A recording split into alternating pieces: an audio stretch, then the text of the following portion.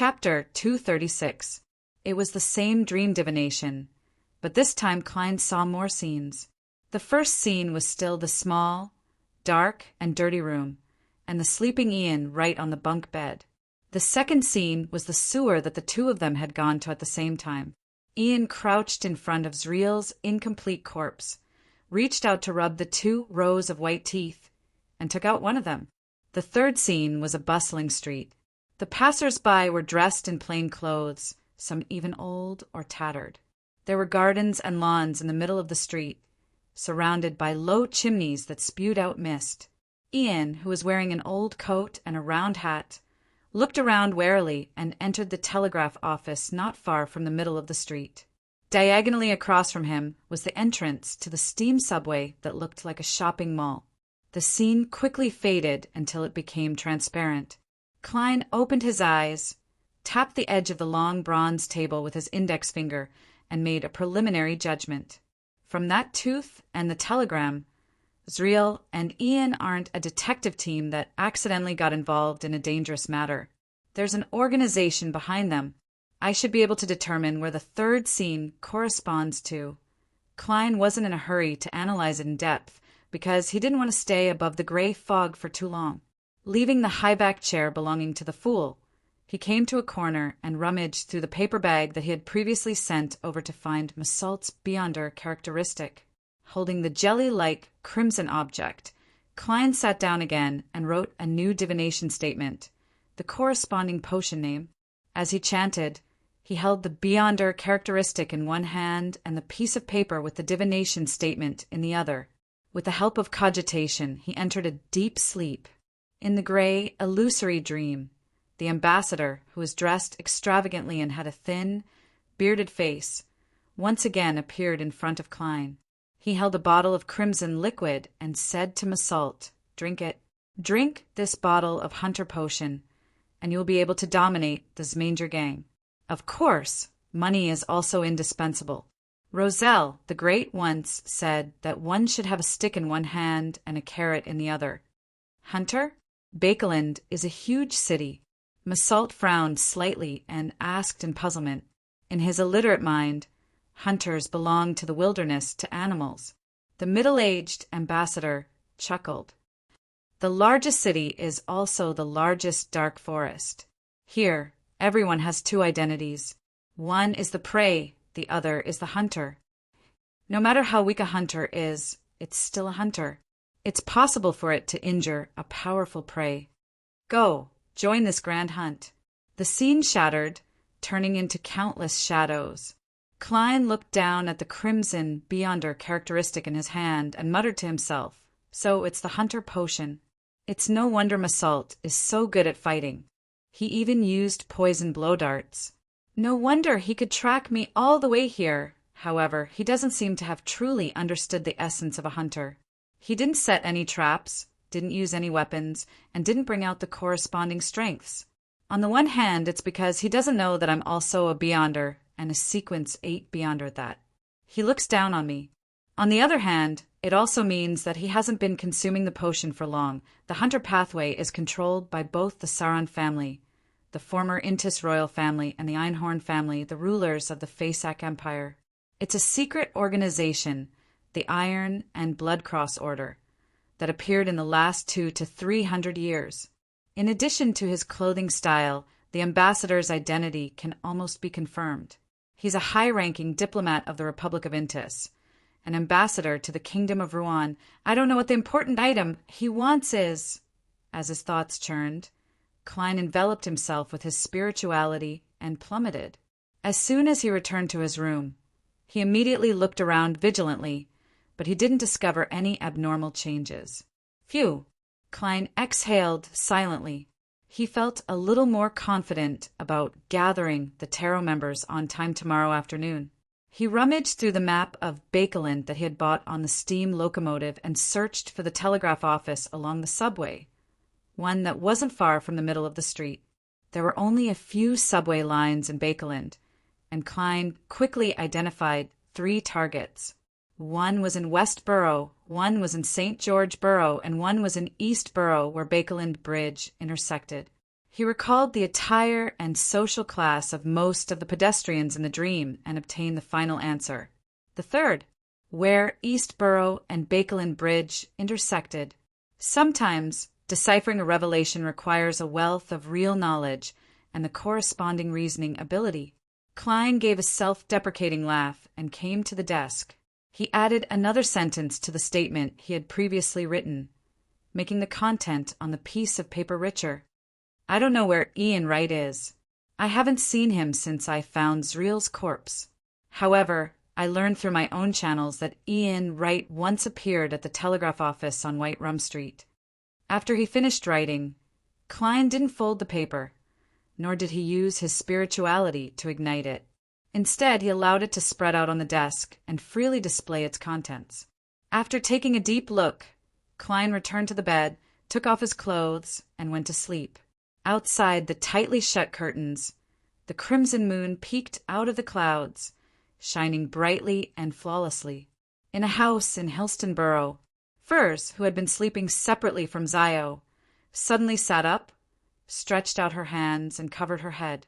Her rather good-looking face was distorted to the extreme, making her look as hideous as a devil's.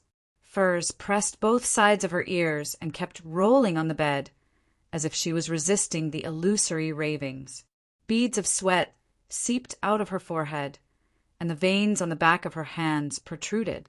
Her body tensed up from time to time, and from time to time her light blue eyes that had a teasing and languid look were filled with pain. In the depths of her pupils, there seemed to be countless shadows changing and stacking on top of each other. No, Furs finally couldn't hold it in any longer as she let out a deep scream. Her hands stopped covering her ears and turned to pulling at her hair, as if she was fighting the pain with pain. After squirming for a few minutes, Furs finally stopped. She released her hands and looked at the handful of slightly curled brown hair. She weakly gave a self-deprecating laugh. I lied to Zio. I told her that the ravings of every full moon didn't have any negative effects on me. At least hair loss is a very serious problem. Furs sat up with great difficulty and looked at the curtains that half covered the window. Through the gap, she saw the dreamy crimson moon outside. It's getting worse each time. Will I lose control because of this next time? Furs muttered. She could no longer suppress the weakness that she usually buried deep in her heart. She had tried to separate the bracelet that allowed her to use the spirit world to teleport from her body, but this was no longer enough to make the full moon ravings disappear. She had tried taking tranquilizers and chanting the honorific name of the god of steam and machinery. She had tried some ritualistic magic, but none of them could change the situation of her gradually sliding into the abyss. If only I could understand what the ravings were saying. I wish to die knowing and not be buried in a muddled state. Perhaps, after advancing to Sequence 8, I'll be able to hear it a little more clearly. However, I've never seen anyone selling the Trickmaster formula. Furs stared out the window in a daze. Her eyes dyed red by the moonlight. On Monday morning, Klein, who hadn't slept well, woke up early and got out of bed. He walked to the desk, prepared to pull the curtains and open the window to let in the light and the wind from outside. At this moment, he caught sight of the piece of paper on the desk from the corner of his eye. It was facing the window, still in its original state. However, Klein clearly remembered that before he fell asleep last night, the piece of paper was facing the chair, facing the bed. After a short sleep, it had turned upside down and changed its orientation. Klein's pupils constricted, and he suddenly reached out to pull open the curtains. He saw that the oriel window was still tightly shut, not letting in a single gust of wind. The piece of paper had turned half a circle on its own, without any wind. No, someone came in, and I didn't notice it. Klein felt a chill run down his spine to his head. In his sleep, he didn't react to this at all. This meant that he was at the mercy of others, and his life and death depended on the other party's mood and thoughts. Was it a member of the military special department, or a powerful beyonder sent by the ambassador? From the fact that the piece of paper didn't return to its original state and remained upside down, it's more likely to be the latter. It's a form of warning. To be able to sneak in so silently, it's very impressive. Should I thank him for his kindness? No. Why wouldn't he do something that was convenient? There must be a reason. He doesn't want to alarm the members of the military's special department who are monitoring the surroundings? Klein's thoughts surged, and he couldn't help but think of many things. He had written those words last night and spread out the paper on the desk so that someone could see it and let the ambassador know what he wanted to know. He wanted to delay any possible revenge until the matter was over, so that he could have more time to prepare. However, Klein had originally expected that the other party would sneak in while he was out and that the military special department's surveillance of the house would weaken. Who knew that the other party would be able to bypass the surrounding beyonders and quietly enter the bedroom while he was still asleep. The feeling of having his life and death in the hands of someone else was very uncomfortable. A very powerful beyonder, or a very strange beyonder. Klein turned around with his back to the oriel window and took out a penny. Someone sneaked into this room last night. He silently recited the sentence, and with the cover of his body, he flicked the coin upwards. The coin tumbled and jumped, but it didn't pass Klein's shoulder before falling rapidly into his open palm. This time, the numbers were facing up. This meant that it was a negative. It meant that no one had sneaked into Klein's bedroom last night. The paper wouldn't change directions for no reason. Am I sleepwalking? No, I can even stay awake when Captain invades my dreams. Klein immediately frowned and thought of two possibilities. 1. The divination results were interfered with and misled. Chapter 237. After making a rough guess, Klein wasn't in a hurry to confirm it. He pretended as if nothing had happened and turned the paper around to face him. The information he wrote about Ian Wright was absolutely true. Even if he used divination techniques to confirm it, he would get a positive answer. Therefore, he believed that the ambassador's men would follow this lead and obtain some results. They wouldn't have the motivation or time to take revenge on him for the time being. Similarly, he would continue to spread the paper on the desk and let the monitoring personnel of the special department of the military see it. He would guide them to stop paying attention to himself and shift their focus to Ian Wright's direction, racing against time to find him with the ambassador. This way, Klein would be safer. It feels like I'm walking on a tightrope. Is this the special physique of a clown? He shook his head with a laugh and opened the oriel window to take in some fresh morning air. But the thick, choking smog outside made him silently close the window again, using an ink bottle to press down the paper with Ian's information.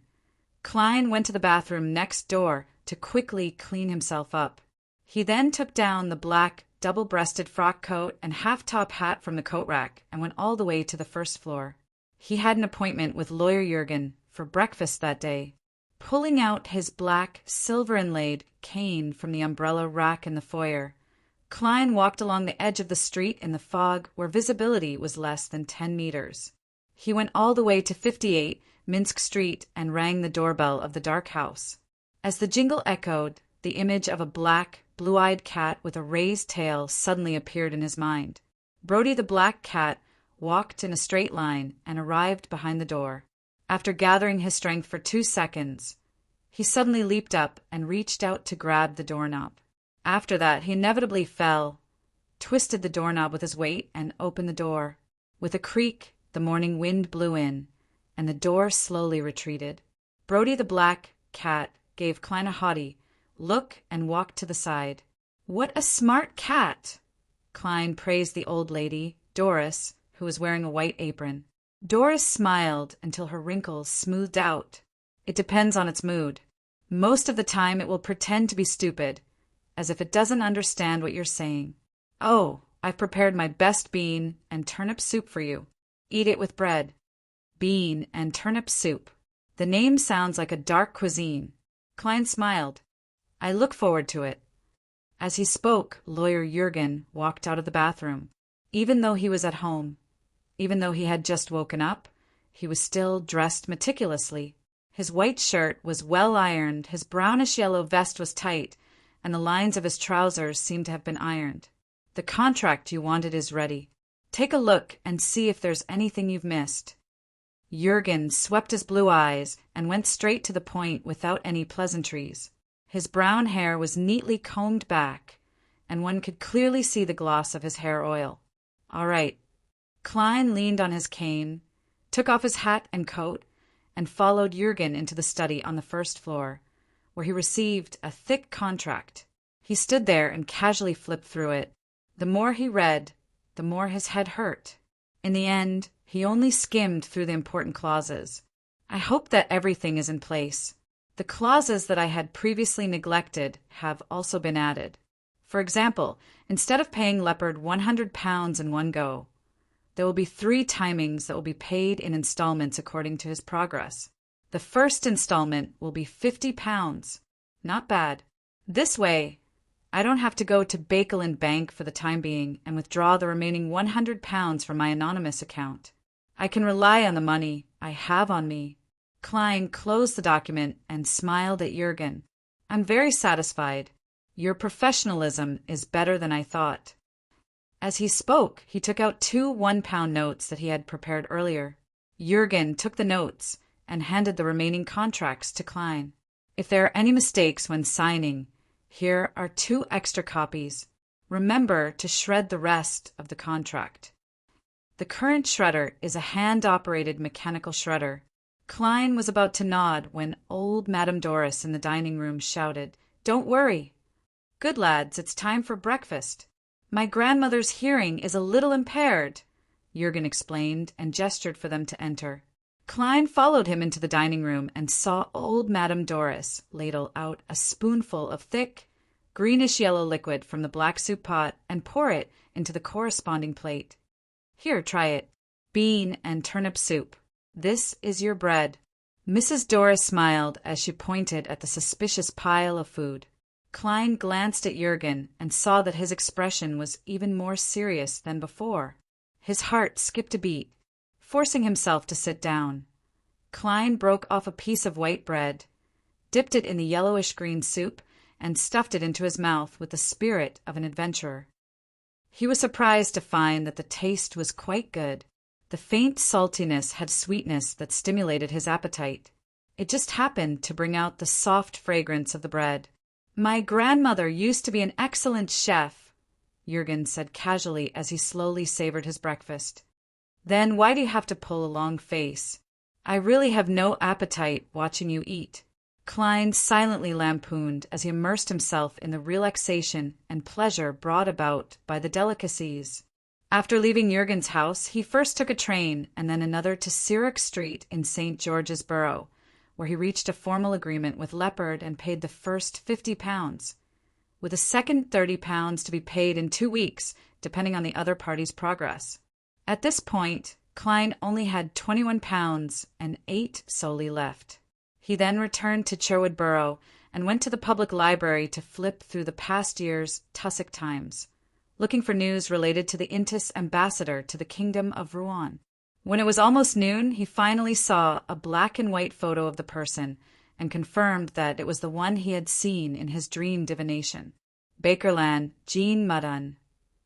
Silently reciting the name of the Republic of Intis's ambassador, Klein walked out of the library and found a small restaurant to have his lunch. At 2:50 in the afternoon, Klein pretended to rest, drew the curtains, took 4 steps counterclockwise, and went above the gray fog. He first divined if the military's special department's surveillance of him was lax and received a positive answer. Then he wrote down the divination statement he had thought of in the morning. The infiltrator from last night. Leaning back in his chair and silently reciting the statement, Klein's eyes drooped as he fell into a deep sleep. In the illusory, fragmented, and hazy world, his bedroom appeared. At that moment, Klein saw a black shadow squirming at the bottom of the door.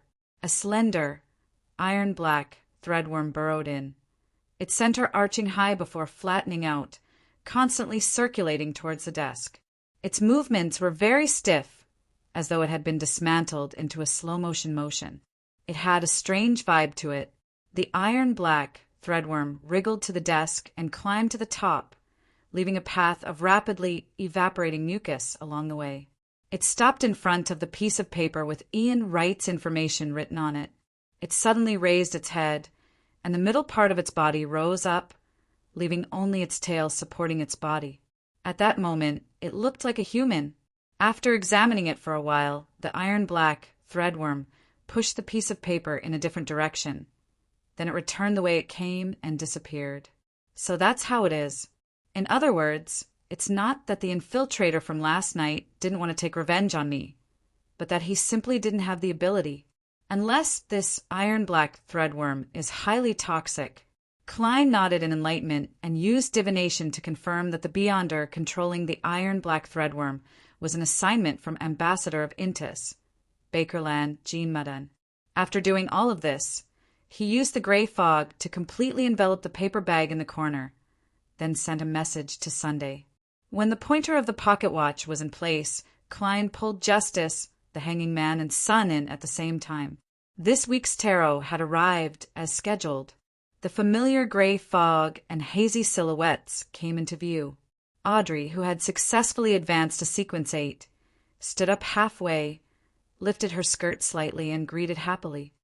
"Good afternoon, Mr. Fool. Good afternoon, Mr. the Hanging Man. Good afternoon, Mr. Sun." Klein, who had long activated his spirit vision, used the uniqueness above the gray fog to notice that deep within Miss Justice's ether body, the surface of her astral projection had changed again. The uniform color was much purer. Hence, he chuckled and said, "Welcome, our Miss Telepathist." Audrey smiled reservedly and said a few humble words before turning her head to look across. "Mr. the Hanging Man, it's time for you to submit the 6 pages of your diary for this week. Perhaps Mr. Fool will make some connections after seeing it and tell us some common sense." The corners of her mouth curled up in anticipation. Alger nodded and began to conjure the 6 pages of Roselle's diary with Klein's help. Previously, he had thought of asking the Fool if he should use the sacrificial method to directly submit the remaining diary pages. But seeing that the Fool didn't seem too interested and didn't take the initiative to mention it, he gave up on the idea. And this was in line with his understanding. Roselle's diary pages were of some use to the godlike Mr. Fool, but it wasn't too much. He would collect them, but he wouldn't be in a hurry. The 6 pages of diary pages were quickly completed. Alger was about to present it to the Fool at the end of the long bronze table, when he suddenly thought of something. He hurriedly said respectfully, "Mr. Fool, I found some information regarding the secret order." Information wasn't blocked in the vast ocean, but it wasn't timely enough. Those great pirates also valued information. They would often send people to the colonial islands to exchange information they had gathered. It was through this channel that Alger learned about the secret order. "Very good." Klein nodded slightly, indicating for the Hanging Man to continue. He didn't avoid the presence of Miss Justice and Sunday. This would help the former to gather more information about the secret order, while the latter would not understand at all. At the same time, the 6 pages of the diary flashed into his palm. The Hanging Man, Alger said unhurriedly, "The secret order has a certain connection with the Republic of Intis." Republic of Intis. That's right. Roselle the Great is from Intis. Zeradal found him in Trier, the capital of Intis. The secret order even participated in the famous incident of Intis. Yes, it's not too surprising that the secret order still has some connections with the Republic of Intis to this day. Klein confirmed that the information provided by the Hanging Man was true. Chapter 238. As Klein's understanding of mysticism and the Beyonder domain deepened, and as he gradually experimented with some of the abilities of the space above the gray fog, he no longer felt as guilty as before when facing Justice, the Hanging Man, and the Sun. He no longer wanted to maintain an unfathomable image to prevent the members of the tarot from keenly seeing through his disguise. He now knew that although the deities of this world were powerful and bizarre, they were definitely not omniscient and omnipotent. This description could only be described by the legendary creator who created everything, and only the City of Silver still recited it. Deities had limitations, and deities could also fall into trouble. This was something that Klein could confirm at the moment. Be it the Book of Storms or the Revelation of Evernight, they more or less involved the corresponding content. Therefore, Klein had consciously added a persona in the recent tarot gatherings. He wanted to slowly portray himself as a powerhouse who was close to a deity but was unable to move freely due to a certain reason. This way, even if he occasionally showed that he didn't understand certain matters and occasionally asked for help, it wouldn't arouse the suspicion of the tarot members. Of course, the premise of all of this was that, through his previous attempts and the powerful strength displayed by his adorer, Aztec, he had implanted the image of a deity into the hearts of Justice, the Hanging Man, and the Sun Fu. I hope that this portrayal will succeed. That way, I won't have to worry too much about not being able to answer their questions in the future. Of course, I still have to be tense when it comes to things that are considered common sense. I can't show any fear.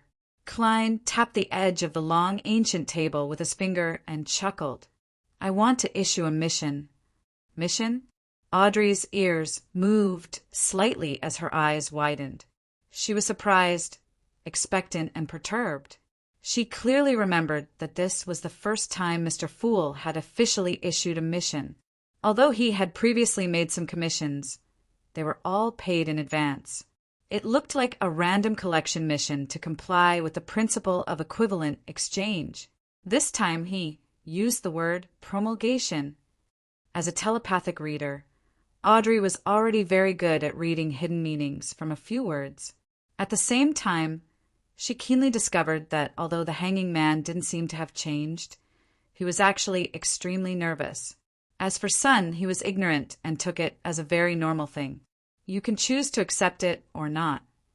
With the help of the clown's powers, Klein made his tone sound rather relaxed. My other blessed has arrived in Bakeland. He wishes to complete something, but it's not convenient for him to appear himself. As for the other blessed, the Hanging Man nodded as though he was in thought. He wasn't surprised at all. In his eyes, it was a tacit fact that a powerful existence at the level of a deity like Mr. Fool had multiple blessed. I wonder what the sequence of Mr. Fool's blessed is. I actually still owe his previous blessed a bounty, although Mr. Fool's reward was paid by the Hanging Man, and he isn't interested in money. I did pray with the intention of seeking help. Furthermore, Rear Admiral Hurricane was killed by that blessed. His blessed still needs a certain amount of funds. Audrey thought guiltily. Frankly speaking, in her eyes, 30,000 pounds and a large plantation was indeed a huge amount of wealth, but that was all. It wouldn't have an obvious impact on her life. It's good if I have it, but it doesn't matter if I don't. I still feel a little heartache, a little. Audrey nodded to herself, sincerely in her heart. As a girl who had yet to reach adulthood, ignoring the large plantation, she actually didn't have absolute control over the remaining 30,000 pounds. She could only follow the arrangements of her father, Earl of Hall, and buy some shares of the Bakeland Arms Corporation. She then invested in a company that strived to introduce some ironclad warship technology into the field of commercial ships. In the end, the bounty she received as pocket money was only 5,000 pounds. However, her fixed annuity income had increased by at least 2,000 pounds from the original 15,000 to 25,000 pounds. Seeing that Justice and the others didn't say a word, Klein issued a mission. What he wants to accomplish is to assassinate the Republic of Intis's ambassador to the Kingdom of Rouen, Bakerland, Jean Madan. Assassinate the Republic of Intis's ambassador? Audrey couldn't control herself as she asked in surprise.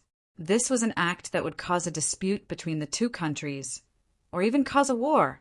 As a qualified noble lady, the first thing that came to her mind was international relations. As for the problem of Mr. Fool not doing it himself, she felt that it was only natural. How could there be an important figure who would always help his subordinates? After the kingdom lost the war on the east coast of Balam, His Majesty the King didn't personally take part in the war. At most, he would change a general and send new troops. Well, it said that His Majesty the King wanted to take part in the war himself, but he was stopped by the nobles and ministers the hanging man Alger was only slightly surprised by this mission. His attention was focused on something else. Indeed, Mr. Fool is still unable to deeply interfere with the real world. My guess is correct. I wonder how much influence he can have on us after establishing a connection. Can he easily take our lives? Feeling a little smug, Alger gradually let his thoughts wander. Derek, on the other hand, listened with a blank look in his eyes. What is the Republic of Intis? What's an ambassador? This patchwork of Jotun is very strange. Klein looked around and maintained his relaxed attitude. Which one of you is willing to accept this mission? What kind of reward do you want? I can't convince myself to kill an innocent person for no reason, and this might very well lead to a disaster that stems from war. Audrey, who wanted to raise her hand, hesitated. At this moment, the hanging man chuckled and said, I heard that this Ambassador Bakerland is also the head of intelligence for the Republic of Intis in the kingdom. I heard that this Ambassador Bakerland is also the head of the Intis Republic's intelligence agency in the kingdom. He secretly supported the bloody demonstrations and planned some incidents that damaged the relationship between the nobles and the wealthy. He also spread a lot of rumors to incite the people to oppose the government. He seemed to see Justice's hesitation and described Bakerland's dark side in detail. Then he added, I'm not sure if this ambassador is a Beyonder, but many clues indicate that he might very well be. He has quite a number of Beyonders around him, Beyonders from the Intis Intelligence Agency. And this department has long been influenced by the original royal family, the Sauron family. They control the early sequences of the Hunter pathway. Besides, whether or not a war will break out between the two countries depends on whether the upper echelons of both sides want to fight. It has nothing to do with the life and death of a diplomat. After the assassination of Roselle the Great, the Intis underwent a few major upheavals before finally maintaining a stable republican system. The Sauron family suffered a cruel blow during the Roselle era, and their strength in all aspects had greatly declined. They could only helplessly accept this reality and change their goal to fighting for seats in the parliament. They also secretly influenced the country's intelligence agency and a small number of troops. After listening to the information provided by the hanging man, the hesitation in Audrey's heart disappeared. She nodded elegantly. In recent years, the Faesac Empire has expanded rapidly.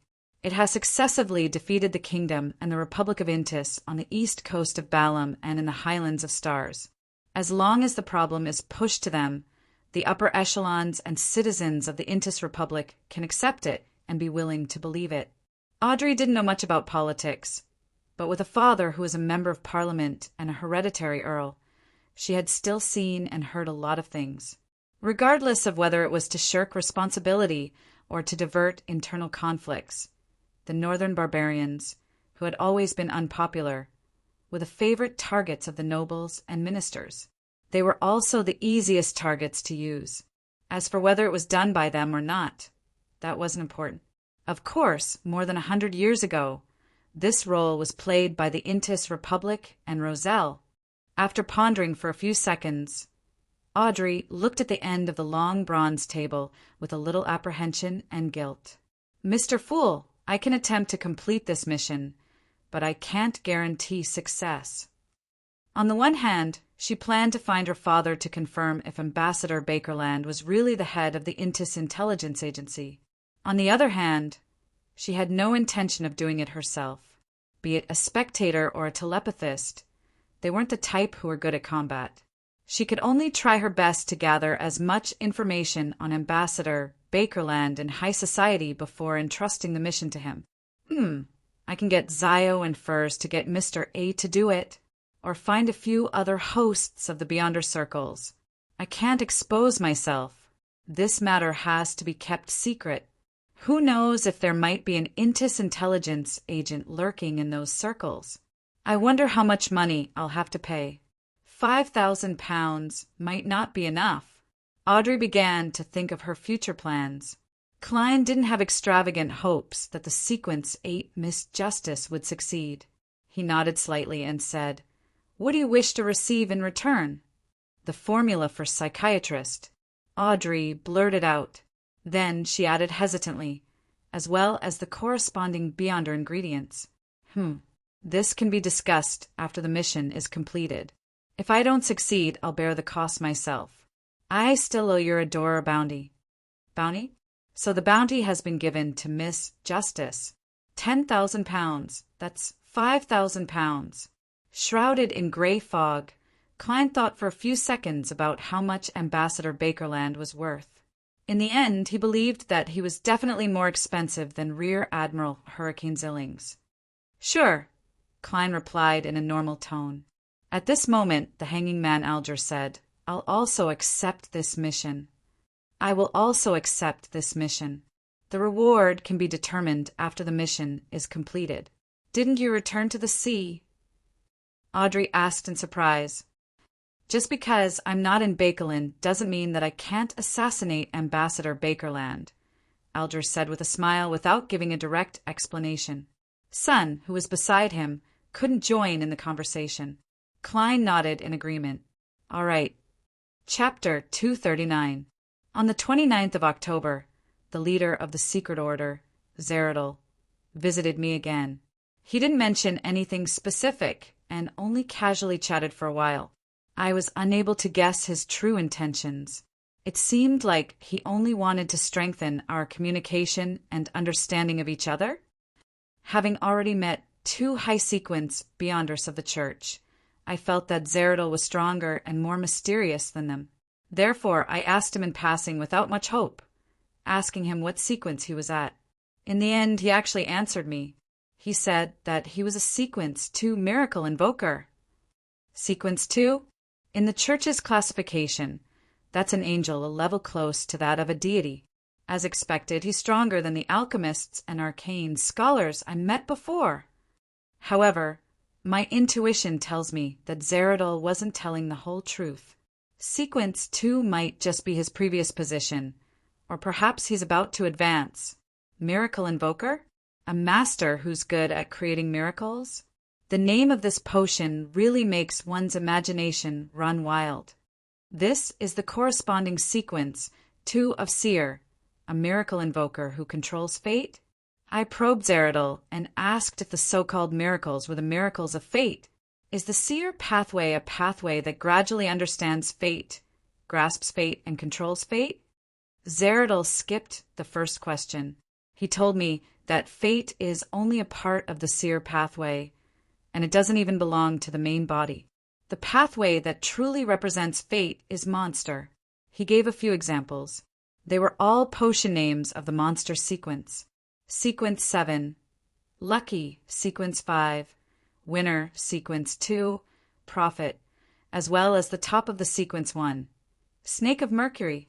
This is also known as the Snake of Fate. This is the first sequence one I know of. It hit me right on the mark. According to what I know, the Monster pathway should be controlled by the Life School of Thought. This school of thought also seems to have a portion of the Apothecary pathway. They advocate the 3 divisions of the world of absolute rationality, the world of spirits, and the world of matter. Yes, it's pretty cool. Zeradol told me that the Life School of Thought is good at astrology. They pursue the path of using medicine, music, light, wine, and fragrance to harmonize the soul, eliminating unfavorable astrological signs and unfavorable fate. They believe that disasters and diseases are caused by the imbalance between humans and nature, between humans and their minds. He also added meaningfully that the Life School of Thought worships the moon. Why worship the moon and not the Evernight goddess? This diary took up 2 pages and was obviously copied from the front and back of the original. There's a lot of information. Klein sighed silently from the bottom of his heart. This was also the first time he knew the name of a sequence, 1 potion. The Snake of Mercury and the Snake of Fate could easily make people yearn for them. And this is also the first time I've learned of a sequence 2, the corresponding sequence 2 of Seer. The name Miracle Invoker isn't bad. It's rich in meaning, and its level isn't low. Of course, compared to profit, it feels a little inferior. Fate is only a part of the seer pathway. It's not even the main body. I have to remember this point and constantly examine myself. I can't stray from fate, or it might cause me to fail my acting. Zeradol's words have been corroborated, and there's no problem. The monster pathway is the true path of fate. So a prophet is a sequence too. Now that I think about it, I actually knew of a sequence too in the past. Although Klein's gaze didn't move away from the paper, he began to seriously consider his own sequence chain. Due to the digestion experience of the seer and clown potions, as well as the evolution from prying into fate and revering fate to having a slight premonition of fate, but still feeling helpless against fate, he gradually equated the core essence of his Beyonder pathway with a deep understanding of fate. If not for this diary entry, he might very well have used this as a premise to understand and act out the subsequent sequences. As for whether Zeradol was lying or not, Klein was certain that the monster pathway was definitely the fate sequence. This matched the description he had read from the Nighthawk's internal information, and it also matched the name of the potion Prophet that he had long heard of. Since there was a fate sequence, there was a high chance that the seer pathway wouldn't overlap with the other pathway. This would result in a certain degree of overlap, and it would be inconsistent with the different characteristics of the various sequences. Therefore, Klein was inclined to believe in Zeradol's words. He was inclined to believe that fate was only a part of the seer pathway, and it didn't even belong to the main body. The value of these 2 diary pages is immeasurable to me now. Alchemist and arcane scholar should be high-sequence Beyonders of the savant pathway. From Roselle's tone, they definitely don't belong to sequence 2 or 1. That is to say, one is sequence 4 and the other is sequence 3. I'm temporarily unable to determine who is sequence 4 and who is sequence 3. Klein reined in his thoughts, flipped through the diary, and continued reading. As for why the life school of thought only worshipped the moon and not the Evernight goddess who symbolized the crimson moon, he wasn't able to think too deeply about it due to the lack of relevant information. The 3rd diary page was Roselle's mental journey of inventing a practical steam engine. He was worried about being suppressed by others, and he was afraid that the results would be snatched away by important figures. His words revealed that he was being persecuted by others. I never expected that Roselle the Great, who thinks of himself as the protagonist of this era, would have such a nervous and worried side. The corner of Klein's mouth twitched as he flipped to the 4th diary page. April 18th. Matilda is pregnant. This is to be expected. I can even tell you the exact moment of lovemaking because I felt the decrease in my Beyonder characteristic. Once the pregnancy is successful, my own Beyonder characteristic will follow a mysterious connection and transfer a portion of it to my child. After that, I worriedly asked Archbishop Van Esten. He told me that this is a normal phenomenon. Beyonder characteristics at sequence 7 and below won't be passed down to their descendants, but it's not absolute. Sequence 6 and 5 will naturally pass down a portion, but not much. It won't affect one's strength too much, and that child will be born with certain Beyonder powers that are close to sequence 9. But correspondingly, his pathway will be fixed. At high sequences, the inheritance of Beyonder characteristics is something that can be controlled. One can choose to inherit it or not inherit it. One can also choose to inherit a little, a third, half, or all of it. In other words, the child of a high sequence Beyonder might be born a Beyonder. As for the sequence, it's up to his father or mother. I wonder if the descendants of deities are the same. After reading this diary entry, there were only 2 phrases in Klein's mind: law of Beyonder characteristics indestructibility, and law of Beyonder characteristics conservation. This is the law of survival for Beyonder creatures. It's no wonder that some magical animals only give birth before they die. It's no wonder that there's a phenomenon of killing and bloodlust after giving birth. The target is of the same species or even a partner. This is to replenish the Beyonder characteristic. According to this logic, going all the way up, Where did the earliest Beyonder characteristics come from? Out of thin air? The creator who created everything? As Miss Justice had advanced to telepathist, Klein controlled the urge to nod and continued reading. The 5th page was Roselle's Lamentations. He lamented that no one here could appreciate his pop music and thought that he was making noise. At the same time, he lamented that refreshing literature was a common pursuit of different people in different worlds. The novel that was plagiarized from the Count of Monte Cristo was very popular, allowing the newspaper he founded to flourish. Emperor, is there anything else you haven't done? With a smile, Klein turned to the 6th page, which was also the last page. November 10th. I secretly met with the pirate Savini Solomon at the White Maple Palace. I hoped that he would plunder my opponents on the new sea route and attack the ships of Faisac, Rouen, and Fainapotter. And I promised to help him advance to a high-sequence Beyonder. The potion names of the Beyonder pathway of the Dark Emperor are as strange as the Demoness pathway. Corruption, chaos, depravity, disorder. However, in order to echo the Dark Emperor, they added suffixes on their own. Baron of Corruption, Mentor of Chaos, Earl of the Fallen, Prince of Disorder. In order for Savini to live up to his name in the future, I decided to secretly confer him the title of Court Earl. Savini has a child named Nas Solomon. My intuition tells me that he will dominate the 5 seas in the future. Nas Solomon, King of the 5 seas, Nast? The one who claims to be a descendant of the Solomon Empire, Nast? He was actually born during Roselle's time. Klein was stunned. As Roselle had mentioned the term New Sea Route, Klein easily determined the corresponding year. The discovery of the New Sea Route and the southern continent happened in 1194, and the assassination of Roselle happened in 1198. The diary entry could only be between the two. That also meant that it was 151 to 155 years ago. If the King of the 5 Seas, Nas Solomon, is really the Nas Solomon that Roselle mentioned, then he's almost 160 years old. Is this due to some other reason, or is it because high-sequence Beyonders receive an extended lifespan to begin with? Klein thought and thought. Restraining his speculations, he made the diary disappear from his hand and looked at Justice and the others.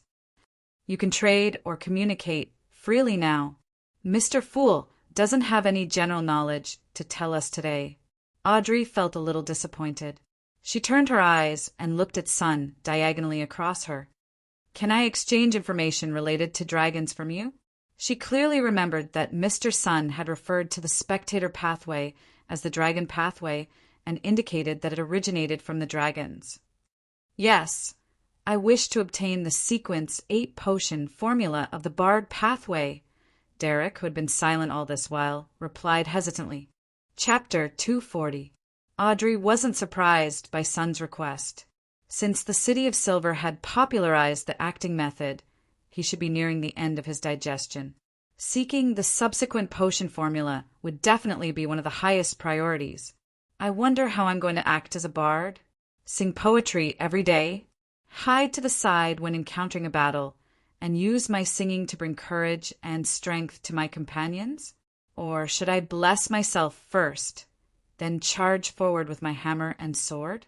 I wonder if this will improve my singing ability. If it does, I'll definitely be an outstanding singer or opera actress. Audrey thought with interest. She deliberately didn't express her stance to show that she was in a difficult position. She didn't want Sun to raise the price at the last minute. This wasn't something she had been taught at home, nor was it something she had learned at Beyonder gatherings. It was purely a technique she had figured out herself after advancing to telepathist. I will find the corresponding sequence 8 potion formula for the Bard pathway for you as soon as possible, but not today. Can you accept it? Audrey said after some deliberation. She then looked at the end of the long, ancient table. We can get Mr. Fool to bear witness. At this moment, Klein smiled. Miss Justice, perhaps I can help you pay for the light suppliant formula. Audrey's eyes immediately lit up. She nodded slightly. No problem. Then, What should I use to exchange for it? I haven't thought about it yet. Klein chuckled. There's no rush. Perhaps my blessed will need help in the future. The problem he was considering was very simple. If Miss Justice were to obtain the light suppliant potion formula from her circle of Beyonders, then wouldn't the knowledge he had obtained from the eternal blazing sun, which had paid the price of nearly being burned to a crisp, go to waste? At the very least, it wouldn't be of any use in the tarot.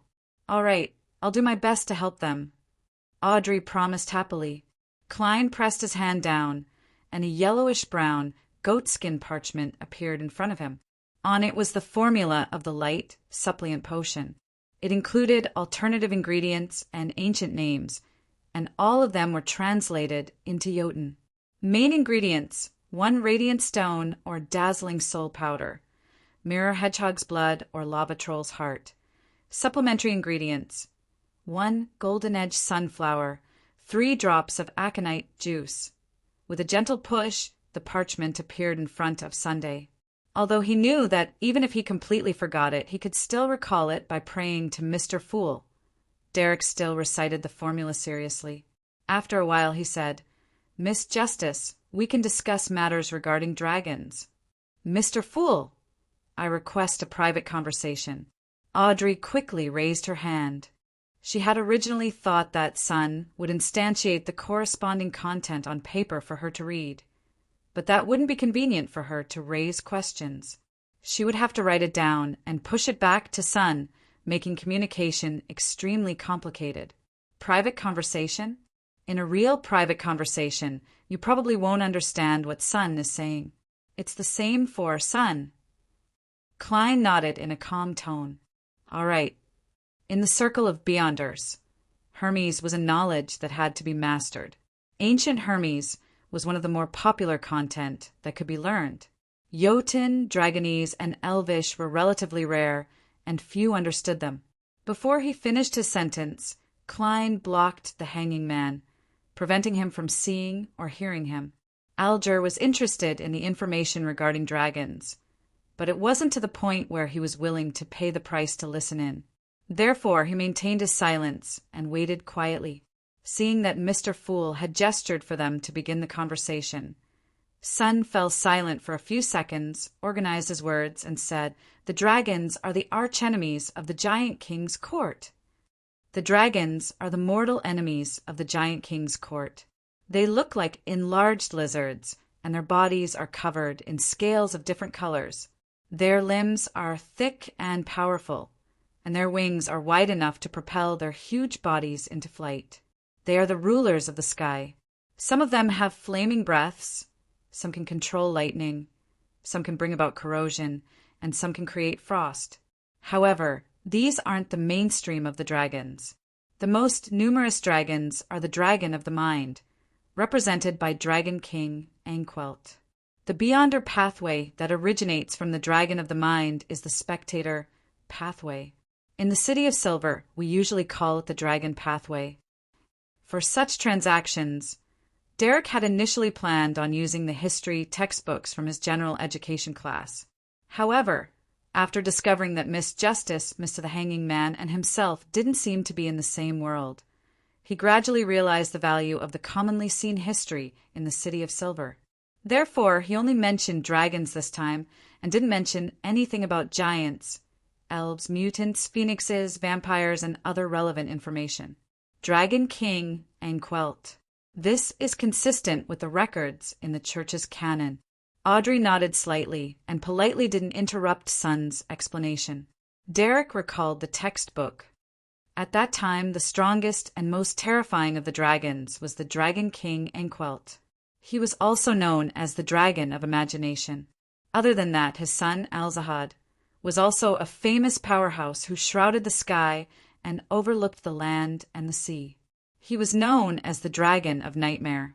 Regarding the Dragon of Imagination, Anquelt, there's a legend that the objects it imagines will definitely appear.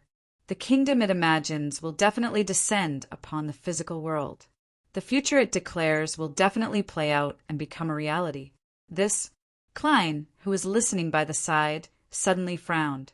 If it wasn't for the fact that Audrey was focused on listening to Sun, she would definitely have noticed his abnormality, even through the thick gray fog.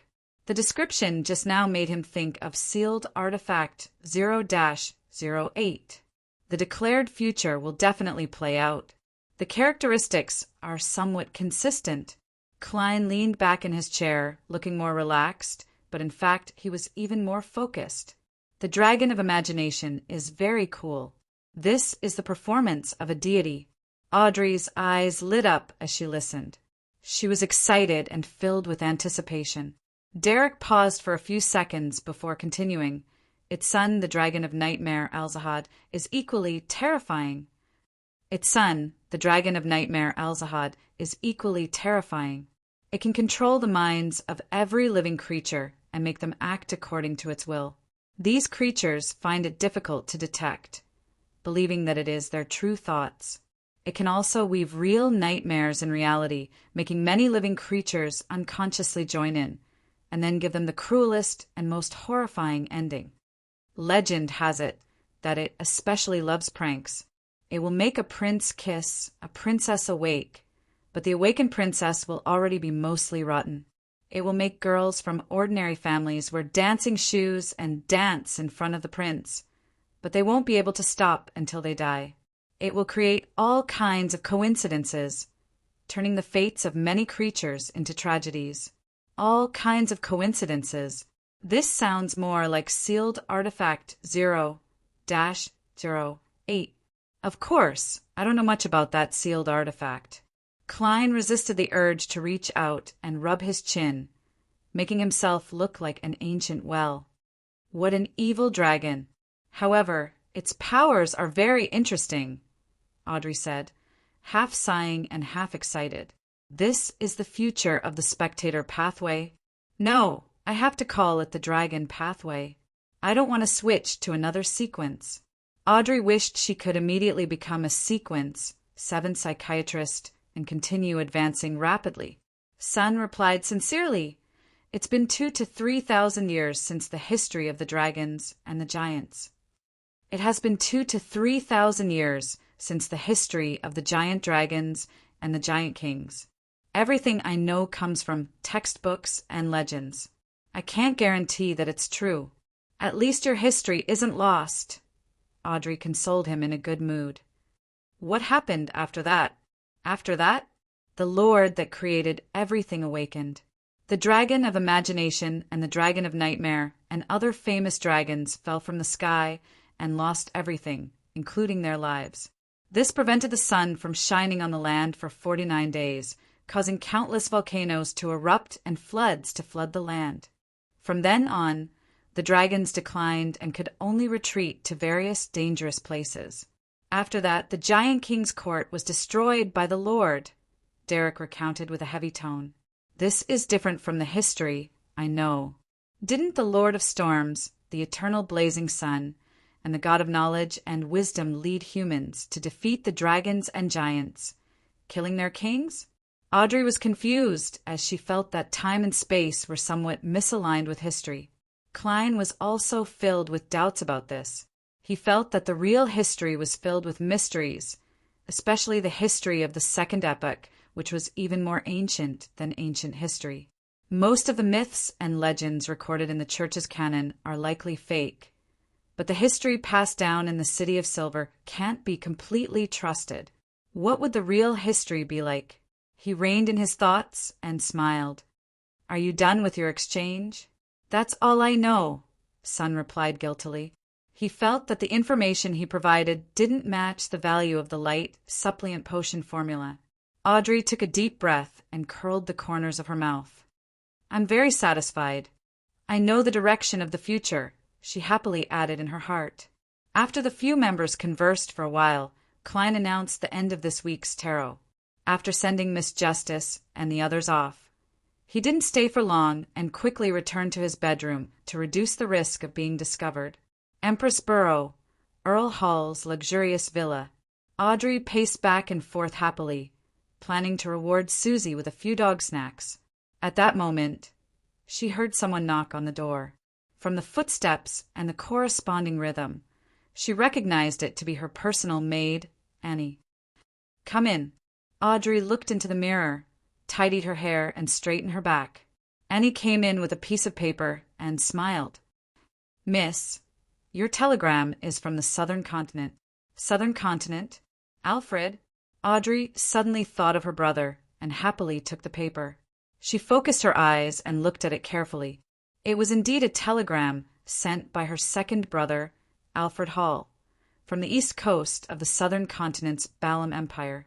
On it was written, "Found the rainbow salamander you want. There are 2 of them. Please wait to receive them." "But I don't need them anymore." Audrey was dumbfounded. She blinked and suddenly turned her head to look at Susie. Chapter 241. "All right, although I don't need it anymore, I can give it to Susie.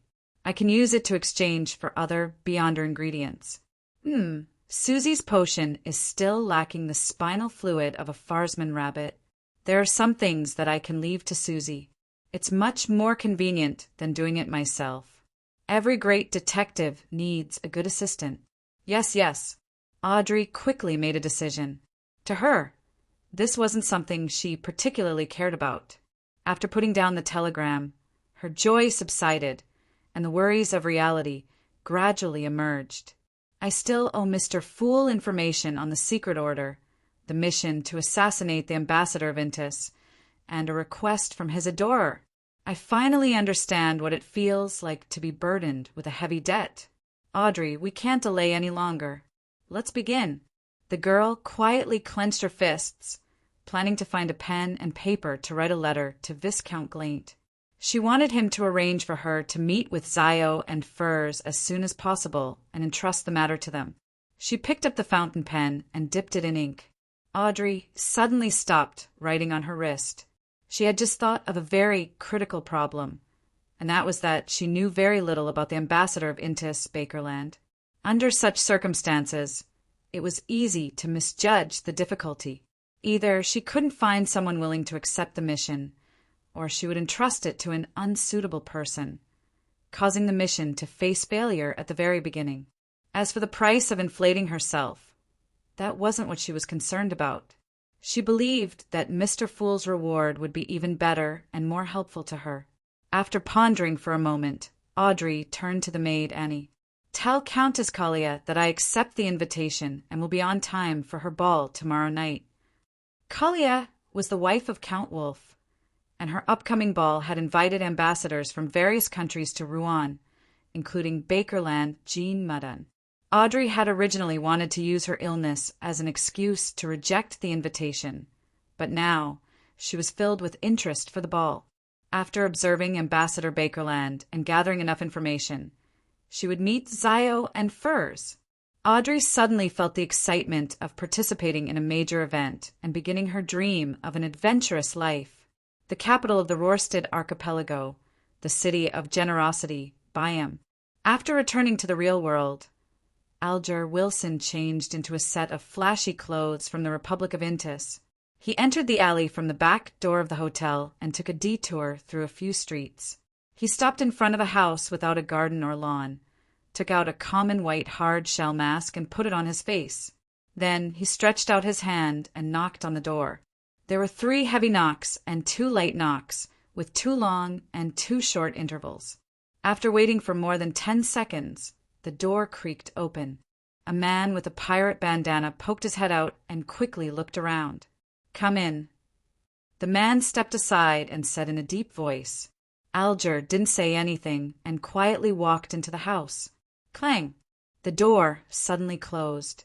At 15 Minsk Street, Klein opened the curtains and sat at his desk. The information given to him by the hanging man from the secret order allowed him to know that the target was likely related to the Republic of Intis. At the same time, he recalled how the hanging man had described the Antigonus family, strange and terrifying. Last night, the Beyonder who used the iron-black nematode to sneak into my room, peeked at the information, and left a warning was indeed a little strange. The sequence chain that the Antigonus family controls is the seer pathway of the secret order, so the two can be equated. In other words, I can make a guess that the Beyonder from last night was a member of the secret order. A spy for the Republic of Intis?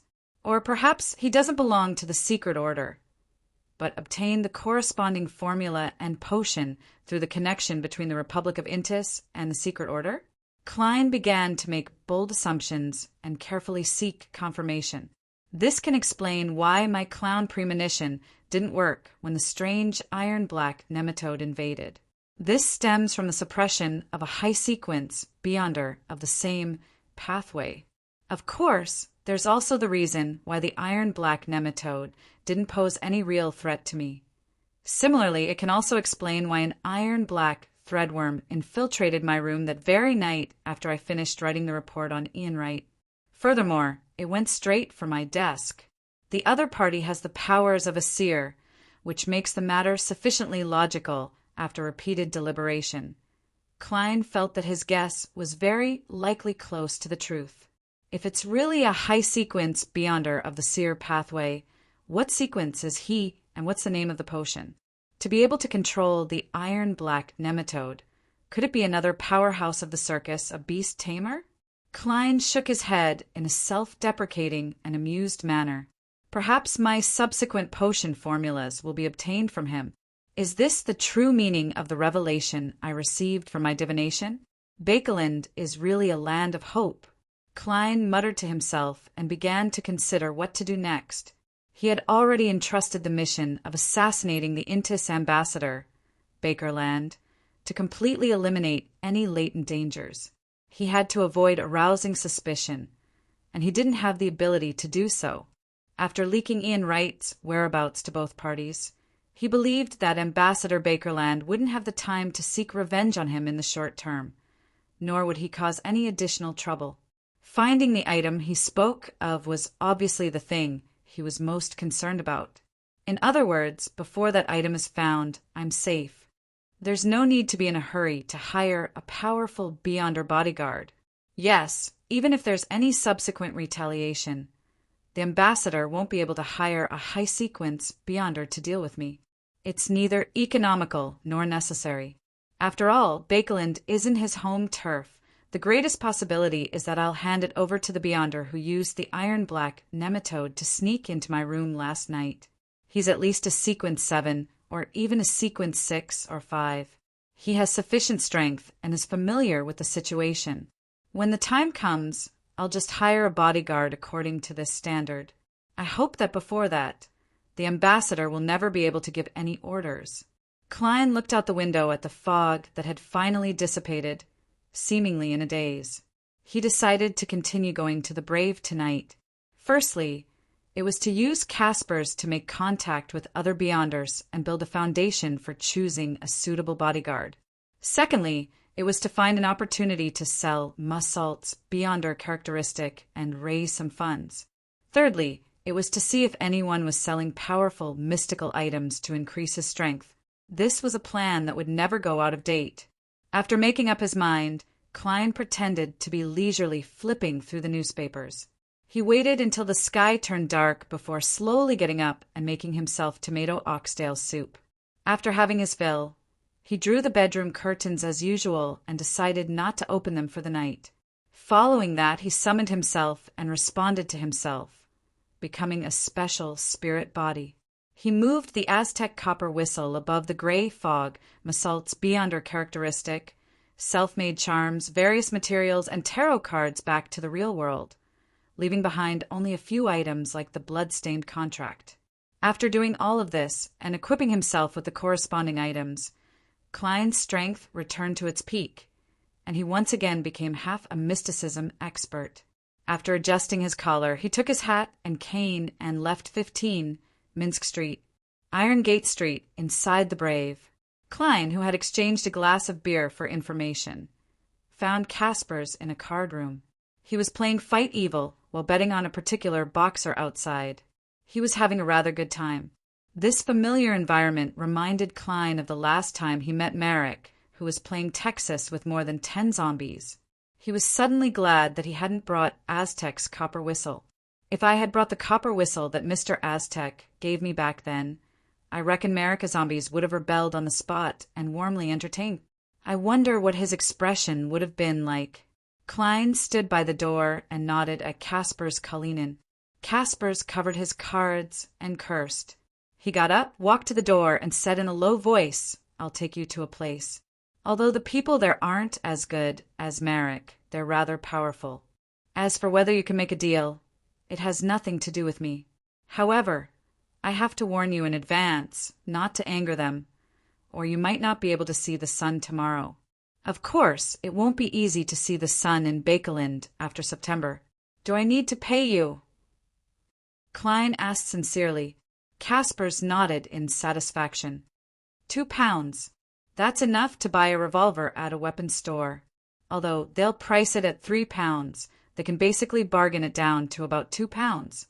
Klein mumbled and gave Casper's 2 one-pound notes. Casper's turned around and said to his mahjong friends. He then led Klein and limped to the bar's kitchen.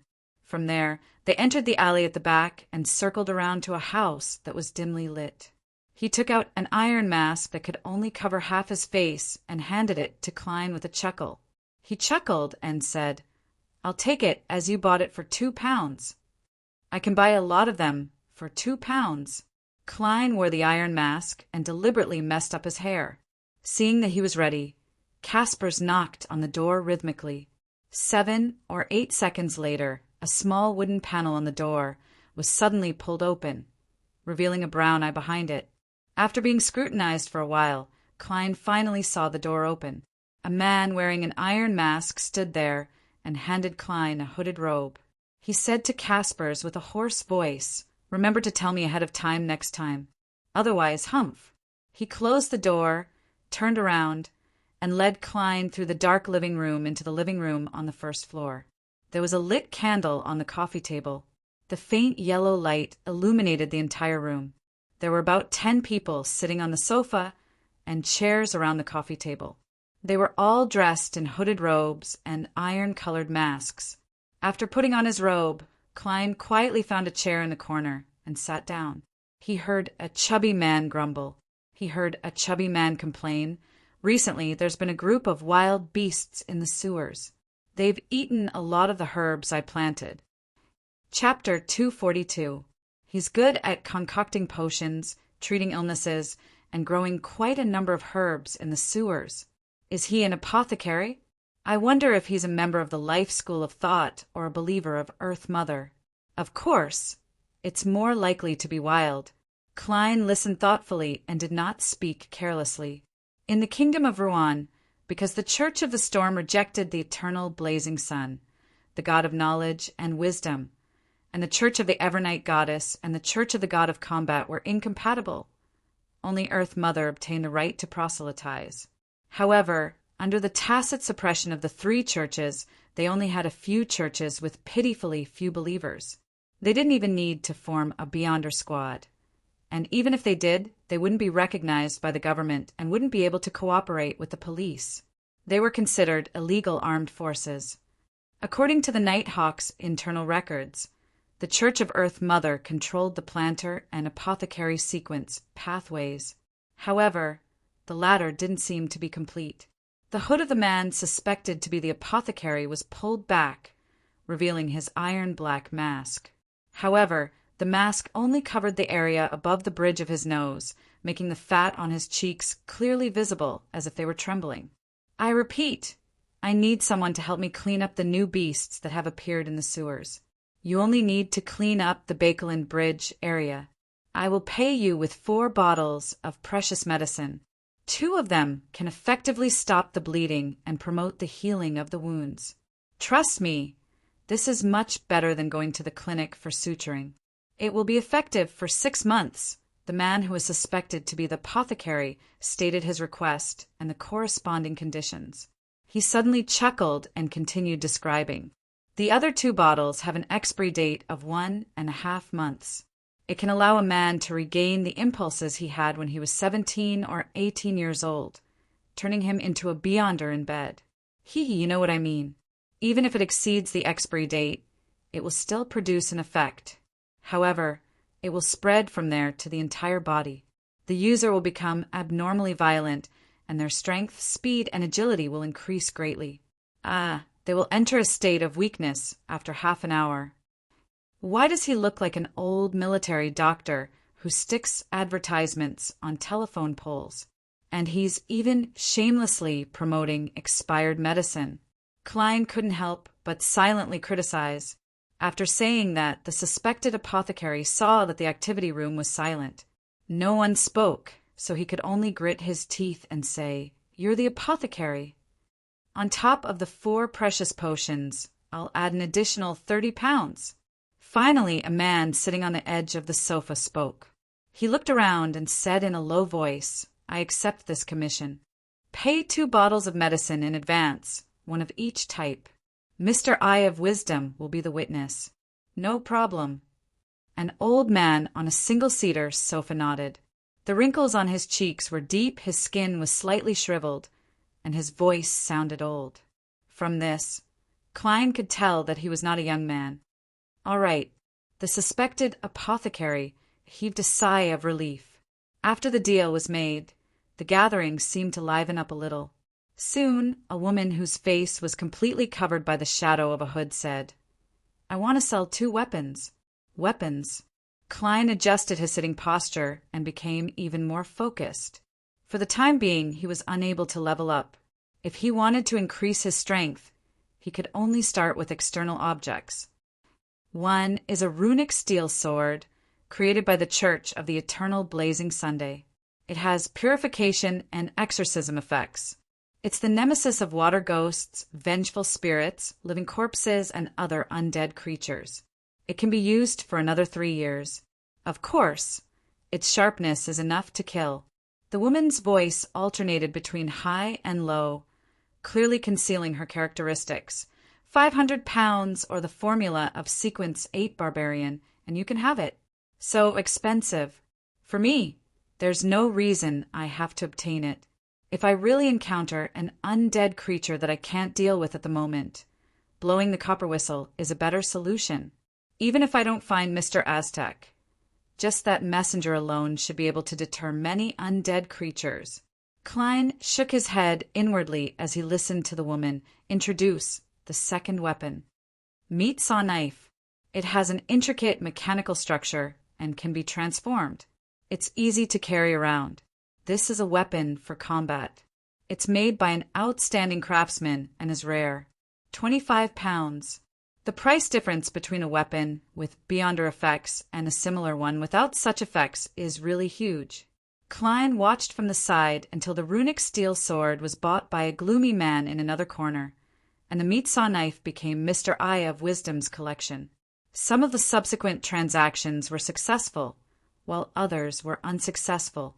The only thing that Klein was interested in was the fortune accessory, a Beyonder item that could increase one's fortune for 3 months. However, this wasn't his main goal, and the price wasn't good either. Seeing that the scene had returned to silence, he slowly exhaled and suppressed his voice. "I want to sell an item." After attracting everyone's attention, he took out an iron cigar case and pushed out the dark red Beyonder characteristic that resembled jelly. Without needing to organize his words, he introduced it, having already prepared a script in his mind. "This is something I obtained from a corpse. I don't know what it does, but I find it magical. Perhaps anyone here knows it?" Klein deliberately didn't mention that it was a Beyonder characteristic, nor did he mention that the dark red jelly in his hand could replace the main ingredient of the hunter potion. This involved the law of Beyonder characteristics indestructibility, and he didn't want to benefit the members of this Beyonder gathering. In addition, Klein still had the intention of probing to see if anyone here knew about the law of Beyonder characteristics indestructibility. Such a fellow was definitely stronger than the others, or perhaps he had a stronger background, making him suitable for bodyguard missions. At the same time, he continued pretending to be an ordinary person who didn't know much about the Beyonder Circle. Although the members of the gathering here couldn't see through the iron mask and see his face clearly, Kasper's Kalinin knew what he looked like, and many people in the activity room likely knew this black market arms dealer.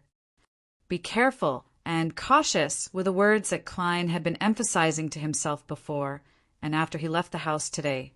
Gazes scrutinized the dark red object in his hand, but Klein wasn't a spectator, so he couldn't tell what it meant. After more than 10 seconds, no one spoke. The activity room was as quiet as a cemetery. At this moment, Eye of Wisdom, who was sitting on the single-seater sofa, coughed and said, "I roughly know what it is and what it does, but knowledge needs to be exchanged for something. I'll pay £400. Trust me, this is a fair price. Of course, you have the right to refuse. The main ingredient of a sequence 9 potion is about £150 to £200. A total of 2 are needed, which adds up to about £400. The price given is very reasonable.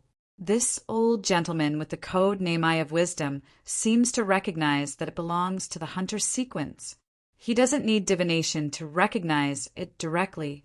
Could he be a sequence 7 appraiser of the savant pathway?" Klein thought for a moment. "Deal. But, sir, you don't have to pay in a hurry. I have another request." "What commission?" Eye of Wisdom asked in an old voice. Klein deliberated and said, "It's like this. I offended according to your circle, it should be a sequence 6, maybe a sequence 5 guy. I want to hire a bodyguard. Sequence 6, maybe 5? Why don't you just die in peace? If we have reached this level, why do we still need to participate in such small gatherings?" The man suspected to be the apothecary blurted out. There was a hint of mockery in his surprise, although the other members of the gathering didn't say a word. From the fact that no one accepted the mission, their thoughts were similar to the man suspected to be the apothecary. Eye of Wisdom chuckled and said, "Perhaps you don't know enough about our circle." "Perhaps you don't know enough about our circle. Sequence 6 or 5 are extremely powerful and terrifying figures. Yes, there have been many cases of sequence 8s and sequence 9s killing powerhouses of this level, but that's an experience that's difficult to replicate. I believe no one here is willing to take the huge risk to protect you. If we can confirm that the other party is only sequence 6 and doesn't have the corresponding mystical item, perhaps someone will challenge this mission. All right, I can't be sure." Klein threw up his hands and said, "Then I can only work hard to save myself. What can £400 buy? The mystical item you were talking about? Believe me, a mystical item that can be bought with £400 definitely won't be able to deal with your enemy. It might even bring you additional danger. I suggest that you apologize to the other party. Sincerely apologize. Perhaps £400 can buy his understanding." Eye of Wisdom advised sincerely. "Frankly speaking, I've considered it, but I don't think they will accept it." Klein was about to answer when the man who had accepted the mission of clearing the sewers suddenly laughed. "Perhaps you can take a gamble. I have a mystical item here. I'll sell it to you for £400. It can allow you to hear the voice of a great existence. If you're lucky and decipher useful information from it, you will become very powerful. Protecting yourself will no longer be a problem. Well, if you're unlucky and decipher a curse, or if you can't, you will be injured or even die. Do you want to take a gamble?" Before he could finish a sentence, Eye of Wisdom growled, "Black Snake, don't mention that ominous item of yours." Black Snake chuckled and said, "I didn't lie. I didn't violate the rules here. I told him the pros and cons and let him choose for himself. Well, the probability of deciphering useful information is about 10%. Do you want to take a gamble?" Russian roulette in the Beyonder world. Hearing the voice of a great existence. This is the Aurora Order's listener, right? An item left behind after the secret suppliant's corresponding sequence 8 listener lost control? Klein looked at Black Snake, who was suspected to be a member of the Aurora Order, and thought of many things. "Maybe I can take a gamble?" "No, it can't be called a gamble, because I want to bring this item above the gray fog before using it. I can already bring real items above the gray fog. This way, I can avoid harm to the greatest extent. However, this is only the relic of a sequence 8 Beyonder, so the corresponding gains might not be that good. £400 isn't cheap." As his thoughts raced, Klein nodded solemnly. Chapter 243. The atmosphere in the activity room, illuminated by only a single candle, was as silent as if it had frozen. A few seconds later, the man who was suspected to be the apothecary mumbled, "Why didn't you leave your address? That way, I can still get something from your corpse." It looks like a curse, but it's actually an exhortation. Klein pretended not to understand and looked at Black Snake. "If I don't gamble, I won't have a chance of living. If I gamble, there's at least a sliver of hope. I won't sit here and wait for death to descend upon me." Upon hearing this, Eye of Wisdom, who was about to speak, shut his mouth because he couldn't provide any other hope. "I really admire your character." Black Snake laughed. "I also admire it very much. I used to have a few friends with such personalities. Now I go to their tombstones every year to place a bouquet of flowers." The man suspected to be apothecary echoed, but he was actually exhorting in a low voice. He didn't care that Black Snake was better at fighting than him and said whatever he wanted. Mr. Apothecary must have suffered because of his temper. Klein secretly thanked him. He handed the iron cigar case containing the Hunter Beyonder characteristic to the attendant who had let him in and watched him walk to Eye of Wisdom. The old gentleman counted out 400 pounds in cash from the suitcase beside him and got the attendant to give it to Black Snake. Black Snake casually glanced at it and said, "I believe in Mr. Eye of Wisdom." He took out a small wooden box from his chest, bent down, and placed it on the ground. With a forceful push, the item slid in front of Klein without passing through the attendant. As soon as Klein's fingers touched the surface of the box, he immediately felt a slight auditory hallucination, causing him to feel dizzy due to the violent jolt. To him, this wasn't something unacceptable. It wasn't even comparable to the illusory voices brought about by the prayers of justice and the others. After sitting up straight again, Klein carefully opened the wooden box and saw an ear inside. The ear looked real, but the skin was black and there were a few spots where it was rotting and green. "How should I use it?" Klein asked. Black Snake replied casually, "Holding it without gloves is equivalent to using it.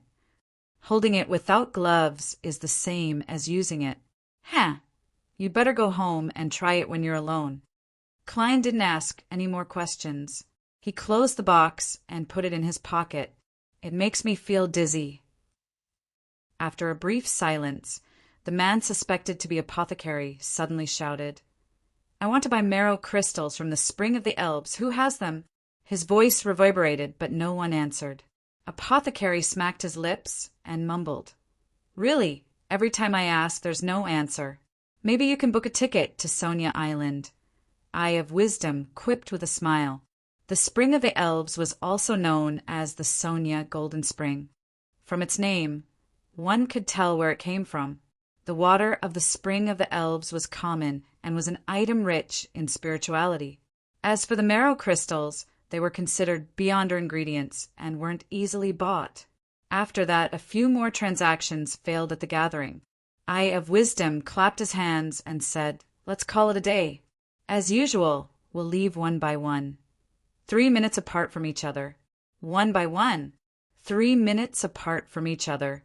Are they afraid that someone will follow or even rob the other members of the gathering? Klein received a notification from Eye of Wisdom and stood up. Under the guidance of an attendant, he left the activity room and came to the door. He took off his hooded robe and returned it to the other party. Then he followed the path he remembered and returned to the Braves' back door. Then he took off his iron mask and walked through the kitchen. Amidst the barking of dogs and howling of humans, he saw Caspers standing outside the card room. "I'm very relieved that you're back." The red-nosed elder clearly heaved a sigh of relief. The hideous wound on his face seemed to tremble. Klein leaned over and lowered his voice.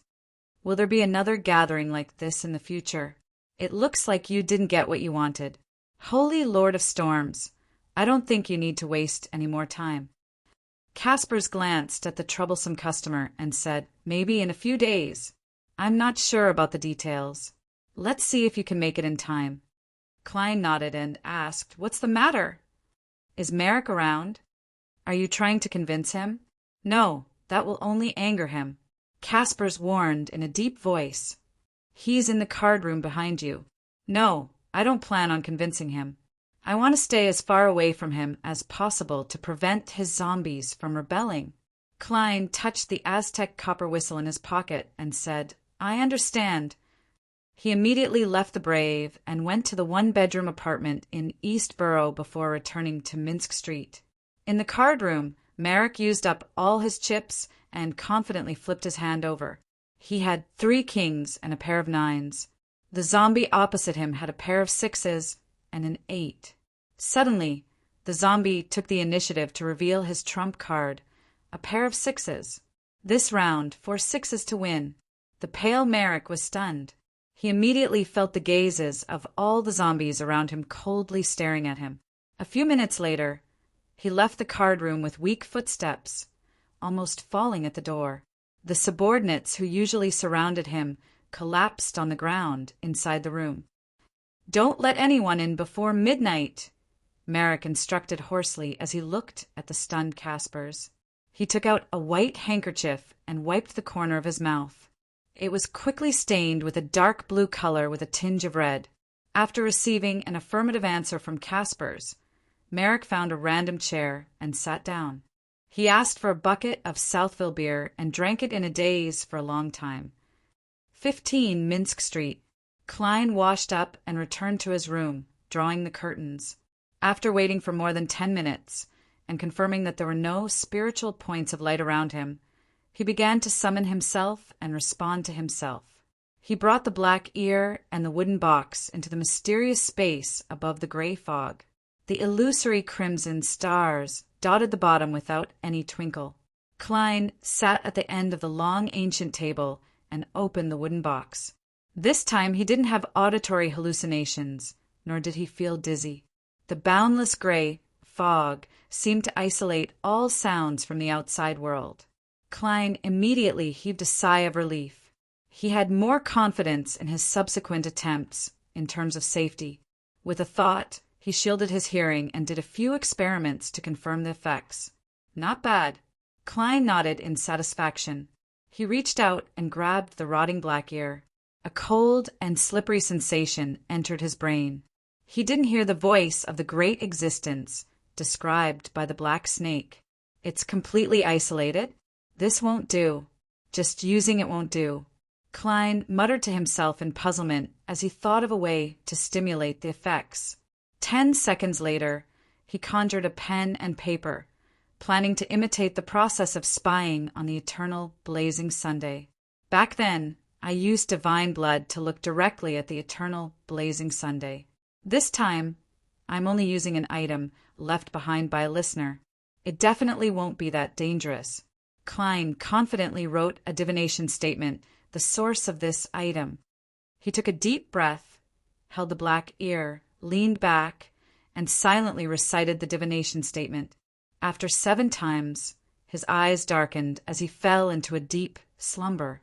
In the blurry, shattered, and gray world, Klein saw a man struggling on the ground.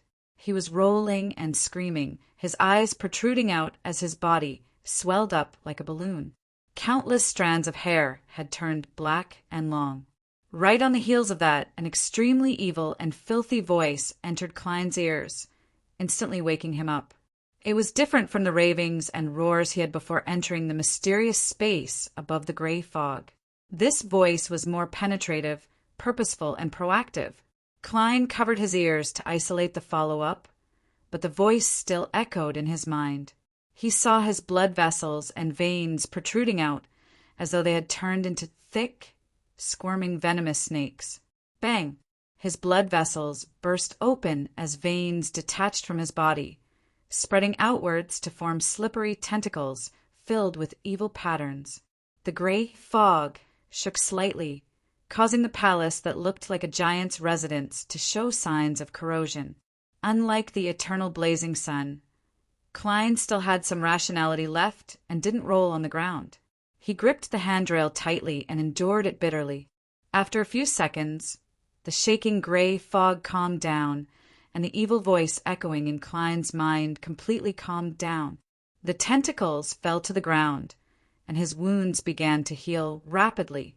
Dealing with a deity is really a dangerous thing, no matter what method is used. Thankfully, I didn't face the true creator this time. Otherwise, some of the madness and loss of control would likely remain and affect my body in the real world. Klein weakly leaned back in his chair as he silently mocked himself. Such a process was basically within his expectations, and it didn't go beyond his control. The only thing that surprised him was that the true creator seemed to be slightly stronger than the eternal, blazing sun. Just as Klein's thoughts were about to wander, he saw the black ear in his palm suddenly collapse, turning into tiny, light black dots of light, returning to a pure Beyonder characteristic. Amidst his puzzlement, Klein saw the twitching tentacles with evil patterns on them from the corner of his eye. It was the madness and loss of control that had been stripped from his body. These tentacles gradually turned transparent and were about to disappear. Klein suddenly had a flash of inspiration as he scattered the tiny, light black dots of light in his palm onto the slippery tentacles. An illusory black gas rose up, turning into a sky with lightning constantly streaking across it. The background was extremely dense and gloomy. All of this quickly disappeared from Klein's eyes as an iron-black charm with many symbols, magic labels, sinister patterns, and distorted spirit numbers appeared on the ground. Klein bent down to pick it up and felt as though a crazed person was sealed within it. With the help of divination, he barely managed to decipher the use of the charm from the revelation. It was to let the opponent hear a terrifying roar and infect them with madness. As for the final outcome, it depended on the target's resistance in this aspect. If they were strong, they might obtain benefits, but the price was to become a devout believer of the true creator. If they were weak, they would collapse on the spot and die screaming. Chapter 244. On Tuesday morning, Klein, who had woken up naturally, prepared 2 pieces of toast, a piece of butter, a serving of bacon, and a cup of coffee. He leisurely read the newspaper as he had his breakfast. With the terrifying language of foulness charm, he felt a lot more at ease. He was no longer as tense as before. Whoosh! Klein finished flipping through the Bakelin Post and picked up the Tussock Times. He saw a piece of news on the second page. At 2:00 in the morning today, there was an intense gunfight in East Borough's Red Brick Alley. According to the police, it may have involved a conflict between 2 gangs. One of them is the infamous Zmanger Gang. Zmanger Gang, East Borough's Red Brick Alley. Klein suddenly had an idea. He left the dining table and found a map of Bakeland.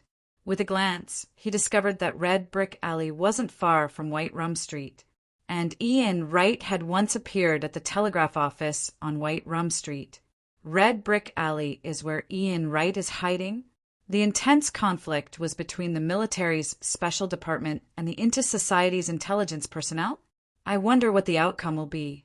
Klein forked the last piece of bacon, put it in his mouth, and chewed slowly.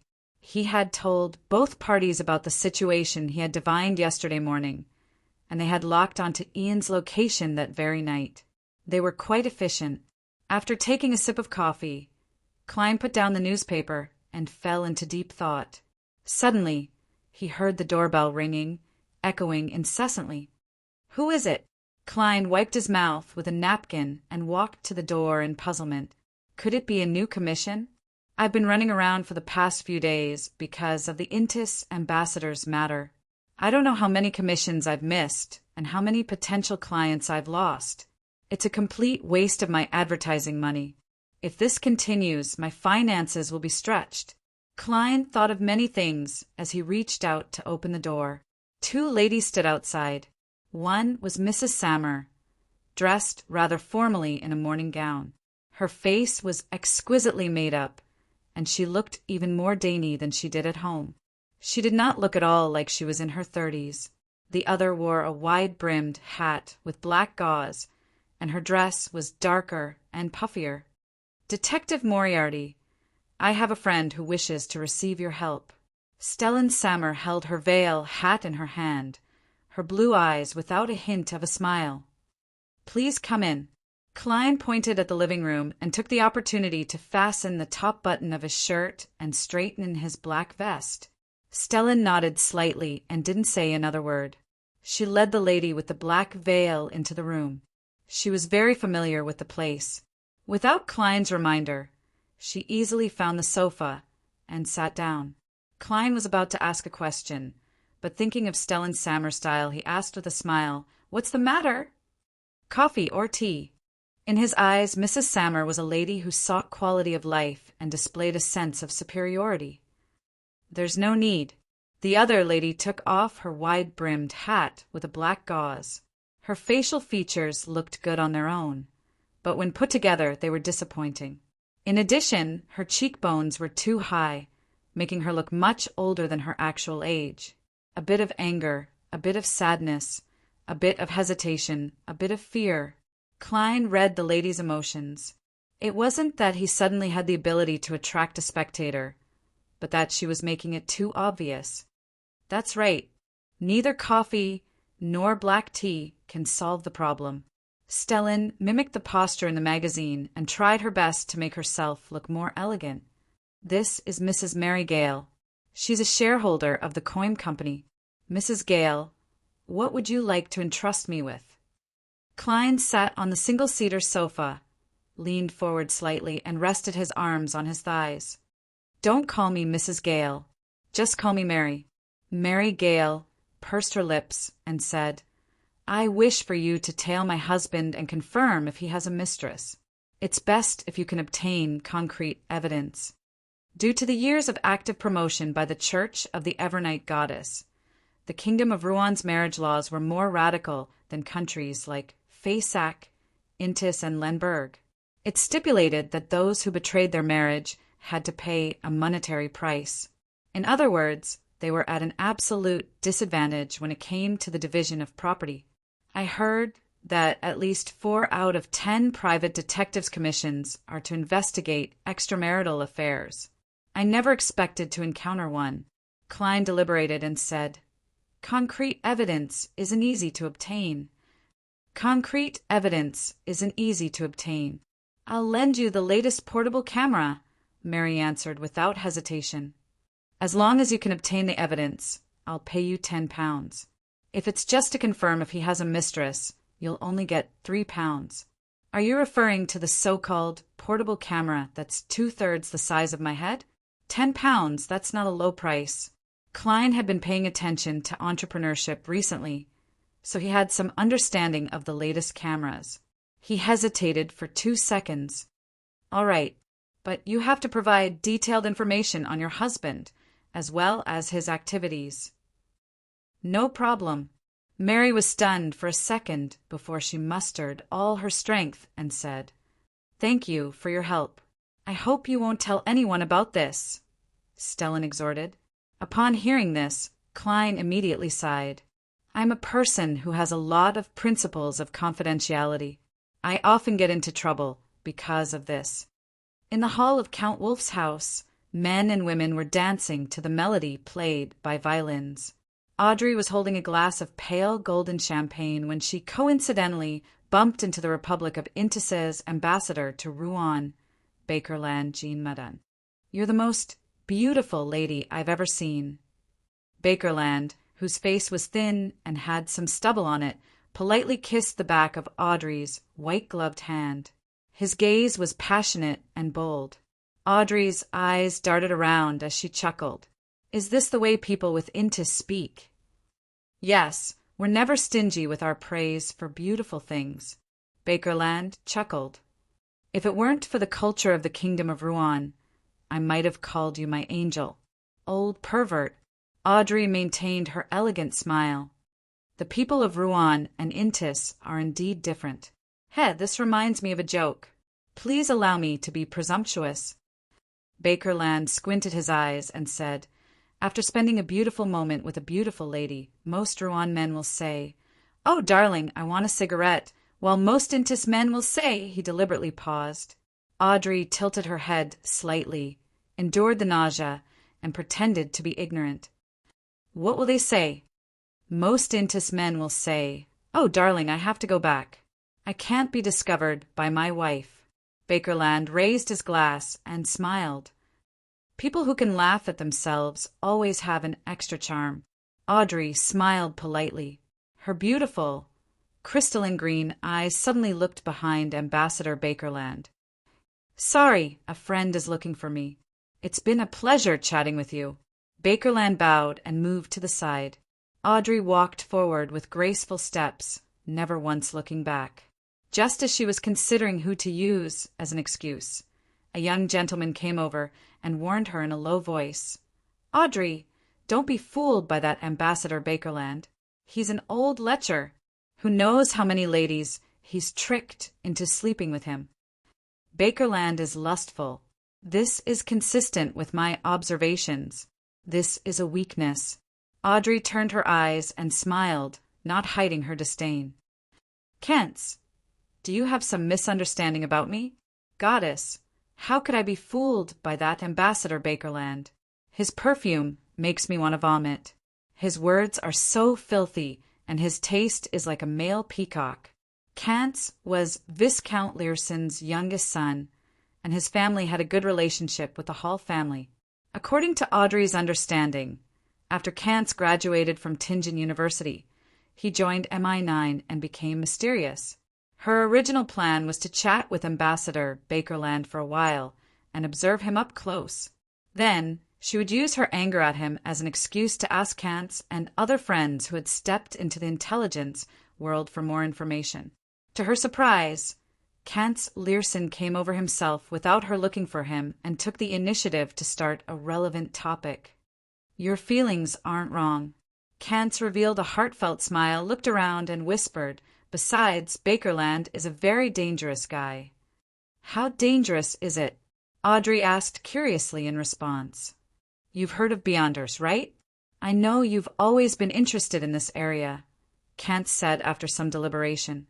Audrey nodded lightly. "I know quite a lot. Most of it was told to me by Glaint." Kants looked at Bakerland, who was chatting with an upper-class lady, and said with a heavy expression, "He's the head of intelligence for Intis in the kingdom. He's the head of Intis's intelligence agency in the kingdom. He's done quite a number of bad deeds, but we've never obtained any useful evidence. He's a sequence, 6 conspire." He didn't go into too much detail with Audrey, who was an outsider. He didn't mention that conspire belonged to the Hunter pathway. However, Audrey was already aware of this. She pretended to be naive and sighed. "He's really impressive. He has a secret assistant who might have reached sequence 5. In addition, all the intelligence personnel for Intis in the kingdom are under his management, and there are quite a few Beyonders among them. Unfortunately, we only have a few at the moment." Kents briefly mentioned, "Even if Bakerland praises you, don't be happy. This isn't his true thoughts. He just wants to use this opportunity to obtain more information." "I don't like hearing that." Audrey looked up at the gorgeous chandelier and thought for a few seconds. "Is Bakerland smart? You've never obtained any evidence against him. He's indeed good at plotting conspiracies, but he also has quite a few problems. He likes to chase after women, likes the feeling of romance, takes risks, and is rather radical. If it weren't for his identity as an ambassador preventing us from carrying out many of our operations, he would have long been arrested."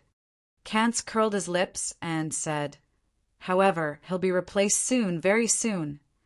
"Why?" Audrey asked in surprise. "My dear beautiful lady, this isn't something you should know." Kants insisted on the principle of confidentiality. Chapter 245. Wednesday morning, Sherwood Borough, opposite the Coin Company. Klein sat on a long wooden bench outside the Gardley department store. He held a paper bag in one hand, which contained the most famous Exion's Desi pies in the area, and a cup of sweet iced tea in the other. Beside him, a homeless man was curled up on the other side of the bench, sleeping. However, he was woken up by the mall's security staff 10 minutes later and chased away. Klein wore gold-rimmed glasses with mediocre lenses and a half-top hat. He looked no different from most of the gentlemen walking around. He leisurely looked at the coin company across the road, raised his right hand, and took a big bite of the ex-Scion's Desi pies. He felt the rich, meaty juices and a lingering aftertaste. The reason why these pies from Desi Bay could stand out among the many pies in the South was because they were generous in using fat and oil. However, they were chopped into small pieces, so the fat and lean meat were mixed together without being greasy.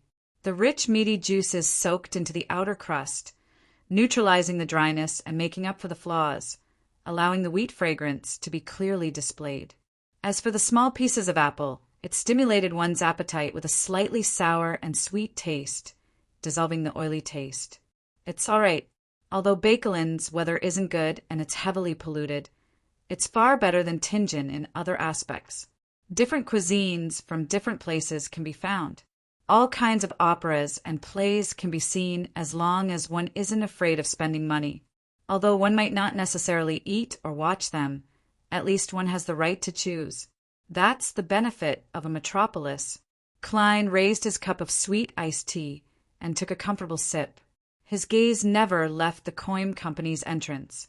For the sake of the 10 pounds, he had been sitting there since 8. He had bought his breakfast on the way. Of course, for most private detectives, earning 10 pounds from a single commission was definitely an enviable business. It was equivalent to about 3 weeks of a typical middle-class person's salary.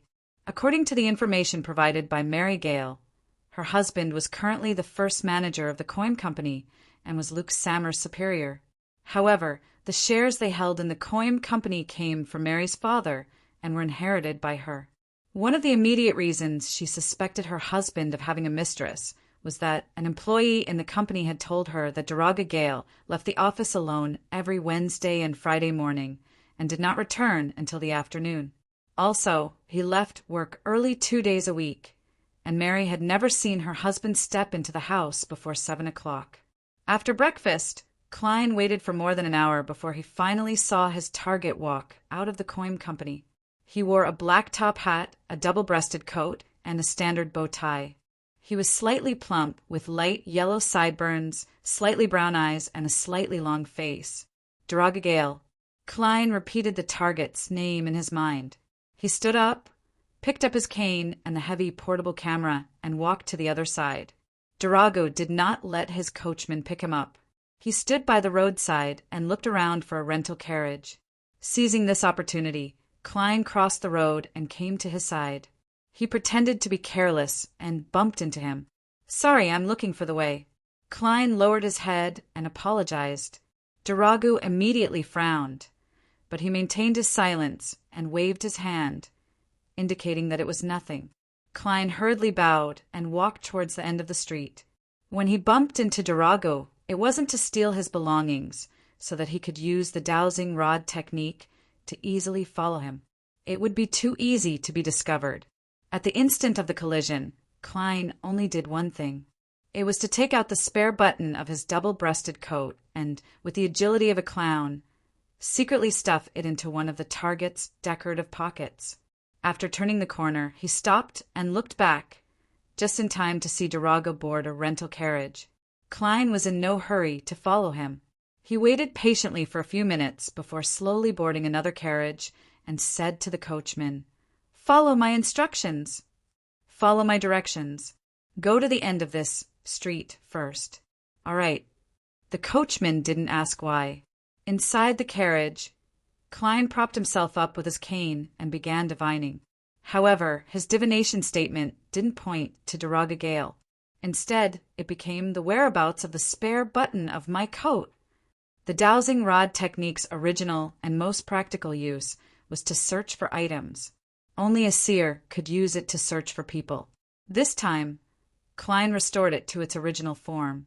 And the most convenient and easiest item to find was the type of item that belonged to him. Along the way, Klein constantly got the coachman to adjust the direction and finally arrived at a house facing the street in Hillston Borough. When he circled around, he noticed that there was a garden and lawn behind the house. It was different from the typical house.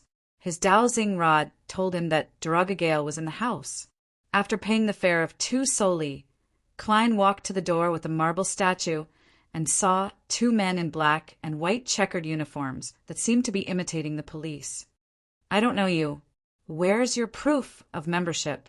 One of them, a brownish-skinned man of southern continent descent, reached out his hand to stop Klein. "Proof of membership?"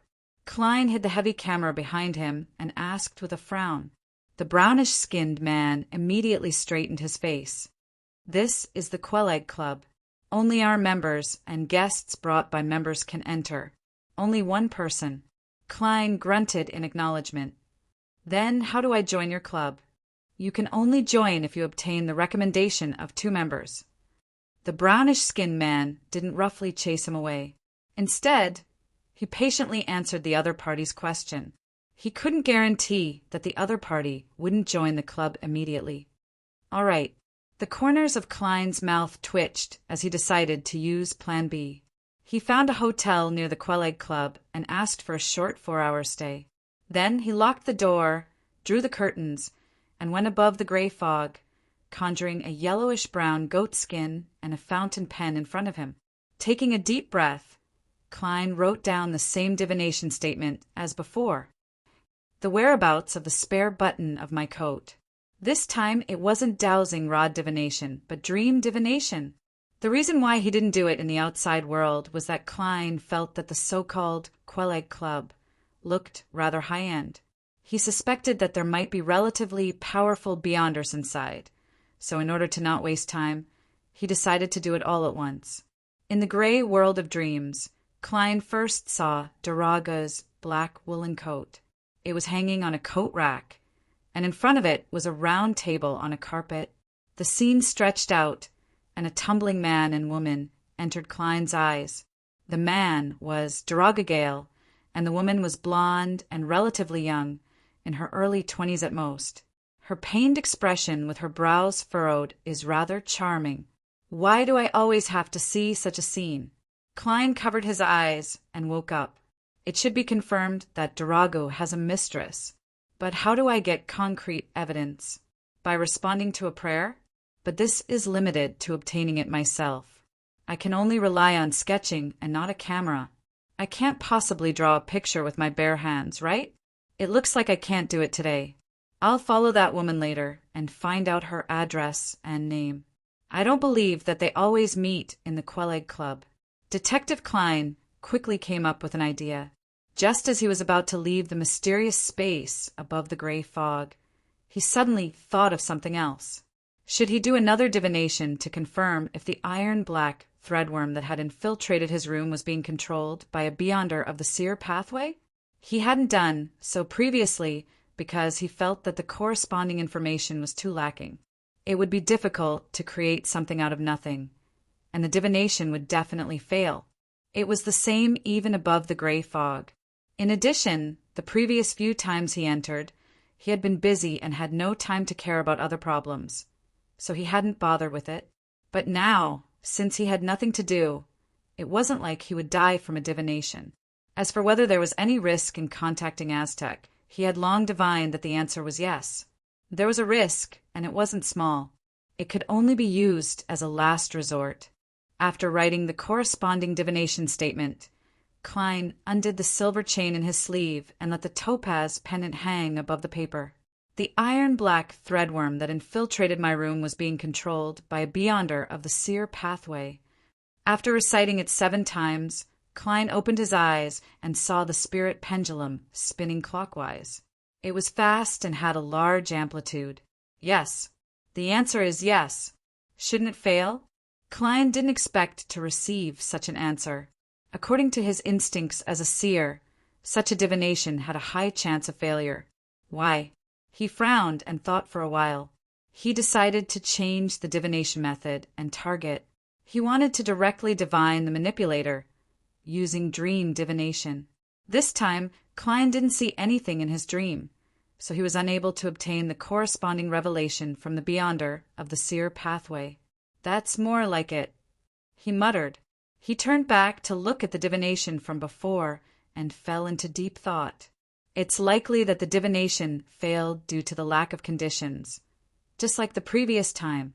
Could it be that this mysterious space has filled in the necessary conditions? It contains something from the seer pathway. Klein suddenly had a flash of inspiration as he came up with a bold idea. Perhaps the mysterious space above the gray fog is related to the seer pathway. Klein tapped the edge of the long ancient table, but he couldn't find any other proof after much thought. He could only put this matter aside for the time being and prepare to return to the real world. Regardless, at least I've confirmed one thing. There's a mid-sequence beyonder of the seer pathway beside the ambassador, and whether he's a member of the secret order or not isn't important. This might be my chance to obtain a sequence 7 or even sequence 6 potion formula. Klein emanated his spirituality and enveloped himself as he fell into the gray fog.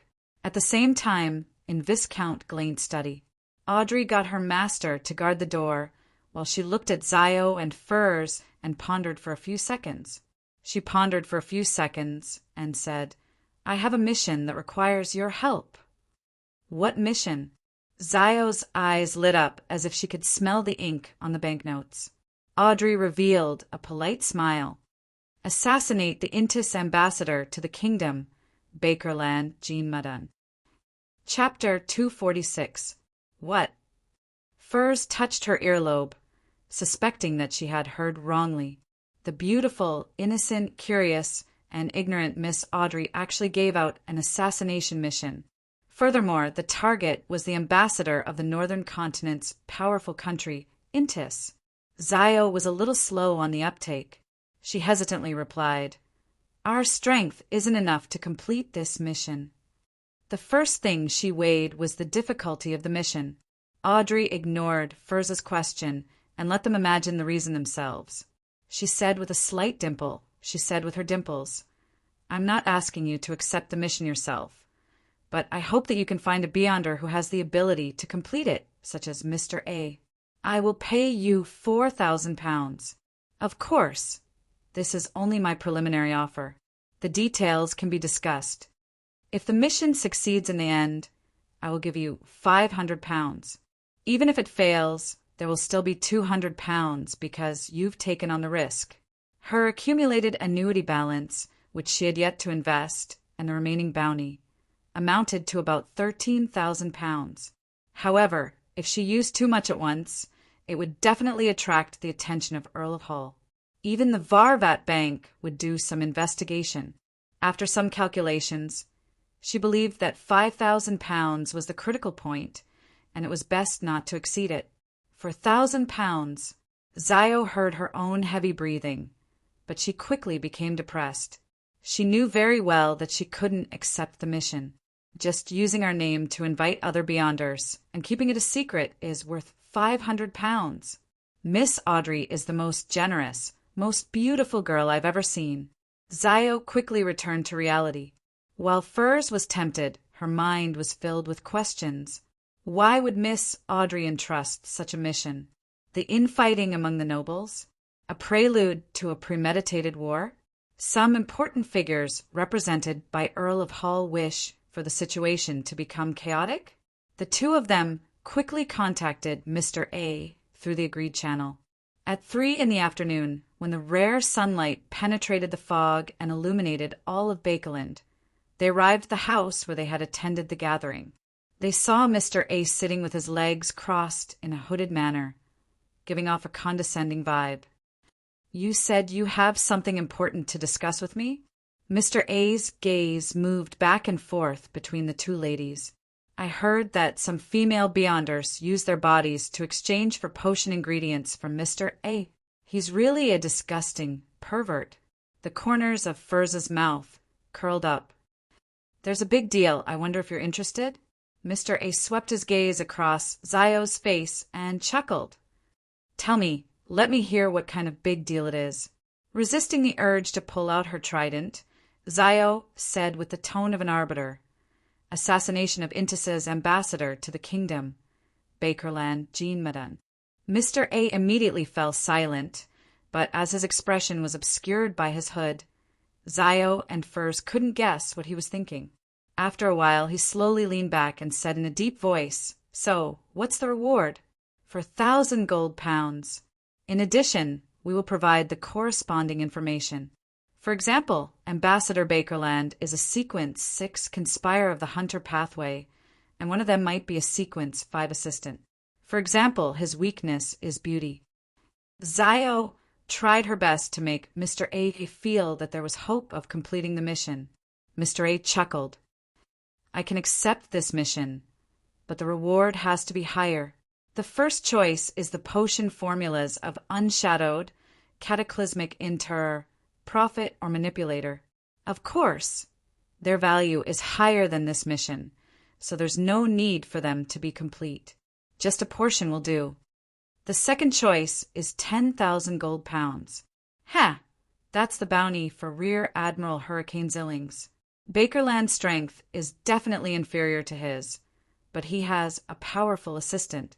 Besides, believe me, he definitely has a mystical item on him. A reasonable price, but also an exaggerated price. Zio and Furs looked at each other and said, Let's go back and discuss it. We'll give you an answer here at this time tomorrow. Sure. Mr. A gestured for them to leave. After being led out of the house by an attendant, Furs muttered in puzzlement, Those are all high-sequence formulas. Frankly speaking, I'm very curious. Frankly speaking, I find it strange. I thought Mr. A would only want formulas or potion ingredients. Money shouldn't be a necessity to him. Zio turned her head to look at her friend. Furs, you're really just a simple clinic doctor and writer. You have to know that Mr. A definitely has a lot of subordinates. They need a house to sleep in, to fill their stomachs, to buy clothes, and to vent their desires. All of these have to be exchanged for with money. Besides, to some declining nobles, as long as they have gold pounds, what can't they sell? Although Mr. A will be equally terrifying without his subordinates, he'll be very ill-informed. This is something that all the small gangs in East Borough know. Furs frowned and said, Zio, you're not that stupid. In the evening, the two of them met the familiar golden retriever at the prearranged location and passed Mr. A's reply to Audrey. After reading the note, not only did Audrey not feel troubled, she even heaved a long sigh of relief. To be able to use 10,000 pounds to settle the ambassador's matter was simply wonderful to her. I can only use 5,000 pounds for the time being, and I still have to pay Zio and Furs 500 pounds. I'll borrow 6,000 pounds from Glaint first. No, 8,000 pounds. I can't expose any problems with my daily expenses. Then I'll pay him back in 4 to 5 months, with interest of 1,000 pounds. I'll be rather strapped for money before the new year, and I'll only be able to use 1,000 pounds a month. Audrey quickly made a decision. Then she burned the original note and used a new piece of paper to write. The second option is to pay 2,000 pounds in advance. When the mission is completed, I'll pay the remaining 8,000 pounds. 15 Minsk Street. Klein met Mary Gale again at tea time. He took the initiative to make an appointment through Mrs. Stellan Sammer. Ma, and Mary, after following him, I found out that your husband went to the Quelleg Club. Because I'm not a member, I couldn't enter, but according to my observation, half an hour after your husband left, only a young lady came out. Her name is Erica Taylor, and she lives at 126 New Year Road in Helston Borough. She once worked at the Coin Company for a period of time and is still unemployed. I took a photo of her leaving the Quelleg Club, unemployed, and still able to live in Helston Borough. Stellan sneered. Mary was silent for a few seconds with a gloomy expression. You have to get substantial evidence of their intimacy. It's the Kalin Club, right? I'll get 2 members to recommend you to join, but your information has to be filled in as a famous detective. If I don't get anyone to bring you in, it's very likely that I won't be able to make it in time. All right. Klein hesitated for a moment, but he still asked, Who's paying the membership fee? I'll be responsible for the initial membership fee. This is to thank you for your efficiency. After that, if you wish to stay in the club, you'll have to pay the annual fee yourself. It's about 15 pounds. Mary's eyes seemed to burn with flames. an annual fee of £15. Then the initial membership fee is at least £50. A high-end club. Ma and Mary, you're too generous. Klein immediately nodded. I'll give you the evidence as soon as possible. After dinner, Klein went out again and continued heading for the Brave in the Bakeland Bridge area. Firstly, it was to show his fear and helplessness in front of the military's special department and the secret police. It was as if he wanted to try any method to save himself. Secondly, it was to deceive the mid-sequence beyonder of the seer pathway under the ambassador.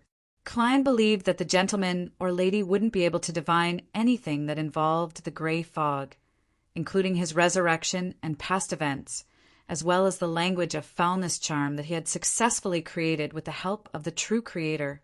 This was a powerful item that could definitely affect the other party. Klein had to maintain a state of insecurity, crazily grabbing at all sorts of straws to mislead the other party and increase his chances of winning. Klein entered the bar under the dark sky. Before he could order a glass of beer, he saw Caspers, the old man with a rosacea, standing in front of the dog and mouse arena with his arms crossed. Perfect timing. Marek is looking for you. Caspers glanced at Klein and immediately limped over. Marek is looking for me? Klein asked in surprise. He subconsciously touched the Aztec's copper whistle in his pocket, considering what excuse he could use to reject him. Or should I say, wrapping the copper whistle with my spirituality wouldn't cause any abnormalities in the zombies? It's not like Mr. Aztec has never been to a cemetery in the past, nor have I seen any corpses attack him. Klein tensed up. Before he could think of an excuse, he saw the pale-faced Marek, whose eyes seemed to hide malice, walk over from the other side. He wasn't surrounded by zombies. Where are his zombies? Klein thought, half puzzled and half relieved. Marek pointed at the card room and walked over first. Klein looked from afar, and seeing that there were no zombies inside, he followed. What's the matter? Klein asked first. Marek, who was dressed in a white shirt and black vest, sat down on the card table and stared into Klein's eyes. Is that request of yours still valid? Ah. Klein was momentarily taken aback. I have a friend who's short on money recently. She's willing to accept this request. She's stronger than me and should be able to protect you. However, she can only protect you for 3 days. The price is £1,000, Marek said in a low and muffled voice. Why did a beyonder who's willing to accept the request only appear after I have the language of foulness? However, that's good too. It can confuse the beyonder on the ambassador side. When he tries his best to defeat Marek's friend, my chances of success will become extremely high. The only problem is, how do I confirm that Marek's friend is reliable? I'll divine it above the gray fog. Klein pondered for a moment before saying, Give me time to consider and raise the money. Give me time to think and raise funds. This is not a small amount. As for the 3 days of protection, it's up to me to decide. It'll definitely be within the next 2 weeks. Of course, a seer will definitely be able to sense it. Klein silently added. As for the problem of money, he had already considered it from the beginning. If selling Massault's beyonder characteristic wasn't enough, he could ask Miss Justice for it.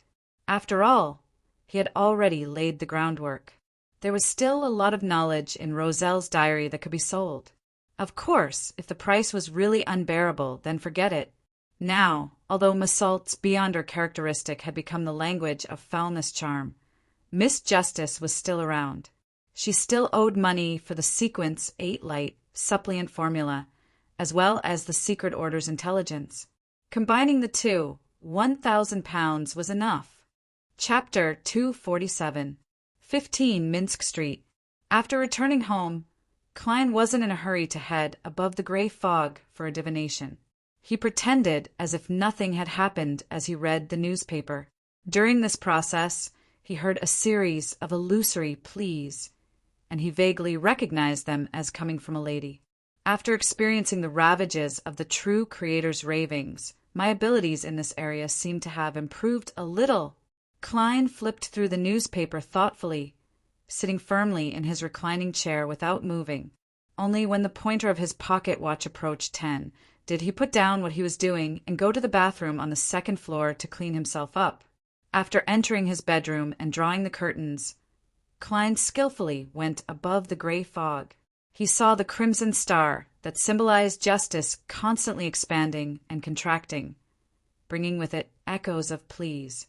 Klein emanated his spirituality and made contact with it. Immediately, Miss Justice, who was wearing a white silk nightgown, appeared before his eyes. Her image was still very blurry, as if she was lying on the bed. After reciting the honorific name, Audrey went straight to the point. Ambassador Bakerland is a Sequence 6 conspirer of the Hunter Pathway, and he has a suspected Sequence 5 assistant he agreed to take over the mission of assassinating Ambassador Bakerland. But the conditions are 10,000 gold pounds, or one of the potion formulas for Unshadowed, Cataclysmic Inter, Prophet, and Manipulator. It doesn't need to be complete, just a portion will do. I chose the former and paid 2,000 pounds in advance. Honorable Mr. Fool, was my decision correct? 10,000 gold pounds. The corners of Klein's mouth twitched, and he immediately forced himself to divert his thoughts in another direction. A Sequence 5 assistant should be the infiltrator of the Seer pathway, right? Let's treat it as though it's a case of underestimating the enemy. Does Mr. A have the ability to do so? Will he take the money without doing anything cataclysmic in terror? Prophet, Manipulator, and Unshadowed should all belong to Sequence 4. This is the threshold of a high sequence. Beyonder, Mr. A was very likely one of the 22 oracles of the Aurora Order. The fact that he was stationed in Bakeland, the capital of 10,000 cities, meant that his status was second only to the 5 highest-ranking saints, and he was one of the best among the oracles. The Aurora Order controlled the Secret's suppliant pathway, which was a path that was directly close to the true Creator. As an oracle, he was most likely a Beyonder of the sequence chain. Based on Bakeland's status, it could be preliminarily determined that he was Sequence 5. He was a shepherd. Of course, he could also be a rose bishop of a lower rank, but in other aspects, such as his intellect, he was more outstanding. I have to remind Miss Justice not to have too much contact with Mr. A. The Beyonders of the Secret's suppliant pathway are either lunatics who have already shown abnormalities or lunatics who hide themselves well.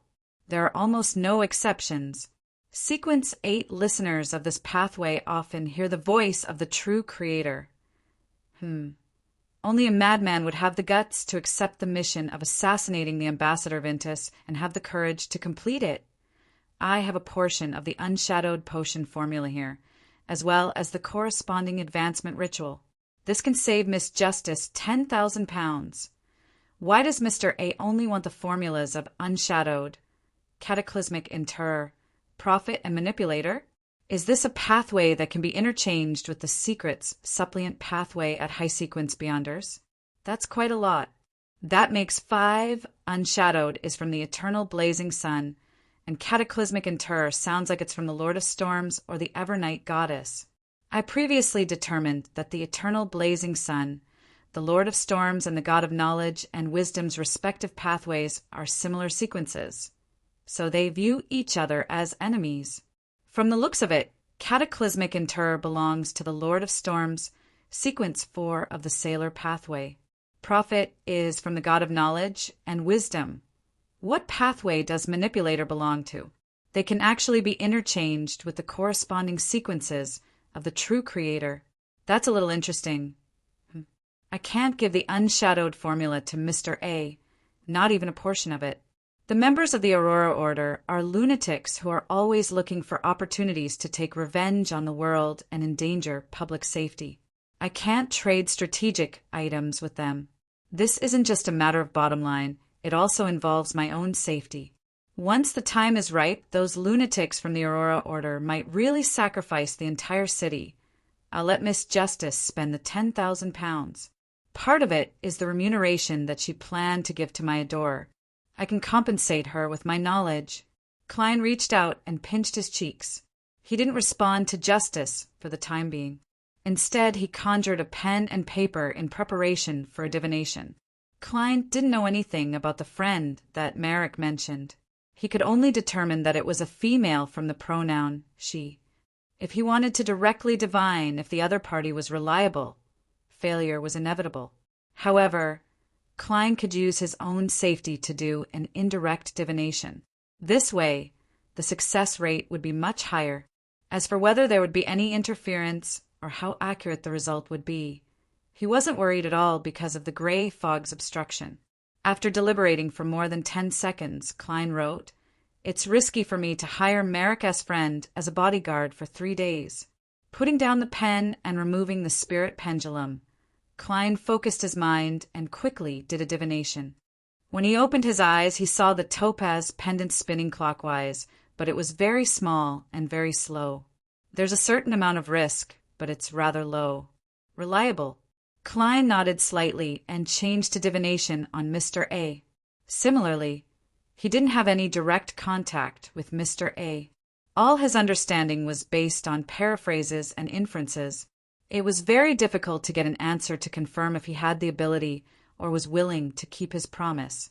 He could only start from another angle and do an indirect divination. As an outstanding seer, Klein quickly determined a direction, and that was to divine Ambassador Bakerland.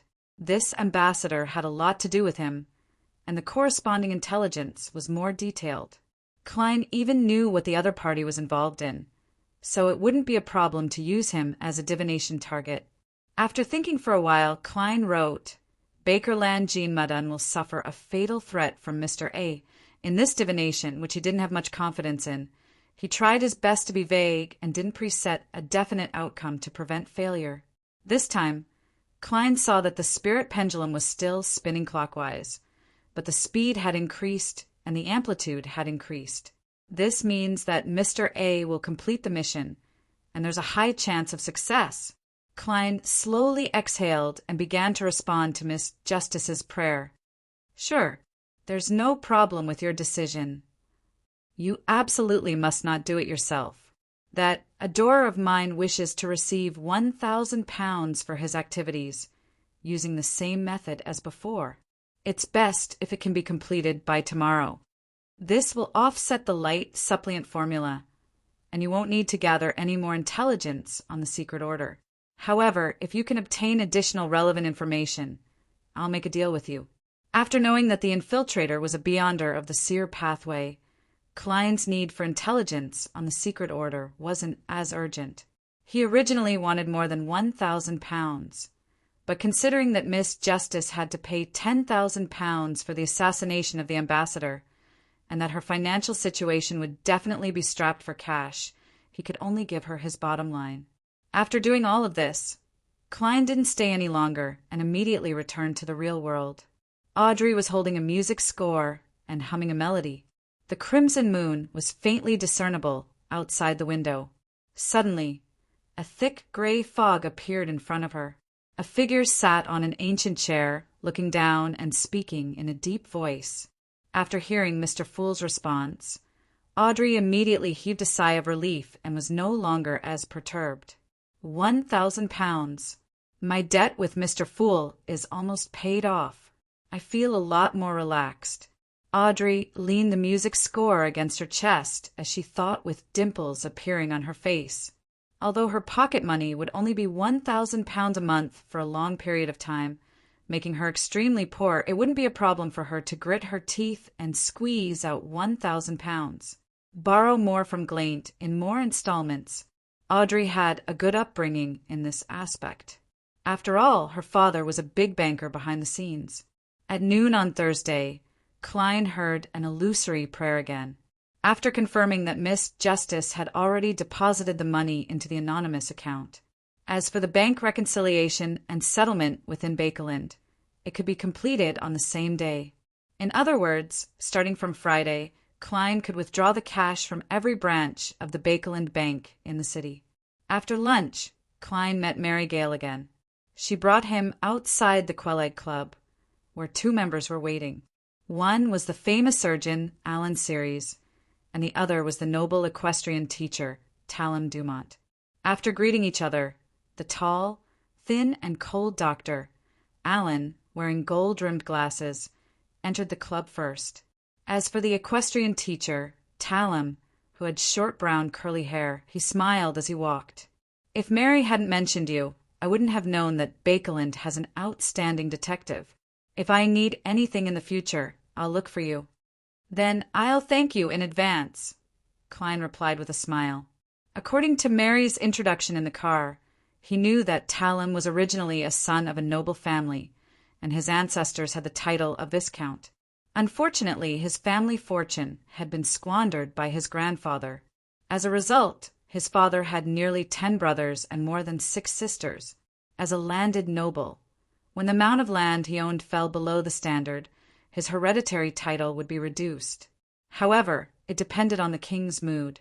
Talum was unable to do business with a sizable amount of money after he came of age, like other noble children. Due to his grandfather's reputation, he had no way of entering the government as an employee or working as a butler for other noble families. He could only use his talents and become an equestrian teacher for many nobles. His income was quite good, about £400 a year. Sigh, divorce is really a matter that makes people poor. It was unknown if Talum was alluding to Mary Gale or if he was thinking of his grandfather, who was more like Intis. Klein couldn't respond, so he followed him into the Quelaag Club and saw a spacious and bright hall. Chapter 248. After Alan and Talum filled out their respective recommendation forms, they left the Quelaag Club. Today wasn't the weekend, and they still had 2 surgeries in the afternoon. One of them had to teach Viscount Conrad's youngest son equestrianism, so that he wouldn't embarrass himself during the Bakeland social season in the second half of the year. Klein watched the manservant in a red vest and the beautiful maidservant in a dress go back and forth several times before he finally received his proof of membership and a badge engraved with the symbol of the Hoarfrost constellation. The membership fee is £50. There are still 3.5 months left this year, and the annual fee is £4. The manservant in a red vest pushed the 2 items in front of Klein. Klein took out the £57 Mary Gale had given him and counted £54 before handing it to the man. The amount in addition to the membership fee and annual fee was Mary's first payment. She was very satisfied that Klein had quickly figured out who Doleg Gale's mistress was and had taken a photo. A membership fee of £50. "Ma, and Mary sure is a generous lady." As Klein watched the manservant and maidservant verify the authenticity of the banknotes and confirm the exact amount, he thought about Stellan Sammer's private introduction. Mary's father was the co-founder of the coin company and held 20% of the shares. Originally, it was only a small company that could barely make a little money, but as the pollution in Bakeland worsened, the demand for anthracite and charcoal increased. The coin company rapidly expanded and became one of the top 10 companies in the industry in the capital, and Mary's net worth skyrocketed. The only problem was that when she married Doleg Gale, the company was still in an unknown stage. Her father didn't pay much attention to the shares as dowry, and he didn't use the property protection method. Instead, he used the more popular method of bequeathal. The former meant that the dowry was independent and separate from the woman's property. The ownership didn't belong to the man, and even the right to use it depended on the woman's mood. The latter meant that the dowry belonged to the entire family, but the man had to make a valid will, promising that if he died before his partner, he would give priority to the wife's rights and interests equal to 2 to 4 times the dowry when dividing the property. After that, it would be carried out according to the normal inheritance law. This could effectively ensure the widow's livelihood. If Mary filed for divorce without obtaining evidence of Doleg's betrayal, the coin company's shares would be split equally between the 2 parties. Klein remembered that Stellan had said enviously, "Just this share is worth nearly £20,000. Just this share alone is worth nearly £20,000. Together with her other assets, Mary is a truly wealthy lady. Once she divorces, she'll definitely become the target of many men in Bakeland. Some of them might even include nobles. This amount of money is only enough for Miss Justice to assassinate Ambassador Bakerland twice. Klein suddenly thought of something and saw the red-vested valet and the good-looking maid bow at him. "Mr. Moriarty, welcome to the Chew Club." Klein picked up the membership, Moriarty said. "Klein." Moriarty, the former, was made of tough paper with good elasticity. It was like a card with Klein's name and the date of his membership written on it. After pressing the mark of his index finger, the membership card was officially usable. The latter was the unique emblem of the Quelaag Club, named for its establishment in early November. It corresponded to the constellation White Frost. On the front was the symbol and the number 192, and behind it was the inscription Sherlock Moriarty. The club currently has 192 members? Klein asked casually. "Yes, our club doesn't accept people without a recommendation. The first floor has a buffet restaurant, bar, library, squash room, conference room, and card room. You can use all of them for free, and you can also taste the food and drinks for free. The second floor has 16 lounges and 2 small conference rooms. They are also free of charge, and you can use them as long as you have spare time." The good-looking maid pointed to the back and said, "There are 2 tennis courts on the lawn." "There are 2 tennis courts on the lawn, completely free of charge. There are 2 shooting ranges underground. You only need to pay according to the rental price of the equipment. If you're not satisfied with a simple buffet, you can order your own food. We have an exclusive chef. You only need to pay for the ingredients. Food, lodging, and entertainment are all included, as expected of a high-end club." Klein thanked Mrs. Mary from the bottom of his heart. He smiled warmly. "Get someone to show me around and familiarize me with the environment. Then, give me a lounge to take an afternoon nap." "All right." The red-vested male servant gestured for him to take a seat. After familiarizing himself with the Quelaag Club's environment, Klein entered the lounge and carefully studied the layout. He found that it was similar to the hotel rooms of his later life. It was said to be in the style of Intis. "I have to think about how to get evidence of Daraga's extramarital affair tomorrow. There's no way to hide the flash of that camera. That means there's only one chance to take a photo. And if I do that, I'll definitely be expelled from the club. I have to think of a safe solution. I'll flip through the newspapers later and try to determine the progress of the Ian incident from the news. From there, I can determine which 3 days to protect." Klein paced back and forth, deep in thought. At that moment, his heart suddenly palpitated, and his entire body tensed up. Is this a clown's premonition? But there's nothing in my mind.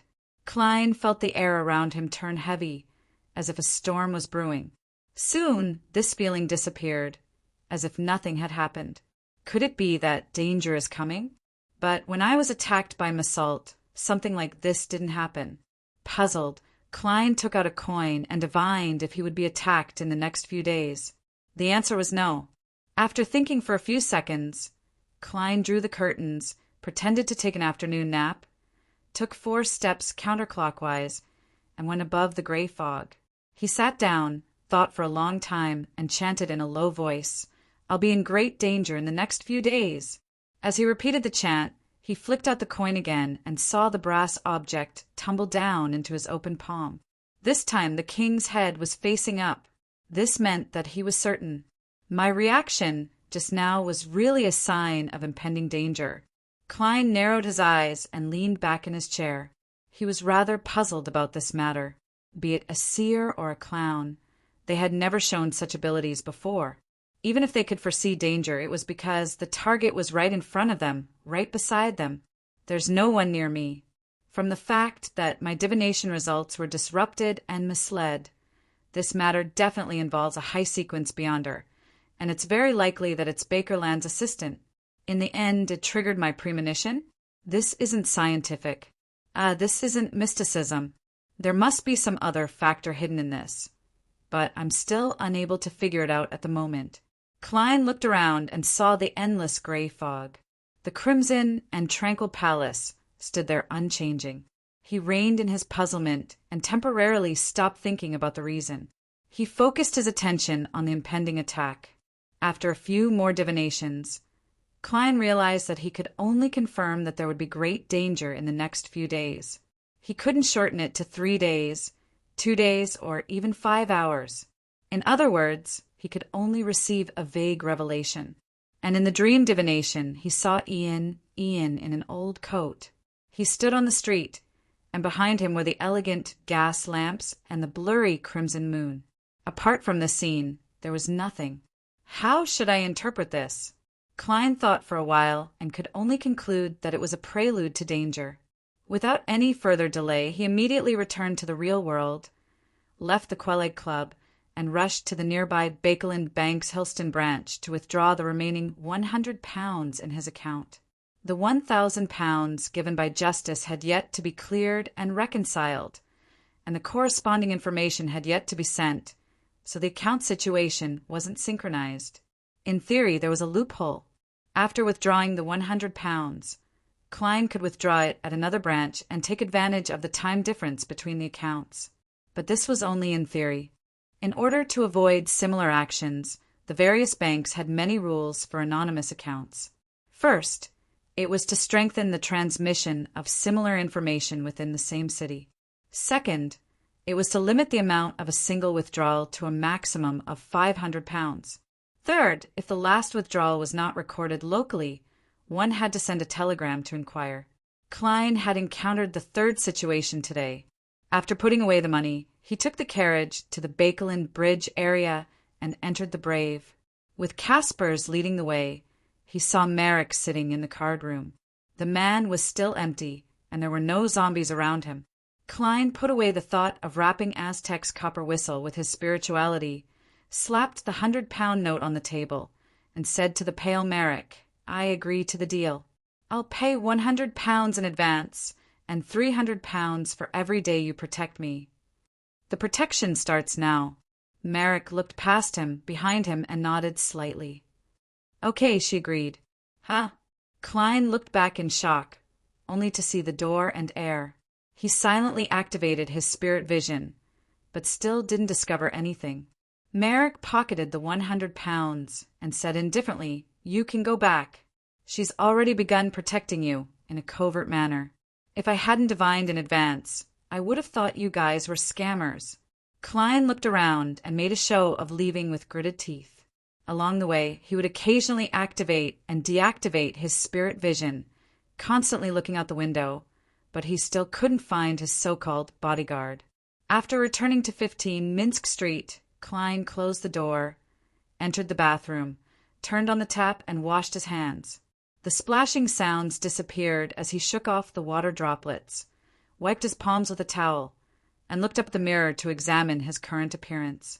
At that moment, he saw his reflection in the mirror suddenly shake and transform into a woman in a black, regal dress.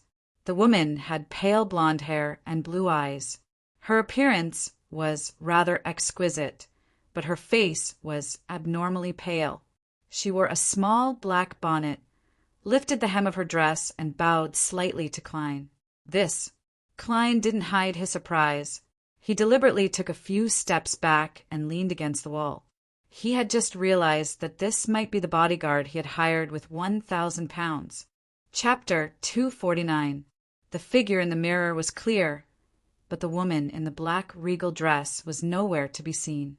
It was as though she had never appeared. Klein secretly activated his spirit vision, but he didn't find anything. Don't tell me I hired a female ghost as a bodyguard? This is even stranger than a female ghost. At least with spirit vision, I can see ghosts. Klein touched the Aztec copper whistle in his pocket in thought. He felt that it was still cold and gloomy, without any additional changes. It wasn't affected by the copper whistle. Looks like it's not an undead creature. However, I can't be sure. Back when the copper whistle was buried with me, the surrounding corpses didn't show any abnormalities. Is it because those buried in the cemetery have all been placated by priests and bishops? When does it work and when doesn't work?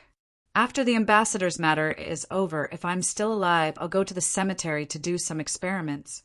I'll try to figure out the scope and limitations. I can't always carry around a ticking time bomb. Klein washed his face and walked out of the bathroom. He had just picked up the newspaper in the living room and was about to read it in the living room or bedroom when he heard the doorbell ring. Amidst the tinkling sound, Klein suddenly tensed up. He put on his coat made of various materials and walked to the door. He clearly remembered that danger would befall him in the next few days. Standing behind the door, he waited for a moment. The scene outside naturally surfaced in Klein's mind. The crimson moon was faintly discernible in the sky, and elegant gas lamps on both sides of the street illuminated the wet road. A boy in an old coat stood there, his bright red eyes deep with some confusion. Ian Wright? Why is he here? Isn't this the scene I saw in my dream divination? Is this a sign of impending danger? Klein opened the door and took 2 steps back warily. Detective Moriarty. Ian took off his brown round hat and bowed. I'm here to apologize to you. I'm very sorry for involving you in such a dangerous matter. Klein frowned slightly. What you should do is go to the police station. Ian looked around and bowed his head slightly. I just came out of MI9. Ah, that's the name of the special department in the military? Klein made way and pointed to the living room. Maybe we can talk. I have to at least know why I'm in such a passive situation. He sighed in his heart. Ian didn't stand on ceremony. He followed Klein into the living room and sat in the same seat as last time. Just as he was about to speak, Klein suddenly added, If what you want to say will put me in greater danger, then don't say it. No, everything will be over soon. Ian had a calmness that didn't match his age. Klein heaved a sigh of relief. Then what exactly happened? Before he could finish his sentence, he suddenly saw a figure appear in the oriel window across the living room. She was dressed in a black regal dress, with light blonde hair tied into a bun. Her eyes were blue, and she had exquisite features. Her face was pale. She was none other than the woman who had greeted him through the mirror. The woman seemed to have found an illusory high-back chair and sat down. Her left hand supported her right elbow, and her right hand supported her cheek. She put on an expressionless face and listened. Klein was momentarily at a loss as to how to react. At this moment, Ian, who had been silent for a few seconds, whispered, Actually, Detective Zriel is a spy for the Fasak Empire.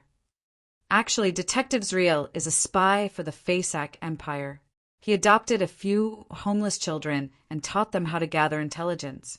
One of them is me. So that's how it is. I'm involved in a major spy case. Klein was enlightened. Ian looked at the coffee table and continued, We have the advantage of age. We often don't get noticed by others, so we can gather a lot of useful information. 2 weeks ago, I happened to discover clues to Helma Suin's manuscript. Helma Suin? Klein found the surname somewhat familiar. Ian looked up at him and explained. Tirani von Helmesen, the greatest scientist after Roselle the Great. So it's him. Ian looked up at him and explained.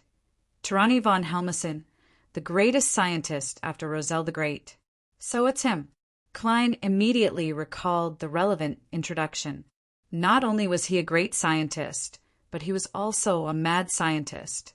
He believed that humans were fundamentally flawed and that they could only obtain the ultimate truth with the help of machines. He loved to eat sweets and seemed to use them as a source of energy for himself. He mysteriously disappeared while researching the third-generation difference engine. He was an important figure that various countries were trying to find. His manuscript? A manuscript that involves the third-generation difference engine? Klein probed. The difference engine was a mechanical device used for calculations. It could effectively improve the efficiency of scientific research and various projects. From Klein's point of view, it was an alternative computer in the age of steam. Of course, it only had computing capabilities at the moment. Ian shook his head and said, I'm not sure. I didn't actually see it. Perhaps there are some related ideas. He paused and recounted what had happened again. I reported this matter to Detective Zriel. He was very happy and asked me to investigate the clue while he immediately reported it to his boss. I spent some time and finally determined the whereabouts of the manuscript, but I was afraid of danger and didn't steal it directly. I decided to return to Detective Zreel. After that, it was what I told you. Detective Zreel's house was infiltrated, and many of the small mechanisms weren't restored. He didn't respond to my contact request, and his Manger gang tried to capture me. Through your help, I confirmed Detective Zreel's death and took a false tooth from his corpse. Yes, after we parted ways. Detective Zreel told me that the inside of the false tooth was engraved with a method to contact his boss in an emergency. Even he didn't know the method. It would only be removed if an accident happened. Klein nodded slightly. So you sent a telegram? A rare look of surprise flashed across Ian's face. Did someone from MI9 tell you that? No, a friend of mine happened to see you at White Rum Street. Klein casually made up an excuse. Yes. Ian nodded dejectedly. I contacted Detective Zreel's boss in Bakeland through a telegram and arranged a time, place, and method of meeting in a secret message. But soon, I was found by this Manger gang. No, to be precise, I was found by the intelligence agents of Intis. This was told to me by someone from MI9.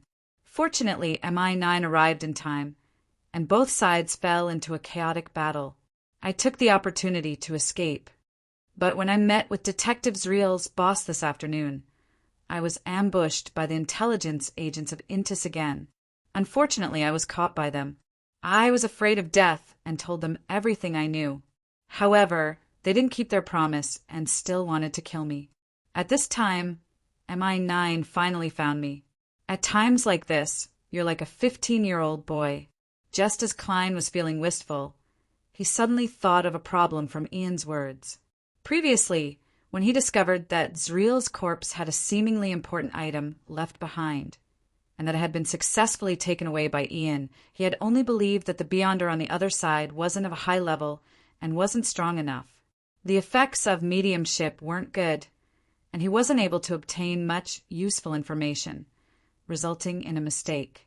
However, after confirming that the ambassador had a mid-sequence Beyonder of the seer pathway, this matter became very strange. It was impossible for the fake tooth to not be discovered under a powerful mediumship, and the corpse was thrown in such a remote and difficult-to-find place, so it didn't seem like a trap. Combined with Ian's description, the answer was obvious. Klein nodded. Have you ever thought that there might be a traitor around Zreel's boss? A traitor who has defected to the Intis intelligence agency? That's why Zreel was exposed and died after obtaining clues to the manuscript. It's also why you were ambushed. It was precisely because the Intis ambassador knew the situation of Zreel's boss that he didn't care much about the emergency contact information engraved on the inside of the fake tooth. Zreel's report to his boss had directly led to his accident. Ian was stunned when he heard that. After a long while, he clenched his fists in frustration and tried his best to remain calm. I actually didn't think of that. You're really an excellent detective, he quietly exhaled and described. I also told MI9 about the whereabouts of the manuscript, as well as everything else.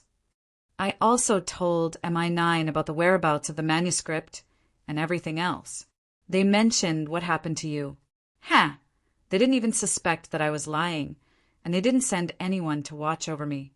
All of them went to snatch the manuscript. However, under that kind of pressure, no one could lie. At this point, Ian stood up and bowed deeply. Please allow me to apologize once again. I'm sorry for getting you involved in such a matter. Actually, there's no need for you to hide anything from me. Klein, who understood the reason, smiled. No, in this matter, it was mainly because I made a mistake that I ended up in my current situation. As he listened, he reviewed the entire matter according to Ian's description and his reflection over the past few days. He confirmed that he had made 2 mistakes. I discovered that Ian's matter was a little complicated, but I still accepted the commission. That wasn't a problem. Back then, I just felt that it would involve gangs and at most 1 or 2 Beyonders who didn't dare to expose themselves. As for the lack of enough information in the divination, the result was a failure. This was within the scope of what I could resolve myself. Normally, there wouldn't be any trouble. I might even be able to take the opportunity to make contact with the Beyonders in Bakeland. After finding Zriel's corpse and confirming that the matter was very complicated, considering the sensitive nature of my identity, I decisively withdrew and let Ian handle the aftermath himself. That wasn't a problem. It was a rather prudent choice. One of the mistakes I made was that I didn't decisively admit defeat when Massault came knocking on my door and divulged the matter regarding Ian. Back then, I only thought that it was a gang or a few Beyonders behind the gang. Who knew that it would involve a figure like the ambassador of Intis? What was even more unexpected was that Massault was so rash. After failing the commission, he didn't threaten or intimidate me, nor did he go through any other procedures. He directly came knocking on my door to kill and channel my spirit. He didn't give me a chance to back out at all. As a result, my situation worsened. So, this wasn't a very subjective or serious mistake. The mistake that really caused me to be in such a passive position was a small mistake at the very beginning. I didn't disguise myself when renting the house and accepting the commission under the name of Sherlock Moriarty. This resulted in me not daring to escape after my identity as a Beyonder was exposed to the ambassador. Even though I showed fear and panic, making a -9, and the police believed that it was only natural for me to escape, I didn't dare to escape. I was afraid that the ambassador wouldn't be able to find a target for revenge and would mention it to the officials in passing. And according to my experience as a Nighthawk, most law enforcers are hostile towards uncontrollable Beyonders. They definitely wouldn't ignore me just because I'm a low-sequence Beyonder, and they would definitely launch an investigation. When the time comes, my looks will be clear evidence. I'll be pursued by the high-sequence Beyonders of the Church of the Goddess due to my involvement in a Grade 0 sealed artifact and my resurrection. Such a matter can't be pinned on the other party suddenly forgetting or not taking it to heart. I have to plan for the worst in advance. If I wait until the ambassador takes any action to deal with it, it will definitely be too late, be it the assassination, finding a bodyguard, or buying items. They all require sufficient time. Only if the ambassador dies and his assistant dies as well, or if the attention is diverted to investigating the cause of the ambassador's death, can I resolve this latent danger. His assistant doesn't have any official status and can't directly interact with the officials. For a mere Sequence 9, or at most Sequence 8, and whose whereabouts are unknown, it's impossible for him to go through so much trouble to report me. Of course, his death is the best outcome. That way, there won't be any latent dangers. Compared to seeking Mr. Aztec's help and being noticed by 0-08 again, as well as being pursued by high-sequence Beyonders, assassinating the ambassador is a relatively simple choice. If I fail, I can only endure one of these two outcomes. Sigh. Everything stemmed from a tiny oversight at the very beginning. I only thought that in a metropolis with more than 5 million people, a metropolis where no one knows me, and that I can avoid the Nighthawks, there's no need for me to disguise myself every day. This would instead make it easier for others to see through me. In the end, for such a tiny mistake, I ended up paying the price of more than £10,000, and it might not even be resolved. I'm really like a clown, making a mistake and causing a chain reaction. Then I'll struggle with all my might and try my best to balance myself to please the audience. This is the disadvantage of not having any experience. This is the first time in my 2 lives that I've been a fugitive. When this matter is completely resolved, it won't be that dangerous to expose my identity as a Beyonder. They will only think that I recently obtained the potion while looking for a bodyguard, and not suspect my origins. Of course, I'll have to get used to wearing glasses and growing a beard to let the people around me gradually get used to my new appearance. When they ask about me in the future, they will only think of such an image. After figuring out the entire matter, Klein's smile became even more obvious, making Ian feel odd. I should go. I'll be disappearing for a while, or I might very well be thrown into prison. Ian put on his hat and bade farewell. Chapter 250. Both parties know the whereabouts of Helma Suin's manuscript, and this matter will come to an end tonight. The ambassador will also be able to take action and have the strength to take revenge. Is this the reason for the impending danger? Klein roughly understood the results of the divination and the baffling omen. If he didn't have the language of foulness charm and a powerful bodyguard worth £1,000 for 3 days, he would probably shamelessly head to the police station and head to the Church of the God of Steam and Machinery's headquarters in Bakelin to temporarily stay at St. Hireland Cathedral to avoid any possible attacks and wait for the ambassador to be assassinated. As for whether the assassination would succeed, Klein wasn't confident. After all, he had already considered the worst-case scenario and had a plan. But now, with 2 layers of preparations, there was no doubt that he wouldn't adopt a strategy of hiding. He would still stay at home and pretend that he knew nothing. In his heart, he was even hoping that the attacker would come knocking on his door. Sequence 9 Hunter Massault was killed by me. If they send someone else, it will be at least a Sequence 7 or even a Sequence 6, 5, or a whole bunch of them. Regardless, as long as I finish them off, I'll obtain the formula and Beyonder characteristic, recouping some of my losses. Yes, I'll tell Miss Bodyguard that my luck is pretty good. I obtained benefits from the black ear I bought and became a Beyonder. After all, if the battle is intense, there's no way for me to hide it. Besides, what I said is almost the truth. I did obtain quite a bit of benefits from the black ear. Klein thought about what would happen next, almost instinctively drawing the crimson moon on his chest. May the goddess bless me. The one who comes is the Beyonder of the seer pathway. He prayed silently. With this in mind, he looked around the room in search of his bodyguard, worried that she would run away silently after hearing the whole story. The living room and dining room were warmly lit, illuminating the coffee table, sofa, and chairs. Apart from that, there was no one else. Just as Klein was gradually feeling uneasy, he suddenly saw a face appear on the glass cover of the gas lamp in the living room. She had pale blonde hair, exquisite features, and a pale face. This lady is quite confident in her own strength. Klein's heart calmed down as he whispered to himself, I'm also a Beyonder.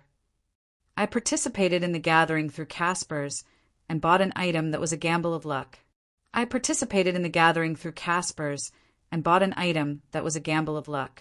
I received some benefits, of course, only for people like me. Both of his statements were true. No matter what method he faced, he would be able to withstand the test. But when these 2 sentences were put together, it made people think that the benefit made him a Beyonder. The face on the glass cover of the gas lamp nodded slightly and disappeared quickly without any other reaction. Klein's appearance didn't change, but he secretly heaved a sigh of relief. He returned to the sofa area. Without taking off his jacket, he picked up a newspaper and flipped through it. After a while, the tinkling sound echoed again, and someone rang the doorbell again. Who? Klein instantly tensed up as he stuffed his hands into his pockets and touched the tarot cards and the language of foulness charm. He slowly walked to the door, and with the help of the clown's ability, he predicted what he would see when he opened the door. The crimson moon was still faintly discernible, and the elegant gas lamps hadn't changed. A sheriff in a black and white checkered uniform with 3 V's on his epaulette waited impatiently by the door. He had a short, brownish-yellow beard under his chin, and he was the sheriff who had previously handled the case of Sherlock Moriarty's self-defense. Jurgen seemed to have mentioned his name before. Sheriff Vaccine? Yes, I can get the £10 bail money back tomorrow, or the day after. What's he doing here? Am I 9 sent him to find Ian Wright? Or to inform me where I can temporarily avoid danger? In his confusion, Klein gripped the handle. The Intis embassy in Bakelin's West End was brightly lit. The smell of all kinds of perfumes and alcohol spread to every corner, accompanied by a melodious melody. There was a ball being held here. During Bakerland's tenure as ambassador, he often held balls at the embassy. He invited the Lone Kingdom's bankers, large factory owners, philanthropists, as well as other famous tycoons and lawyers to participate. He also randomly gave some businessmen a chance. In such an atmosphere, he would tell the guests about the prosperity and openness of Trier. He would tell them that the Republic of Intis was no longer dominated by the nobles. Bankers, factory owners, lawyers, and other people were the masters of the country. They directly and indirectly monopolized most of the seats, decided the direction of the country's policies, and enjoyed true freedom and a lofty status. Today, Bakerland was doing something similar. He held a glass of wine and kept appearing in front of the guests, as if to prove that he was at the banquet at this time and wasn't out. I should have gotten the manuscript by now. After learning from the trembling detective that Ian Wright had appeared at the telegraph office on Berenice Street, I've been setting up everything. Now it's time to reap the rewards. Bakerland, with a thin but tasteful face, drank a mouthful of blood-like Ormer wine and walked to the balcony, intending to enjoy the cool night breeze. After learning that Ian had sent a telegram as a senior schemer and a professional intelligence agent, Bakerland keenly realized that the other party was contacting his superior's superior. Thus, he quickly got the double agent lurking in the Bakerland team of the Fasak Empire's intelligence agency to investigate. He obtained the time, place, and method of meeting between Ian and the team leader. After that, he pretended that nothing had happened and continued to send people to search for Ian near Berenice Street. They successfully discovered him and also attracted the attention of MI9. According to his arrangements, the intelligence agents at the scene deliberately let Ian escape, so as to make MI9 think that both parties were on the same starting line. After numbing his main opponent, he mobilized other intelligence agents who hadn't been exposed to ambush Ian and the team leader from the Fasak Empire. He wanted to find the manuscript without MI9 noticing and bring it out of the kingdom of Rouen.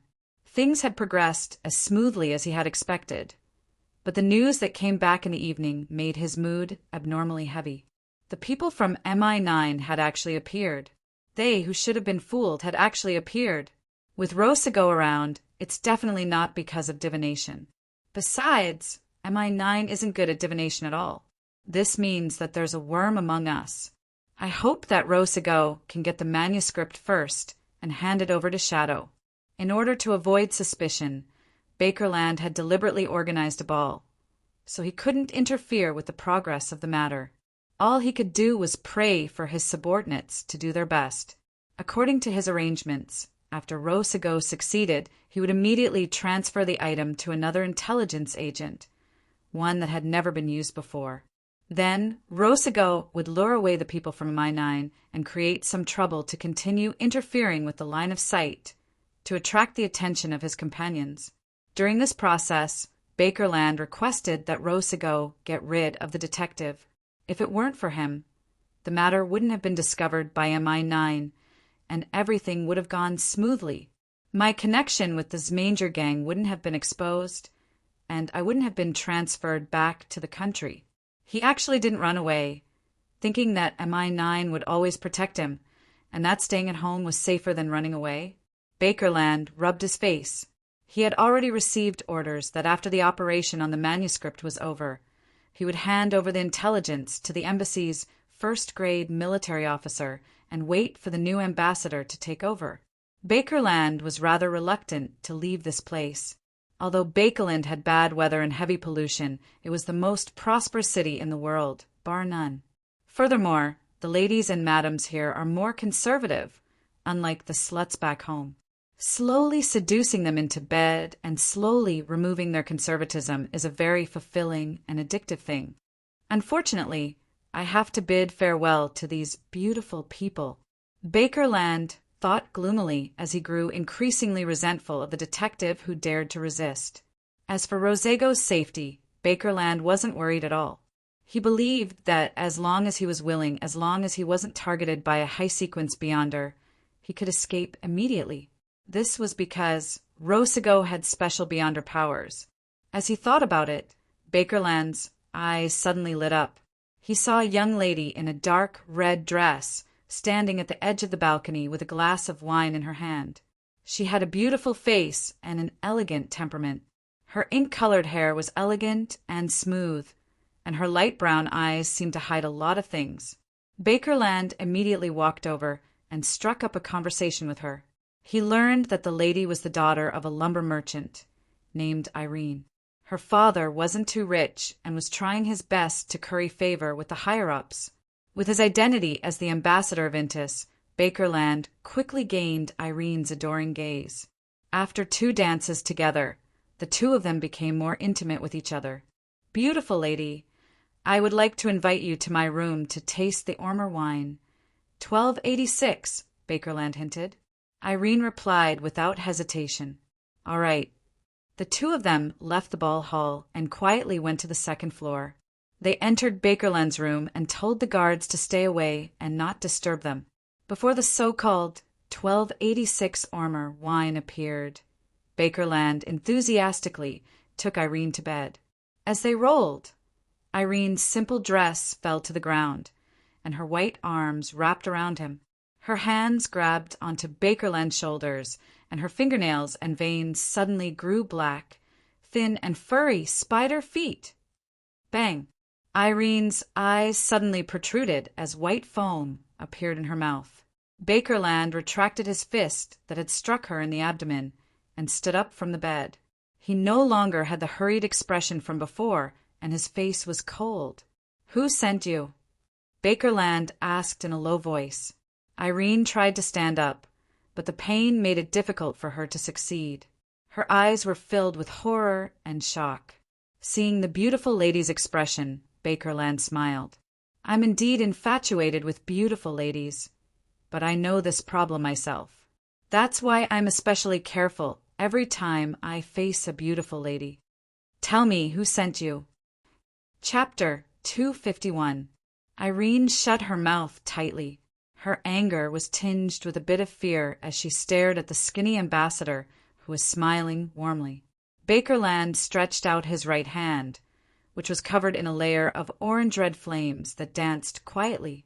He took 2 steps forward and made a gesture of pressing his palm against Irene's skin. This reminded Irene of the descriptions in many novels. Those cruel interrogators would use red-hot iron to burn the target's body, causing them to experience extreme pain. "No, you can't be so rough with a beautiful lady." Bakerland suddenly stopped his right palm and chuckled. With a jerk, the layer of orange-red flames turned into a long scarlet whip. The long whip burned the air around it, and barbs grew out from its joints. "Pah!" Bakerland lashed out with the flaming whip and struck Irene's body. Her clothes were charred, and a black mark appeared on her skin. Her face contorted as she screamed. "Who sent you?" Bakerland asked again in a gentle tone. Irene's lips quivered a few times before she finally opened them. "Yes," just as Bakerland was subconsciously listening for the answer. His eyes suddenly reflected a blood-red color. Not good. Bakerland jerked back and rolled on the ground. At the place where he had been standing, flames leaped up and formed a burning wall. Uft! Uft! Blood and flesh splattered out like raindrops, hitting the wall of fire with sizzling sounds. Some of them penetrated the layer of flames and paved a sparse path of blood-red spots on the ground. At the end of the path was Ambassador Intis, Bakerland, who had stood up again. He saw Irene's abdomen torn open and saw 2 arms wrapped in viscous liquid sticking out. With a sudden push of the 2 arms, a figure emerged from the beautiful Miss Irene's stomach. It was covered in a blood-colored viscous liquid that kept squirming and dripping down. It was the size of an ordinary adult man. It was hard to imagine that Irene, who was a normal woman without a bulging abdomen, had such a thing hidden in her body. How could it be hidden? Bang! Everything below Aaron's head exploded, turning into pure flesh and blood that flowed onto the humanoid figure. It mixed with the dripping liquid to form a strange red robe. The figure revealed its true appearance. It was beautiful and enchanting like a woman. The blood-red robe on its body, under the illumination of the fire, looked like a blooming flower. Rose Bishop! As a veteran intelligence officer, Bakerland immediately thought of the corresponding sequence name. Sequence 6 of the Secret's Suppliant Pathway, Rose Bishop. Every Rose Bishop was an expert in flesh and blood magic. Beyonders of the sequence could strangely hide in the bodies of others to avoid all kinds of detection. But when he burrowed out, the host would lose his life. For the Lord! Erin's remaining head cried out and closed her eyes forever. The Rose Bishop reached out his right hand and tapped his chest 4 times in the order of bottom, top, right, left. His eyes that reflected the color of blood and fire looked at Bakerland. He took a step forward with his right foot and passed through the wall of fire. He didn't suffer any damage from the fire, but there was a dark red liquid that kept dripping down. Bakerland took another step back and suddenly raised his voice. Someone! Help! Although his most capable assistant, Rosigo, and a few intelligence officers had been sent out, there was still no lack of Beyonders in the embassy. They were military officials who had been approved by the Kingdom of Rouen, and they were the protective forces here on the surface. 1 Sequence 5, 1 Sequence 6, 3 Sequence 7, and a total of nearly 10 Sequence 8 and Sequence 9. Bakerland's voice echoed in the room, but it couldn't be heard. The music outside didn't change, and the ball didn't stop. It was as if this place had become an independent and isolated world. Bakerland rationally stopped shouting, narrowed his eyes, and observed his surroundings. The Rose Bishop wasn't in a hurry to take action. He chuckled and said, "This is your own will, the rules you set. You previously told the guards not to disturb, not to approach, and not to let anyone come over.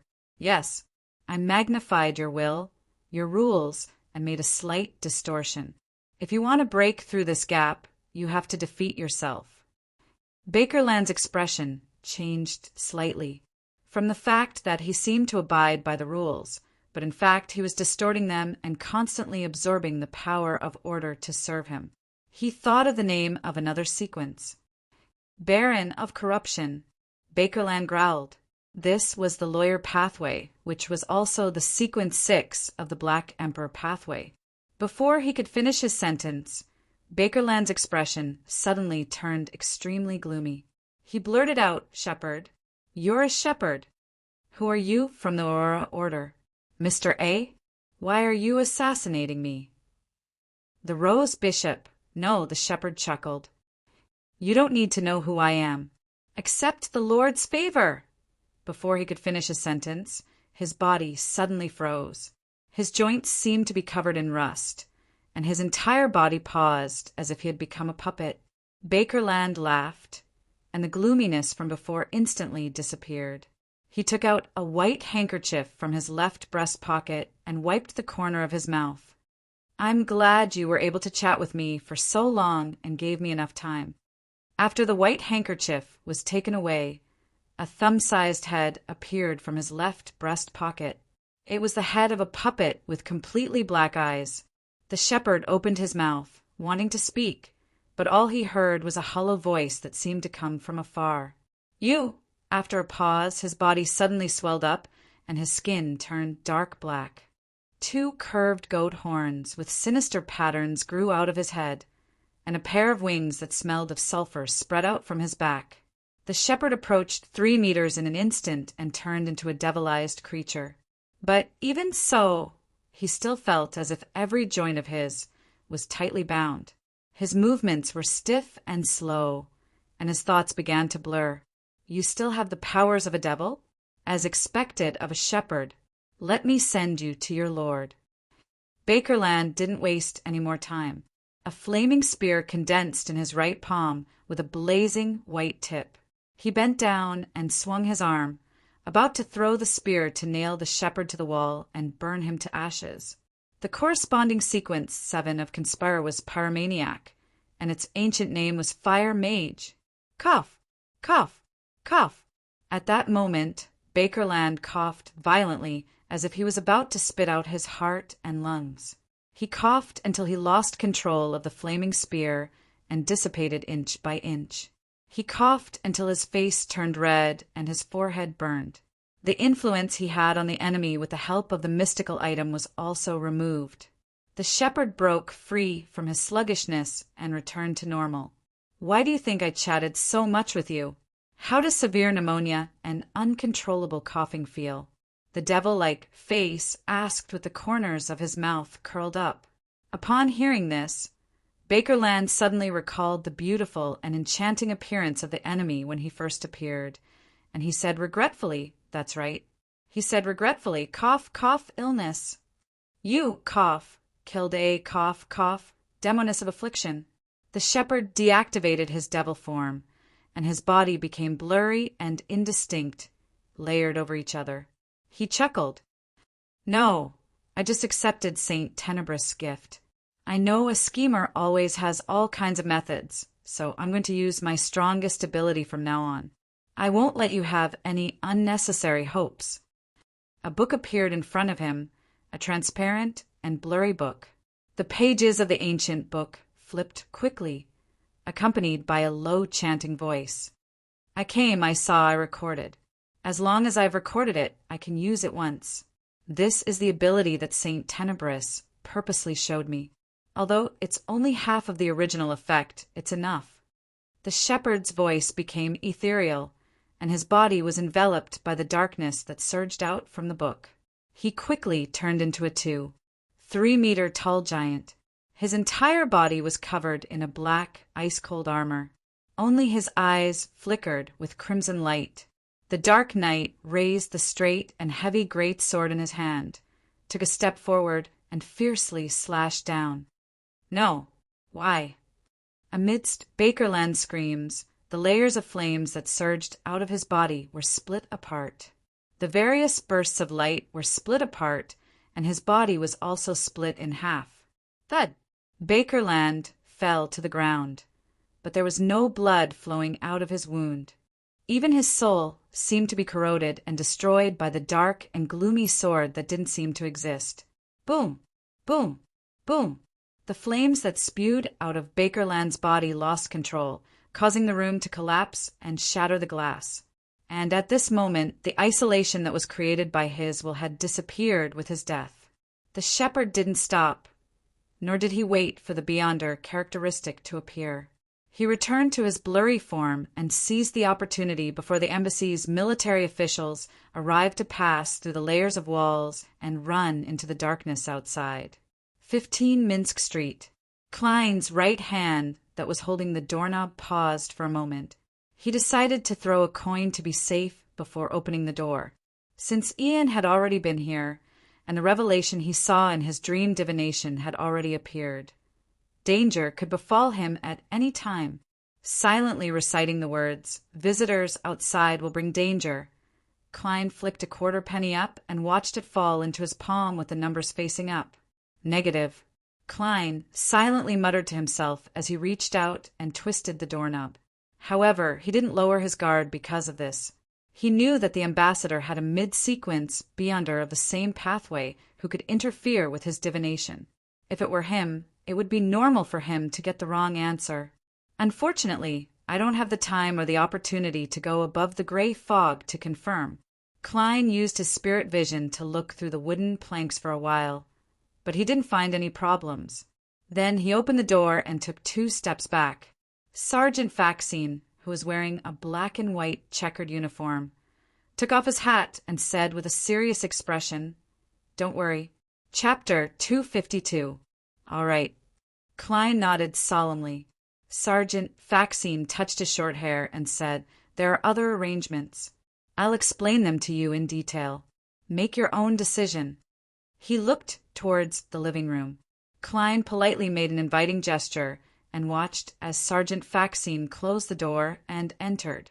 He walked to the sofa and sat down. "What are the arrangements?"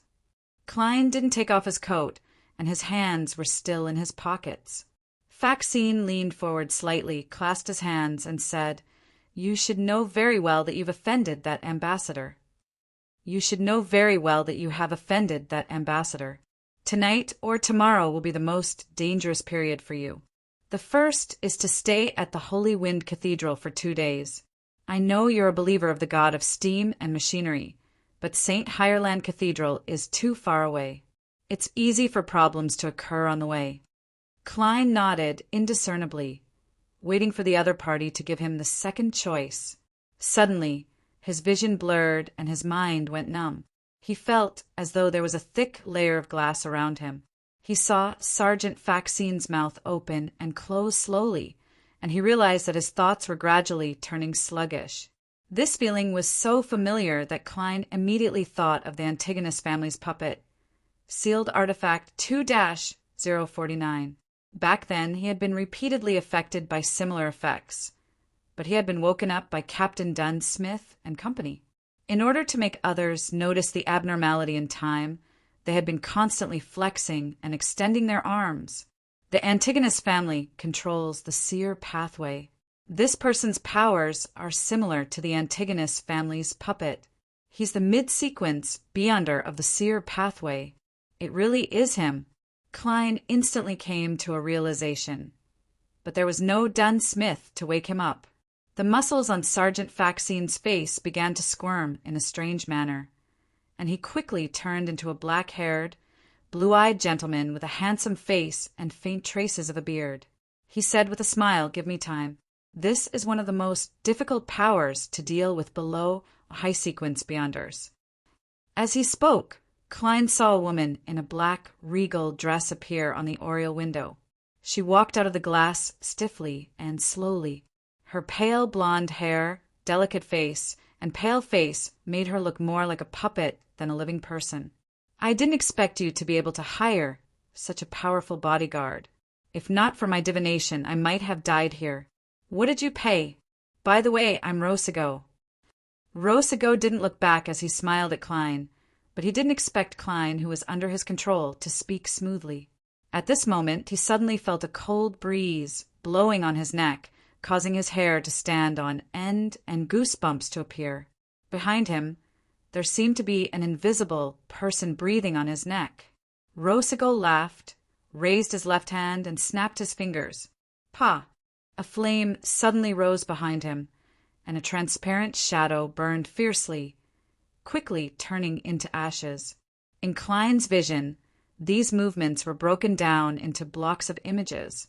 It wasn't that the other party had slowed down, but that his thoughts were becoming more sluggish. "He's already controlling me. Why doesn't he just kill me? Do villains like to chat? No, he's not a stupid person. He's using chatting to hide something." Klein tried his best to think, searching for the problem, but his thoughts couldn't help but slow down. He looked at Rosigo intently, observing every nuance of him. Finally, he saw a figure appear in each of Rosigo's eyes. It was a figure formed by pale blonde hair, blue eyes, pale face, and a dark Gothic regal dress. And at this moment the woman was still behind Rosigo, still near the oriel window. She walked over haltingly, like a puppet being manipulated. He hasn't really controlled her yet. She's still trying hard to resist and struggle. They're in a constant tug-of-war in the domain of mysticism. I need to do something to tip the balance. Klein turned his attention to the language of foulness charm in his left hand. The cold, slippery feeling was sinister. He was glad that he hadn't let down his guard and had been in a state of readiness to fight at any moment. All he could do was hurt himself and hurt others. Klein mustered his strength and struggled to speak. His vocal cord seemed to have rotted, and it was difficult for him to move his throat. In a hoarse voice, he chanted the ancient Hermes word with slight hesitation. "Filth." As the voice echoed, Klein's left palm felt a corrosive pain, and he heard the layers of illusory ravings that made him go crazy. This was a state he was familiar with, and it didn't affect his next attempt. That attempt was to inject most of his spirituality into the language of foulness charm. This didn't require the coordination of his body movements. 3 seconds later, the true creator's voice would descend upon the physical world and enter the ears of the living being closest to him. 3. The prelude, noisy, illusory, and evil ravings instantly spread. Klein's scalp went numb, and his mind buzzed. He felt his blood vessels constantly throbbing, and he could no longer focus his thoughts. Rosago, who was only a coffee table away from him, suddenly had a dazed expression. His face puffed up, and the figure of the woman in his eyes suddenly became clear. 2. The pale woman in the black regal dress behind him sped up, but she immediately frowned and revealed a pained expression. At that moment, Klein felt the effects weaken as he wished. He found his thoughts flowing again, and he realized that his joints were once again filled with lubricant. Having been tested by the ravings for a long time, he endured the madness and pain, and he threw the language of foulness charm in his left palm at Rosago. 1. The iron-black talisman with many symbols and sinister patterns melted. Rosago had just regained some of his composure and was about to pounce to the side when he saw a thick darkness and heard a murmur that contained a lot of knowledge and extreme madness. No human could describe this voice. All the blood vessels in Rosago's head bulged as if they were about to explode. He tumbled to the ground, twisting and struggling as his skin cracked open inch by inch, revealing the flesh underneath. At the same time, Klein, who hadn't directly heard the true creator's voice, and the lady with pale blonde hair and blue eyes fell to the ground, unable to withstand the pain. They each let out a tragic cry, as though someone had pierced their sun acupoints with an iron rod. Their eyes were bloodshot, and bright red liquid dripped from their noses. They couldn't see anything, nor could they sense the world around them. The experienced Klein was the first to recover. He staggered and struggled to stand up, and he saw Rosago tear apart his clothes and peel off his skin, revealing all his flesh and meridians. He was like a legendary red monster that had been skinned. He kept rolling and groaning in pain, as though he was about to lose control. Klein didn't wait for the outcome, because he couldn't bear the possibility of Rosago gaining benefits and becoming a devout believer of the true creator. He believed that the evil god was definitely filled with anger at him. Pulling out his revolver and adjusting the firing mechanism, Klein took 2 steps forward, circled to the coffee table, and pressed the muzzle against Rosago's head. Bang! Bang! Bang! Bang! Bang! Dressed in a black, double-breasted frock coat, he stared at his enemy and fired 5 shots in a row. He watched as his head swelled up and tilted back, and then his head exploded. Red, white, and black matter splattered all over the ground. Captain, thank you for your demonstration in the past. Klein lowered his revolver, panted heavily, and smiled. In front of him, Rosago's headless corpse swayed and fell back beside the sofa. It was only then that the woman in the black, gothic, regal dress slowly stopped screaming. Her rolling and struggling movements also slowed down, but her skin seemed to become a lot more transparent. Seeing that the flesh on Rosago's corpse was still squirming, Klein didn't hesitate to take out a requiem charm that he had made himself and use it. Amidst the calm and peaceful feeling, the corpse finally came to a stop. Seeing this scene, Klein had a thought, took out another charm, and chanted softly, "Crimson!" Then he injected some spirituality and threw the talisman at his bodyguard, at the pale-faced woman with pale blonde hair. A power that could put one to sleep rippled out, and the woman, who had yet to shake off the lingering effects of the voice, suddenly fell silent and fell asleep. Klein didn't feel at ease, so he added another slumber charm, afraid that it would disturb his next attempt. 15. Minsk Street regained its peace at night. This time, nothing was damaged, but the ground was contaminated, as the contest between the 3 parties was strange and secretive. Looking at Rosago's corpse and the sleeping bodyguard, Klein said in a self-deprecating manner, "There are benefits to courting death often. There are benefits to courting death often. At the very least, you can gain some immunity." He didn't quickly attempt a mediumship ritual, because Rosago had been contaminated by the true creator, and directly mediumship was equivalent to suicide. But this didn't mean that Klein didn't have a solution. He planned on mediumship above the gray fog and bring Rosago with him. With his current level of spirit body, even with the reinforcement of Aztec's copper whistle, He was unable to move the portable camera, much less a corpse that was several times heavier. However, mediumship wasn't mediumship with the corpse, but the remnant spirituality of the other party. Klein took out a candle and quickly set up a ritual. He summoned himself, responded to himself, and transformed into a special spirit body. After becoming a spirit body, he saw Rosego's vague remnant spirituality and realized that his Miss Bodyguard's physical state was somewhat strange. It was quite similar to his current state, but also very different. Klein didn't waste time thinking. He carried Aztec's copper whistle, wrapped Rosego's remnant spirituality, and went above the gray fog. After conjuring the corresponding ritual items and setting up a simple altar, Klein quickly began the mediumship ritual. During this process, he was surprised to discover that he didn't need to pray to anyone. He could directly mediumship, just like a real spirit medium. Phew! Is this my special authority in the mysterious space above the gray fog? A thought flashed through Klein's mind as he recited the divination statement. Chapter 253. The Potion Formula for the Seer Pathway. Klein leaned back in his chair and attempted to channel the spirit using dream divination. In the gray, illusory world, a gas lamp suddenly lit up, illuminating the stone slabs on the ground and the desk with a scroll of parchment. After the seer and clown formulas flashed, Rosego, wearing a shirt with fluffy cuffs, stood by the side, listening to a voice that came from an unknown location. Before advancing, I have to remind you that you've been relying too much on divination recently. Divination is a revelation, a result. It can't tell us the process. For example, if you divined whether a railway stock would make money, the answer you received was yes, so you invested all your money. But in fact, the true meaning of the revelation is that in the long run, in 30 years, this railway stock will make money, and before that, the fall will outweigh the rise. Fate isn't that easy to grasp. Most of the time, there's no way to determine or quantify it.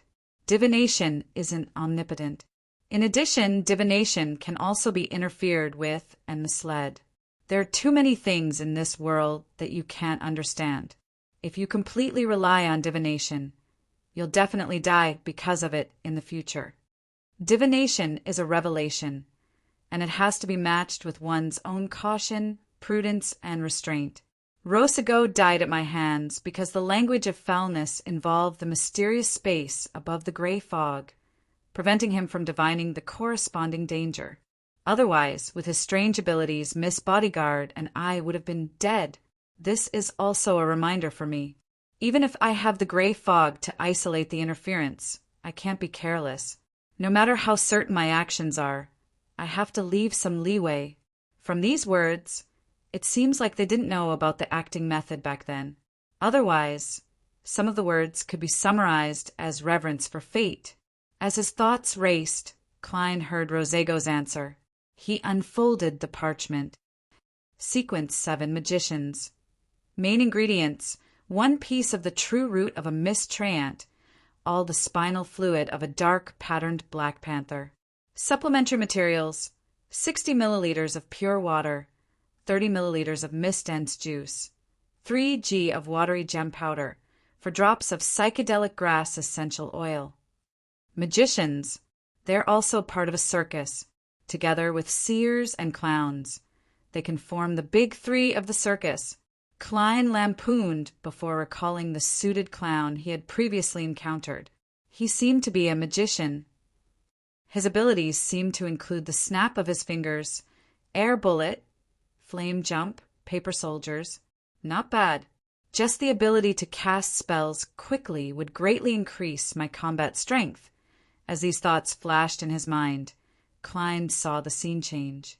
This time, it was a magnificent room, surrounded by all kinds of golden sculptures and decorations. It was the same voice from before, and it was the same reminder. According to my experience, after consuming this faceless potion, you have to remember one thing. You can disguise as anyone, but you can only be yourself. Faceless man. The sequence 6 of the seer pathway is faceless. This should be the beyonder power that allowed Rosego to transform into Sergeant Faxine. From the looks of it, the fake detective's reel was also played by him. Creeping hunger allows Zillings to transform into different people, which matches this Beyonder power very well. From the looks of it, a certain Faceless died at his hands.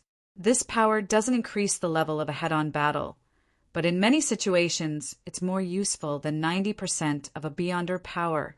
It's no wonder Rosigo dared to come here to kill and wasn't afraid of falling into a trap. This power is very important to me. With this in mind, Klein subconsciously widened his eyes. He saw Rosigo pick up a thin golden page with many Hermes words written on it. Sequence 6 Faceless. Main ingredients: thousand-faced hunter's mutated pituitary gland, characteristic of a human skin shadow. Supplementary materials: 80 milliliters of thousand-faced hunter's blood, 5 drops of black jimsonweed juice, 10 grams of dragon toothgrass powder, 3 strands of hair from a deep-sea naga. Thousand-faced hunter? This seems to be a type of dragon. It's not a particularly powerful type. It shouldn't be a psychic dragon, but it's still very rare and close to extinction.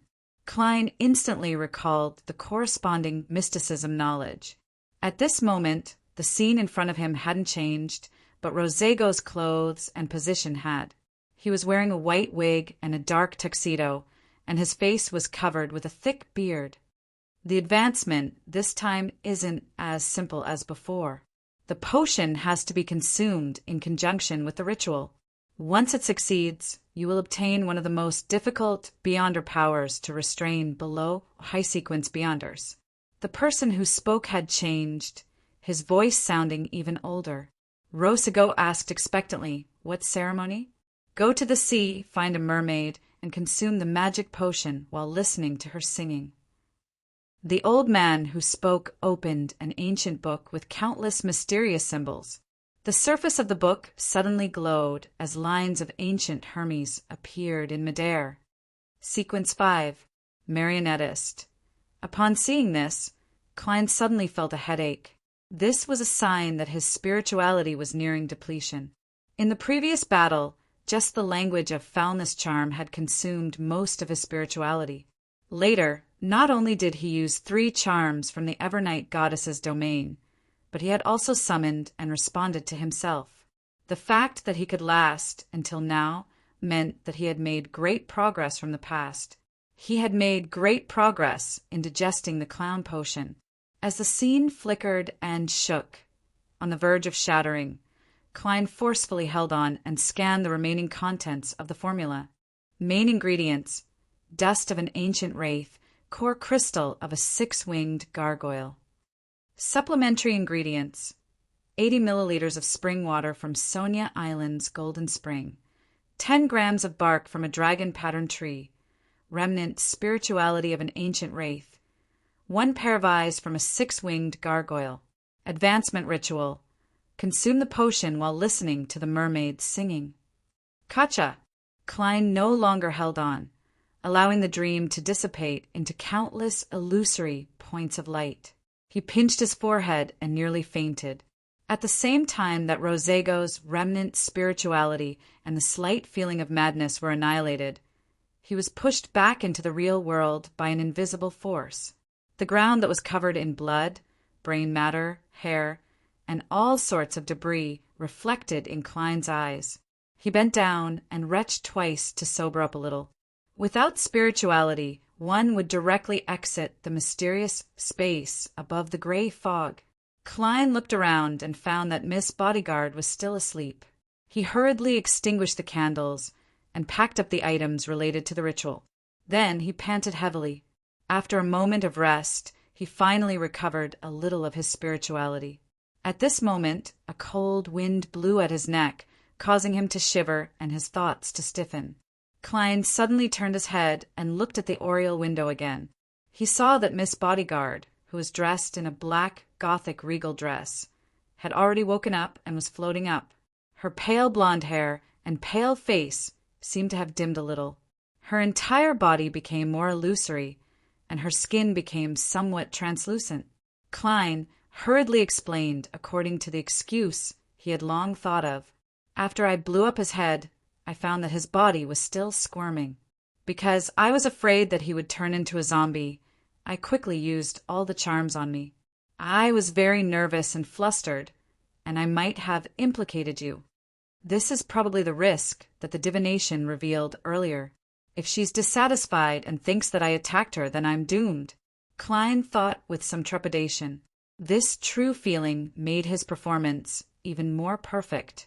Miss Bodyguard looked down at herself and said in an erratic tone, "What charm was it at the beginning? I bought a black ear at the gathering for 400 pounds. It was said that I could hear the voice of a great being. If I was lucky enough, I would gain a lot of benefits. If I was unlucky, I would die on the spot. I couldn't hire a bodyguard back then, and with such a dangerous situation, I could only take a gamble. The outcome wasn't bad," Klein answered with absolute truth. "After I heard the voice of a great being, the black ear shattered by itself and turned into this charm." Miss Bodyguard's blue eyes slowly swept across him. The room was silent, and there was a frozen silence. Finally, the lady in the black regal dress nodded. "You'd better find a psychiatrist." "Does she mean that I've already become a potential lunatic?" Yes, she guessed that it was a relic of a listener, and she also understood that Rosego's spirituality must have been corrupted by the true creator. She wouldn't suspect that I deliberately put her to sleep and took the opportunity to channel her spirit. This also explains why I was able to escape the influence of the ravings faster than her. After all, I'm a potential lunatic created by the true creator. Klein curled the corners of his mouth. "Let's quickly clean up the scene. Perhaps the people from MI9 will come over to take a look." He pointed at Rosego's headless corpse. As he spoke, Klein put on his gloves, approached, squatted down, and quickly searched for the relic. He quickly found more than 10 pounds in cash, some essential oils and herbal powder, 2 crudely cut paper dolls, and a strange piece of paper. The paper was orange in color. On it, there were symbols corresponding to the sun and magic labels circled out a blank rectangle. Just holding it in his hand made him feel warm and secure. "What is this?" Klein did not hide his confusion. At some point in time, Miss Bodyguard had floated behind him and replied simply, "A mystical item corresponding to a notary." Notary? Klein was stunned at first, but then he recalled that Rosego was an intelligence agent in the Republic of Intis. They believed in the eternal blazing sun, the god of steam and machinery, and the eternal blazing sun was also the god of contracts. Is this the sequence 6 or 5 of the barred pathway? Notarization is effective. Beyonder powers will be temporarily enhanced. Notarization is ineffective.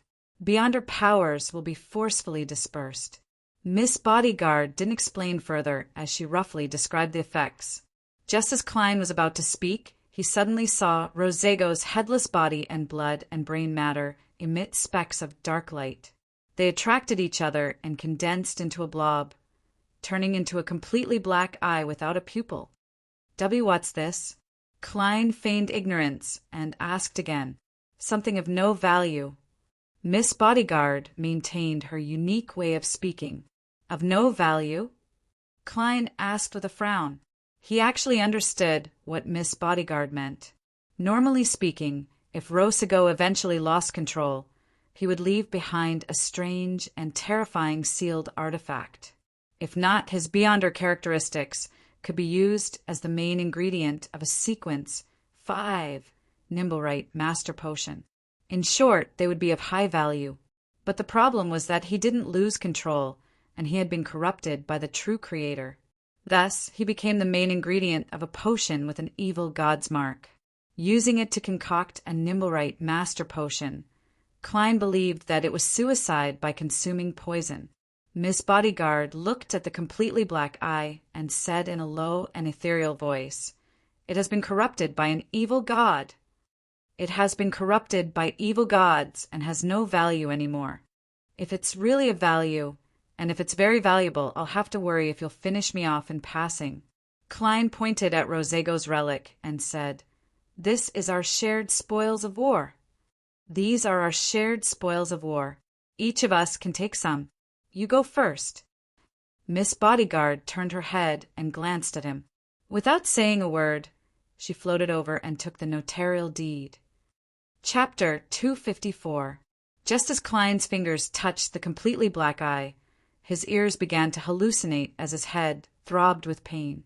But at the same time, something strange appeared in his field of vision. It was countless black, illusory threads. They spread out from Miss Bodyguard and himself, from every part of their bodies, piercing through the void and into infinity. This was a terrifying scene that could make a person with trypophobia faint. Klein suddenly gritted his teeth, unable to withstand the feeling of being corroded and corrupted. He placed the completely black eye into the iron cigar case. Everything returned to normal, and his negative state was alleviated. Only then did Klein have the energy to make a guess. Is that the essence of a marionettist's beyond her powers? To be able to see and control certain threads between a person's body and spirit? Unfortunately, it's corrupted, and the side effects are too great. It can't be used as a mystical item for the time being. I won't consider attempting to purify it above the gray fog. This is the second time I've provoked the true creator there. It's very likely that he will be prepared to find me.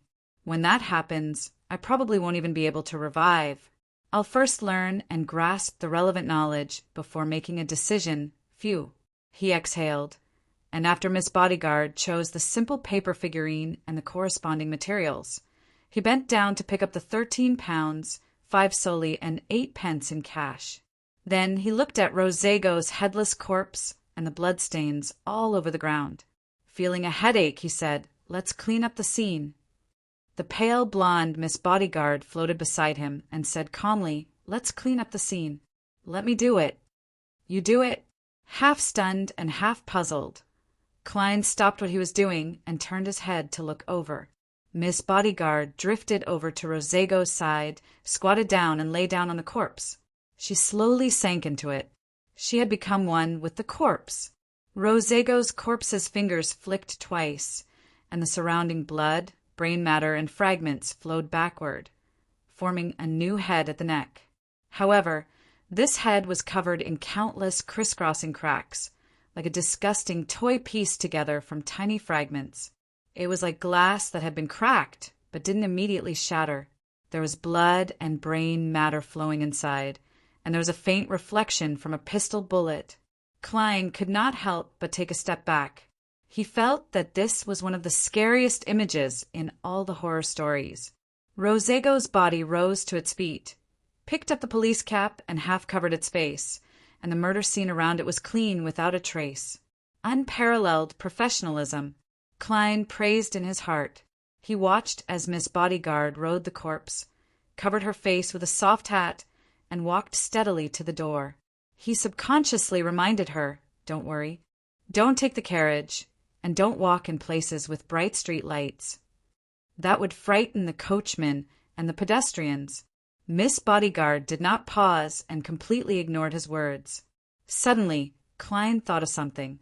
He thought of something he had overlooked before and quickly added, "When you come back, go to the Rice police station, Sergeant Faxine's house, or look around Minsk Street for Rosego's original clothes." Rosego had come in a police uniform, and the faceless powers clearly only involved himself. So where were his previous clothes? He couldn't have been wearing a police uniform the entire night. If MI9 and the police find Rosego's clothes nearby, and I'm not injured, things will be a little troublesome. Miss Bodyguard isn't a powerhouse belonging to a legal Beyonder team. For an ordinary detective to pay £1,000 to hire a bodyguard is enough to arouse suspicion. Klein kept thinking, wanting to plug all the loopholes in the matter ahead of time. Just as he was about to use his divination powers to help Miss Bodyguard find Rosego's original clothes and return the missing police uniform, Rosego's corpse paused and replied in a voice that sounded like it was grinding against rust. "I'm sorry." "I know." She sounds very confident. Right, Miss Bodyguard's state is between a physical body and a spirit body, and the principle of divination is that an astral projection roams the spirit world. So, she can divine based on her instincts. Klein came to a realization and didn't say anything else. He handed her the cartridge in his revolver and watched Rosego's corpse open the door and leave, closing the door very gently and politely. The spoils of war I chose are the beyonder characteristics, corrupted by the true creator. I believe no one can divine it, and even if there is, they would sense the danger ahead of time and wouldn't dare to divine it. Klein walked back to the sofa and sat down, feeling a lingering fear. The battle just now didn't last more than a minute, and it wasn't intense enough to destroy anything, but the hidden turbulence and danger was second only to his experience with Magos and the baby in her womb. Even with the powerful Miss Bodyguard and the language of foulness, he was nearly controlled by Rosego and killed without being able to put up any resistance. The powers of a marionettist are really strange and powerful. According to the law of Beyonder characteristics conservation, the Beyonder characteristics left behind by Rosego should have included all the main potion ingredients of sequence 5, 6, 7, 8, and 9. If it wasn't corrupted by an evil god, combined with the supplementary ingredients, an ordinary person could directly become a sequence 5 Beyonder. Of course, this kind of advancement method that relies on luck has long been abandoned by history. This is the most primitive and dangerous method. Advancing step by step according to the sequence is the best method that countless predecessors have verified with their lives. If I can get rid of the corruption of the true creator in the future, I can only use the Beyonder characteristics left behind by Rosego when I advance from sequence 6 to sequence 5. The additional characteristics can make me stronger, just like Captain. Klein recalled what had happened, raised his hand to pinch his forehead, and thought about something more important. Rosego's appearance means that the fight for Helmasuin's manuscript has ended. He doesn't have any charms on him because he used them in the previous battle. To come at such an important time, he should be thinking of diverting attention. MI9 probably didn't expect him to be so bold as to seek revenge under such circumstances. They didn't even send anyone to monitor him and could only passively wait for Rosego to give them a signal. Rosego is Bakerland's assistant, so his actions should only be under Bakerland's command. After his death, as long as Bakerland dies as well, then there won't be any hidden dangers. I wonder if the assassination has been carried out or if it was successful. Tonight, due to the fight for Helmasuin's manuscript, the protection around Bakerland will be at its weakest. If it were me, I definitely wouldn't let go of this opportunity. Bakerland definitely didn't expect someone to assassinate him. With nothing better to do, Klein took out a coin and recited in a low voice, "Bakerland is dead." Clang! The penny tumbled in the air before falling into Klein's palm. Head up. This meant that it was certain. Bakerland is dead? They succeeded? Klein was delighted, and his tense state suddenly relaxed. Without Rosego's interference, he believed that the result was correct. This matter is finally over. Klein took a deep breath and slowly exhaled. He slowly leaned back on the sofa and looked out the window at the looming crimson moon with exhaustion and ease. Inside the embassy of the Republic of Intis, 2 military officers were squatting beside Bakerland's corpse, examining the cause of his death. Their companions, their superiors, had already chased after him in an attempt to capture the assassin, but everyone knew that it was already too late. There was no hope. Severe lung damage, suspected to be a disease. The fatal blow was extremely powerful, stronger than any sequence 5 Beyonders attack I've ever seen. One of the military officers said in a low voice, "Disease? There are obvious traces of flesh magic on the ground and bed, but there aren't any on the walls. As for the sounds and commotion from the battle, they weren't transmitted. Together with the corrosive and annihilating characteristics of that fatal blow, there are at least 4 unrelated Beyonder powers." Another military officer stood up and described the situation as though he was talking to himself. He suddenly paused and exchanged glances with the other military official. They spoke at the same time. At the same time, he said shepherd. After a few seconds of silence, the crouching military officer frowned. Perhaps it's a gang with at least 4 different Beyonders. Then let's wait to be judged. It's normal that we didn't notice a lone rose bishop sneaking into the ambassador's side through a secret technique. But how did the other 3 sneak in? That's impossible.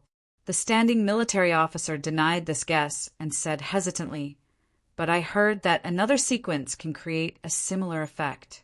I think it's called scribe. I don't know which pathway it is, nor do I know which organization it belongs to." The crouching military officer nodded and said, "The shepherd is the most suspicious. The Aurora Order is a bunch of lunatics, so it wouldn't be surprising for them to do anything. We'll investigate from the identity of the woman who seduced the ambassador. Damn it, the Kingdom of Rouen definitely won't let us investigate ourselves.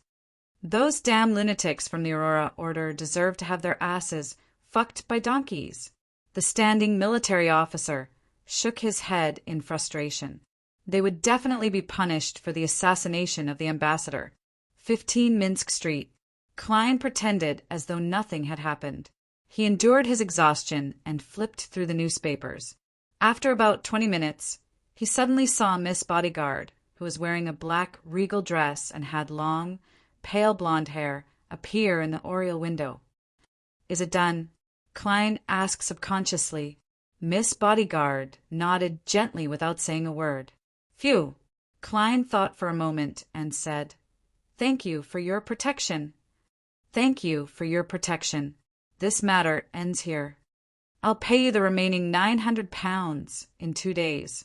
As you know, there's a limit to the amount of money you can withdraw.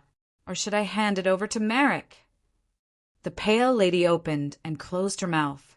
Her voice seemed to penetrate an illusion as it echoed in the air. "Just give it to me. I promise to protect you for 3 days, not once."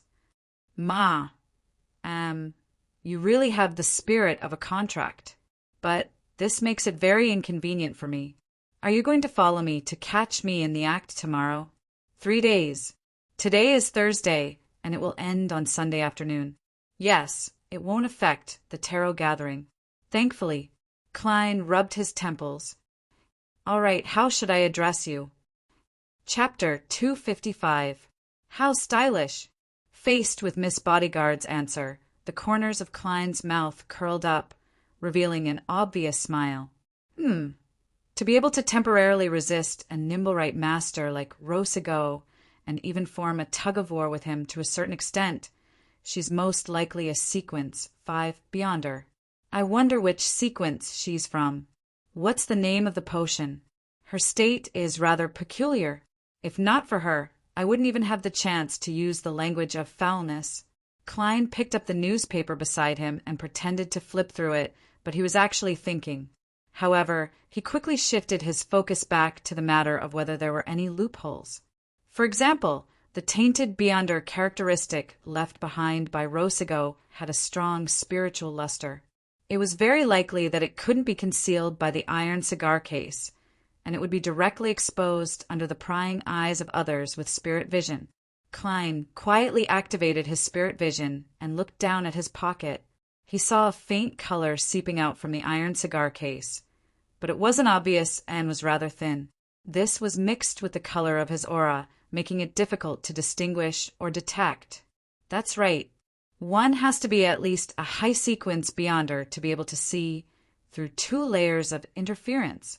It's no wonder herbal powder and the corresponding essential oil extract and other ingredients have to be used in metal bottles instead of wooden containers.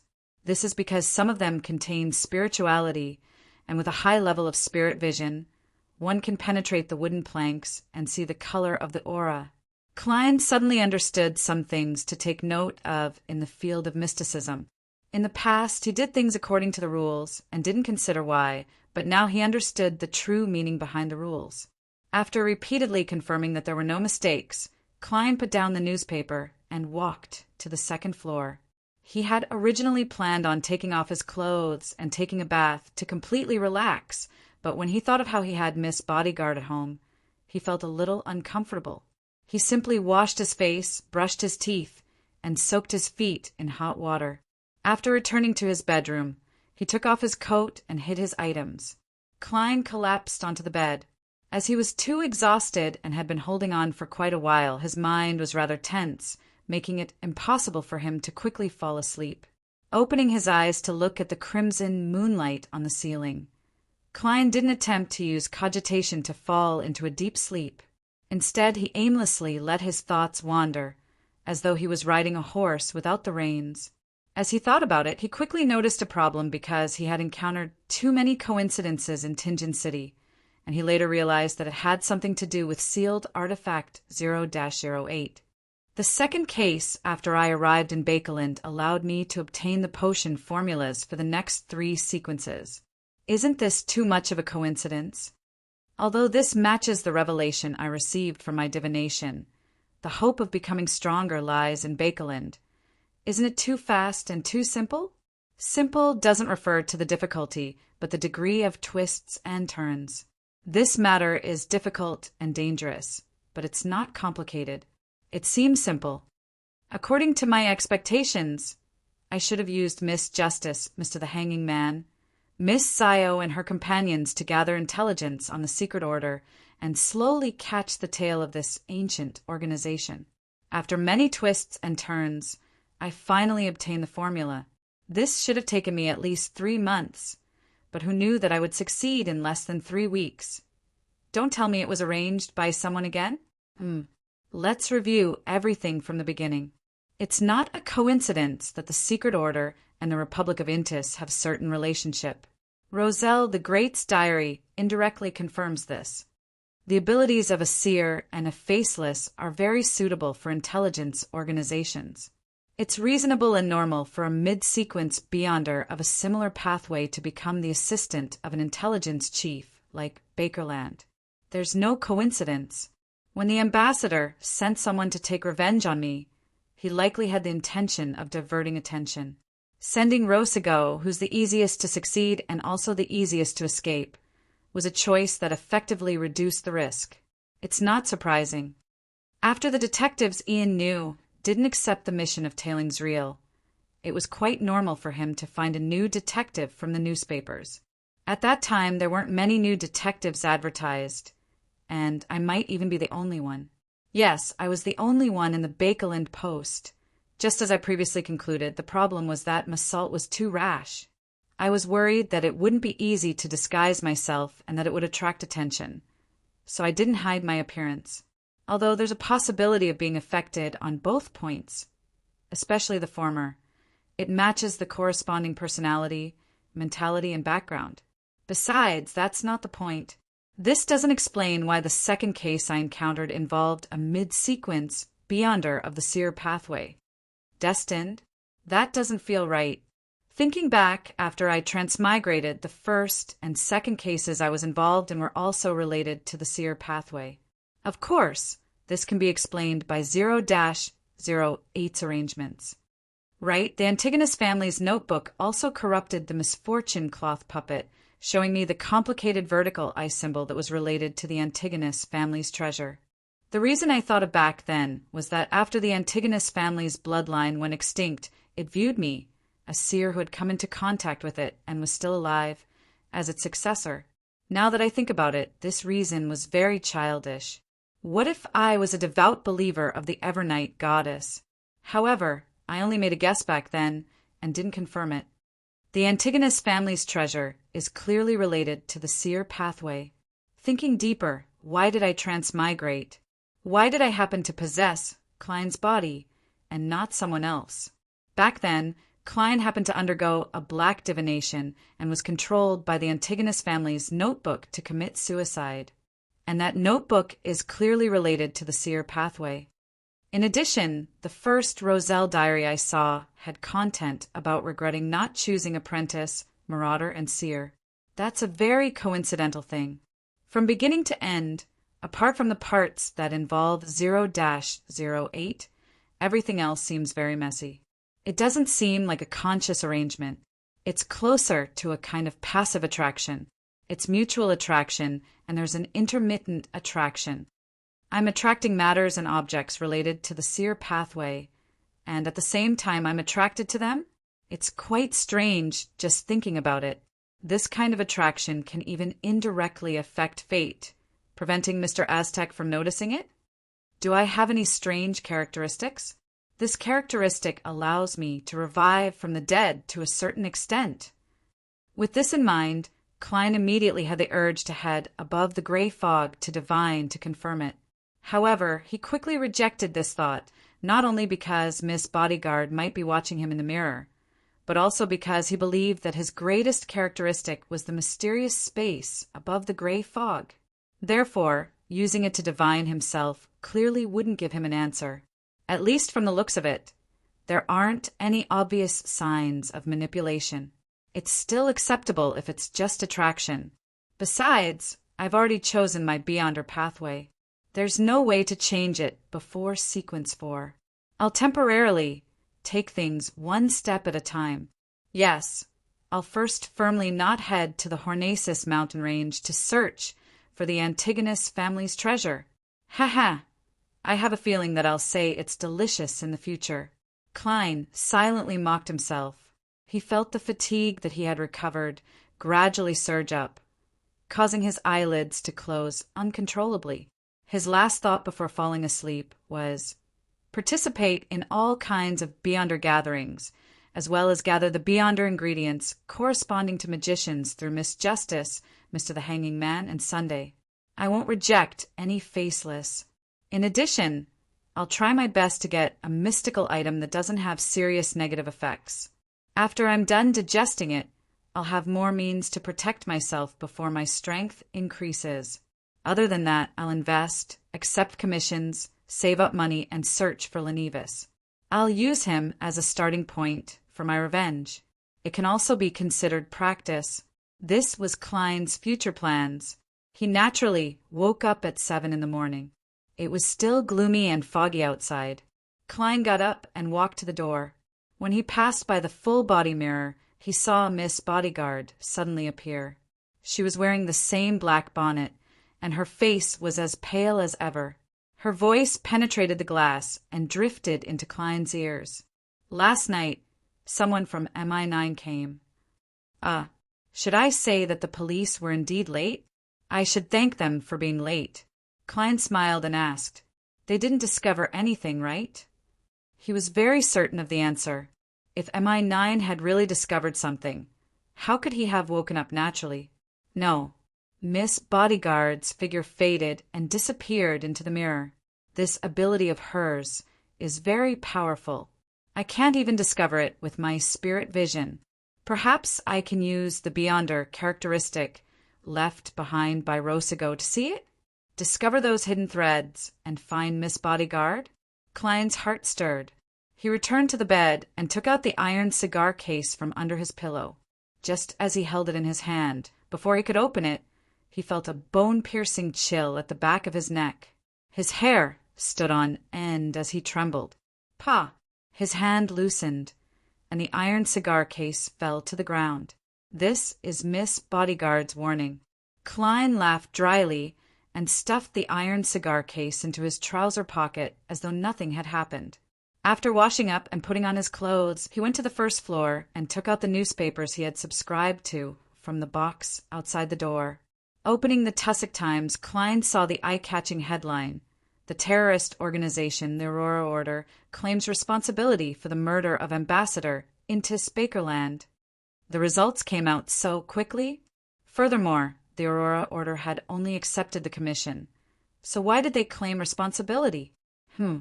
Terrorist organizations also need to show off and establish their image. Only then can they attract enough fresh blood. This complements their secret missionary work. Mr. A is very powerful. He should be a shepherd. Klein stood in the foyer and read the news in detail. According to the description of the news, there was evidence of the Aurora Order attacking Ambassador Bakerland at the scene, and in the follow-up investigation, they also found a letter that the Aurora Order had deliberately left behind, a letter that claimed responsibility. At the end of the news, the reporter briefly introduced the Aurora Order and listed some of the illegal acts they had committed, instantly making their fame surpass that of most secret organizations. Regardless, the matter has come to an end. Klein exhaled and looked out the window. He saw a thin fog filling the air and sparse rain dripping down. At times like this, shouldn't there be bright sunlight and clear weather to match the scenery? Klein laughed self-deprecatingly. Chapter 256. In Queens, Earl Hall's luxurious villa, Audrey held a white napkin and watched as the maid cut the bacon for her, placed the double-sided well-done omelettes, spread jam on the soft bread, and added sauce to the grilled mushrooms. In a real noble family, there were many types of maids.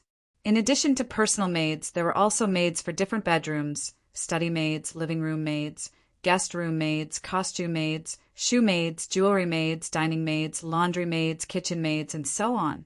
There was a strict correspondence, with one maid for each task.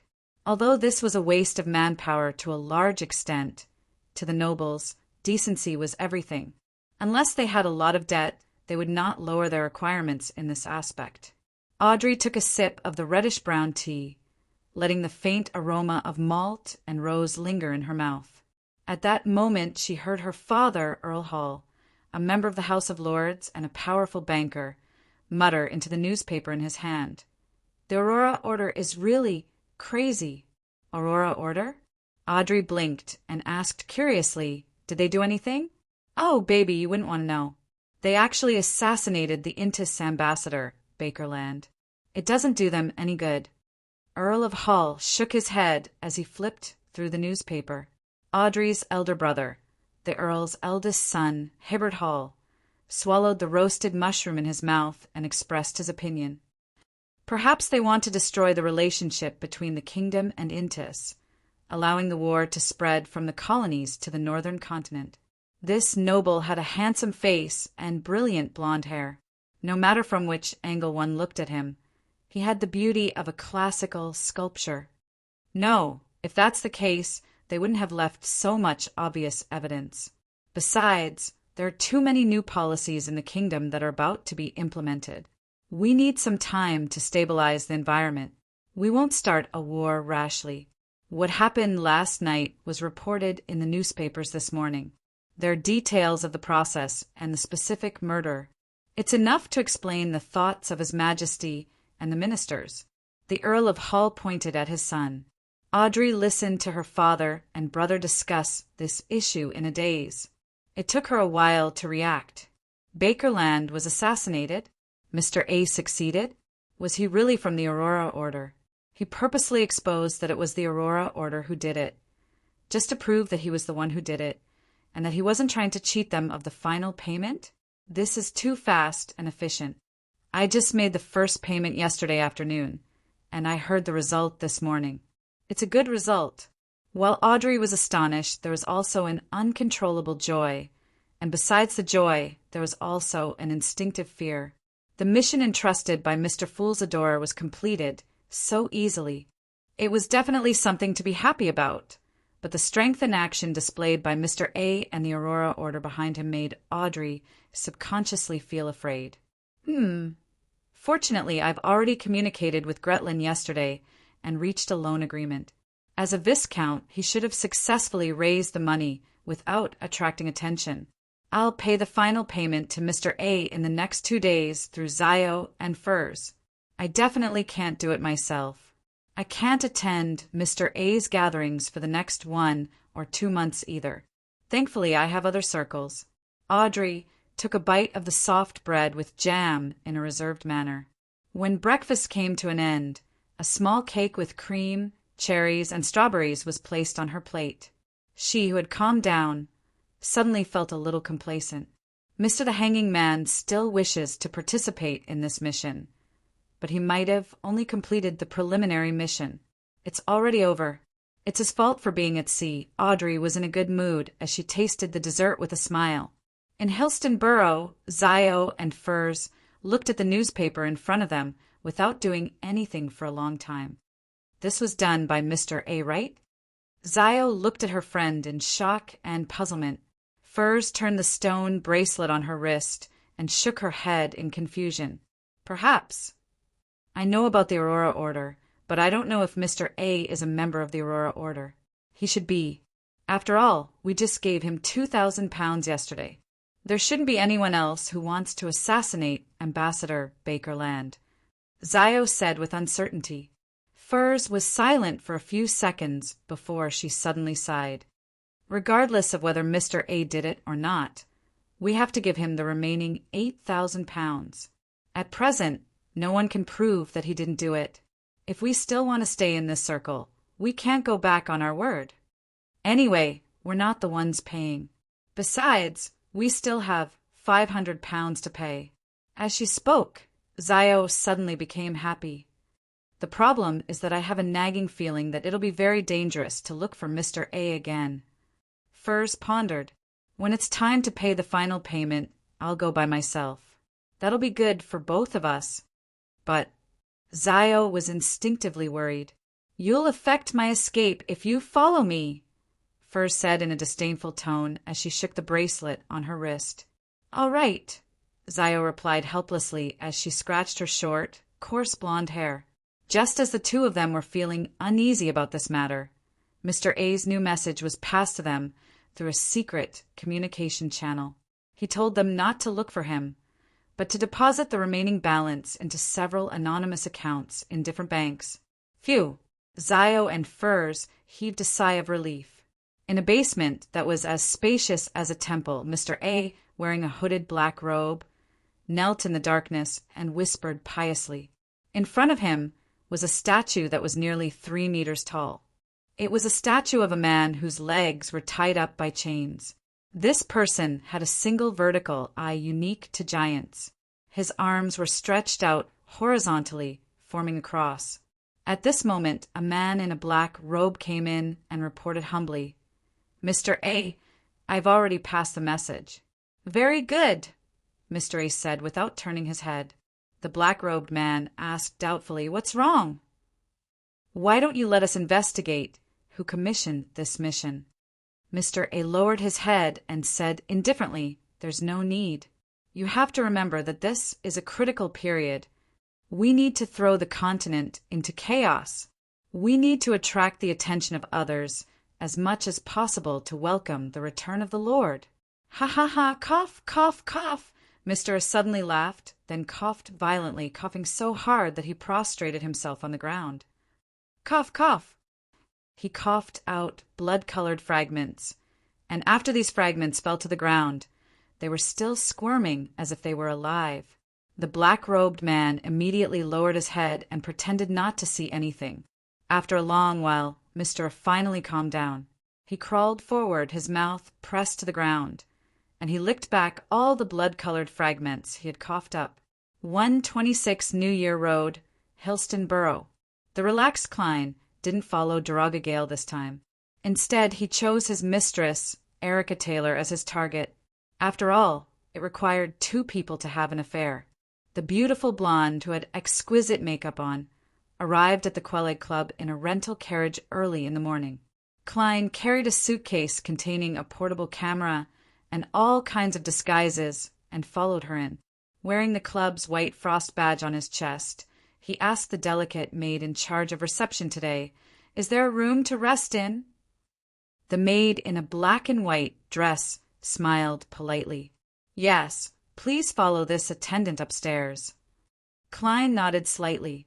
Under the lead of the red-vested attendant, he walked up the stairs to the 2nd floor, just in time to see Erica Taylor enter a lounge by the street.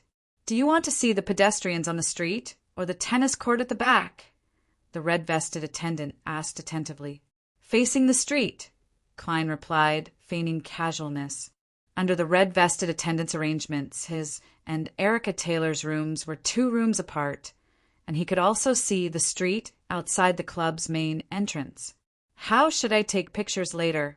Find an opportunity to sneak in, hide in the room, or climb through the window and climb the pipes outside. Neither of these methods can hide the exaggerated flash, but the latter can disguise me as an outsider secretly taking pictures, so that no one will suspect me and expel me. However, this would be easily detected by Darago and Erica. Use a charm to put them to sleep? No, that would make the photo less convincing. It has to be a scene from the process. There's only one chance, so I have to take a good enough picture. This isn't my area of expertise. I'm no art master. If it were old Neil, he would definitely try to construct a new ritualistic magic. A ritualistic magic specifically used to hide the flash of the camera. Of course, the goddess might not respond to him. As Klein deliberated over his next move, he saw Miss Bodyguard appear in a silver mirror in the room. She was still wearing the black Gothic regal dress and a small bonnet of the same color. Her hair was pale gold, her face was pale, and her features were exquisite. "Do you have a way to hide the flash of the camera?" Klein asked casually. Just as he said that, he saw the surface of the silver mirror ripple as a slightly transparent palm suddenly extended out. Miss Bodyguard crawled out of the silver mirror like a ghost and walked in front of Klein. She nodded slightly and said sure. She bent down and leaned over, slowly fusing into the camera's lens. Klein looked at this horrifying scene with his mouth slightly agape. It took him a long time to snap to his senses. He picked up the portable camera and tried taking a picture in his lounge. The effect was better than he expected. The flash was limited to the vicinity of the lens, and the image was rather good. Perhaps it should be called a paranormal camera now. Klein lampooned as he took the camera, came to the window, and waited patiently. Before long, he saw Daraga Gale arrive in a carriage. On the other side, Erica Taylor also saw her lover. She hurriedly left the lounge and went to the first floor to welcome him. Seizing the opportunity, Klein used his tarot cards to open the door to her room and carefully hid in the cupboard where the extra bedsheets and blankets were placed. The surrounding darkness reminded him of last night, the strange and terrifying Nimblewright Master Rosago. Chapter 257. Curled up in the cupboard, Klein quietly activated his spirit vision and saw two blobs of aura colors enter. "Erica, I've brought you a gift." A deep voice echoed after the door was closed, as expected of a gentleman from the kingdom of Rouen. Even if he was having an affair, he was still a little old-fashioned. If it was a man with Intis, he would have been calling her sweetheart, baby, my angel, and so on. Klein could not help but complain in his heart. Of course, this was all based on the stereotypes in newspapers, magazines, and novels. Erica Taylor asked in pleasant surprise, "Let me guess. Is it Fathman's eye cream, face cream, or essence? Or Lackney's? What's all this?" Klein was a little confused. Obviously, Dalaga Gale couldn't react in time either. 7 or 8 seconds later, he said, "No, it's stockings." In this world, because oil has not yet been discovered, there are no corresponding cheap chemical products. Silk stockings are high-end goods woven from pure silk. Not bad. Let me take a look. Erica's delight did not diminish. "I bought them at Philip's department store yesterday. 30 soldi each. There are 5 pairs in total," Daragu said in a slightly ostentatious manner. "So expensive." "So expensive." Erica and Klein said the same thing, one with a sigh and the other with a sigh. After working for so many years, Banson's weekly salary was only £1 and 10 soldi, which was 30 soldi, which was equivalent to a pair of stockings. Yet he relied on this salary to educate his younger brother and sister, feed them well, and provide them with a place to sleep. An ordinary worker with a bit of skill only earns around 20 soldi a week. Klein was speechless. "No, it's not expensive. The stockings are worth this much. I even gave you an extra tip of 5 soldi." As Daragu spoke, the color of his aura became brighter. Klein guessed that he had taken off his coat. "Then I'll give it a try," Erica Taylor said in a gentle voice. "I feel like I'm watching a dirty movie, and it's even a live broadcast. Moreover, Miss Bodyguard is here too." The corners of Klein's mouth twitched slightly as he watched the red flow between the two. He watched as the emotional light of both sides quickly turned red like a raging fire. The purple is getting closer to the red and moving upwards. The red is wrapping around the green and an orange red. Klein listened to the panting and low laughter while he deduced the movements and positions of the two people outside from the changes in the aura. When he felt that it was about time, Klein silently pushed open the cupboard door and looked in the direction of the bed. Durago and Erica were already entangled. Their clothes were half undone, and their movements were intense. Klein raised the paranormal camera and aimed it at the passionate couple, waiting for the scene where he could see both of their faces at the same time. When Durago and Erica fell to the bed in each other's arms, Klein finally captured the most suitable picture and pressed the button to take a picture. The cracking sound was not obvious, and the intense flash and other anomalies were confined to a small area, so it did not alarm the man and woman. Due to his lack of confidence in his photography skills, Klein took a few more photos, intending to have a choice in the future. He was only prepared to give his employer one photo, because too many photos would make the lawyer question why the other party hadn't noticed that someone was taking photos. The underwear fluttered to the ground, and the panting suddenly intensified.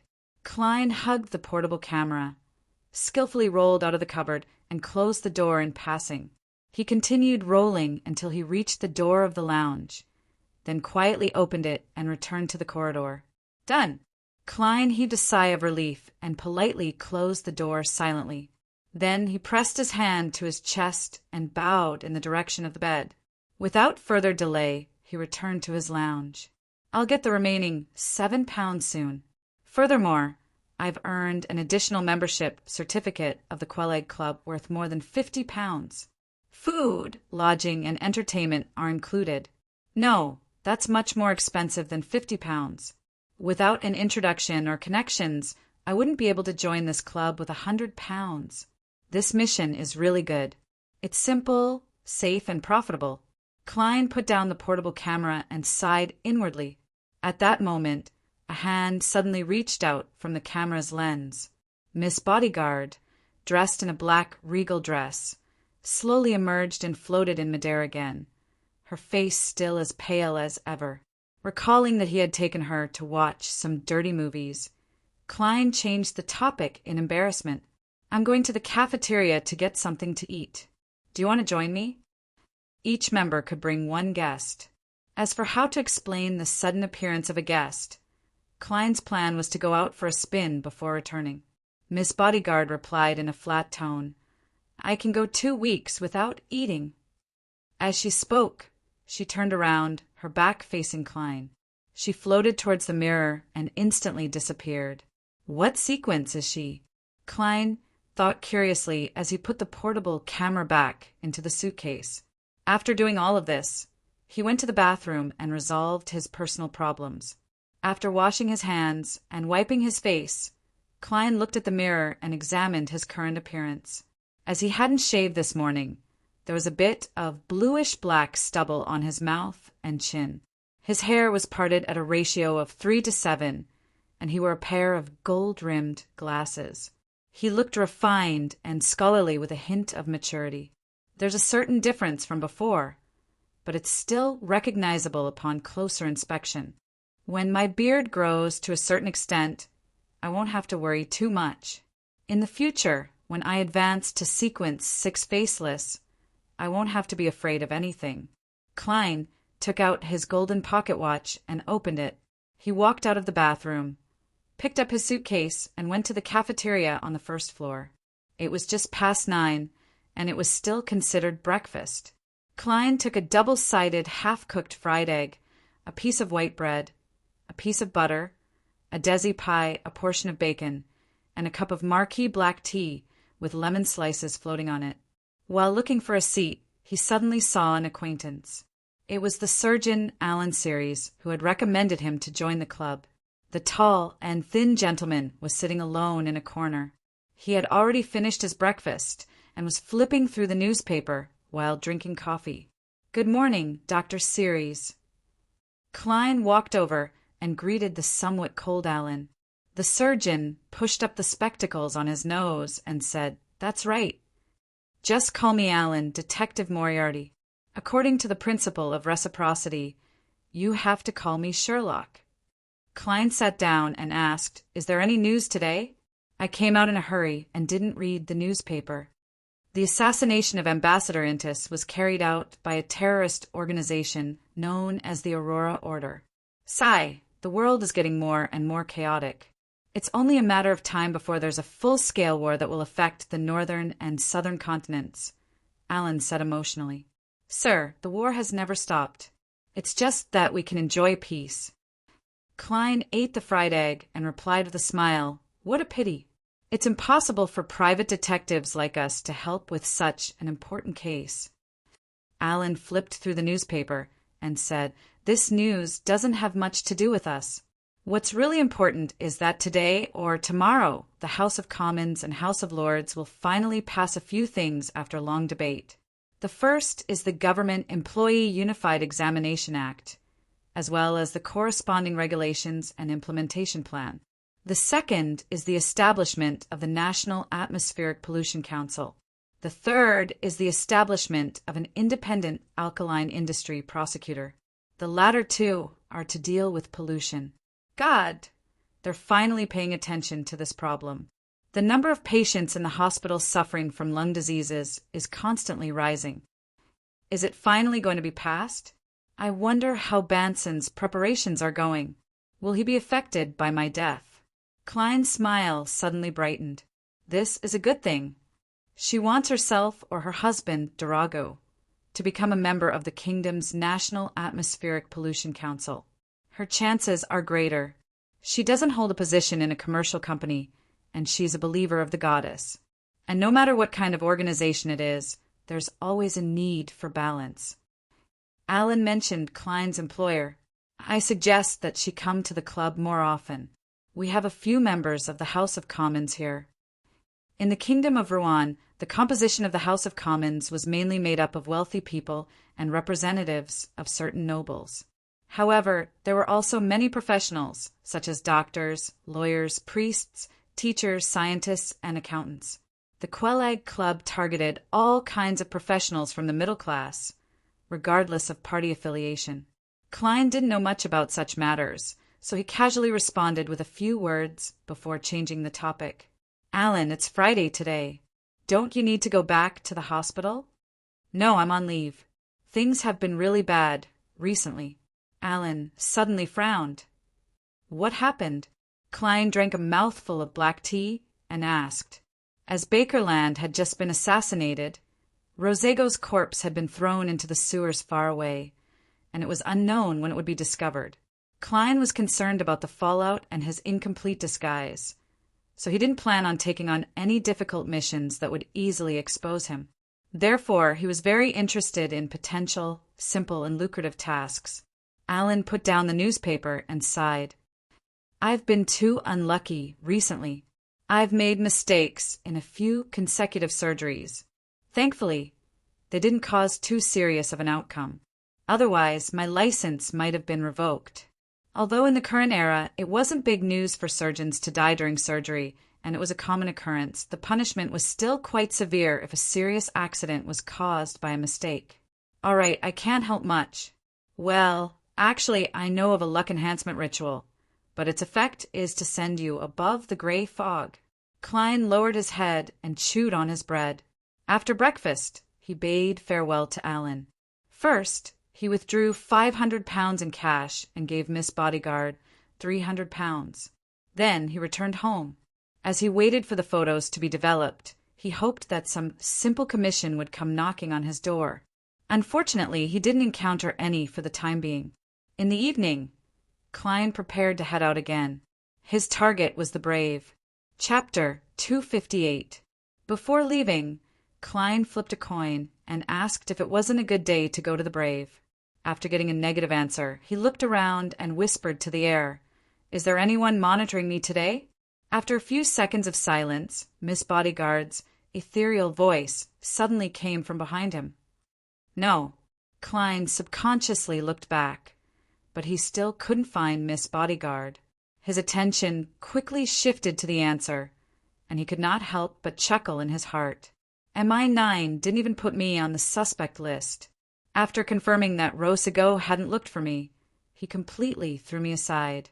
Should I feel honored or insulted? That's right.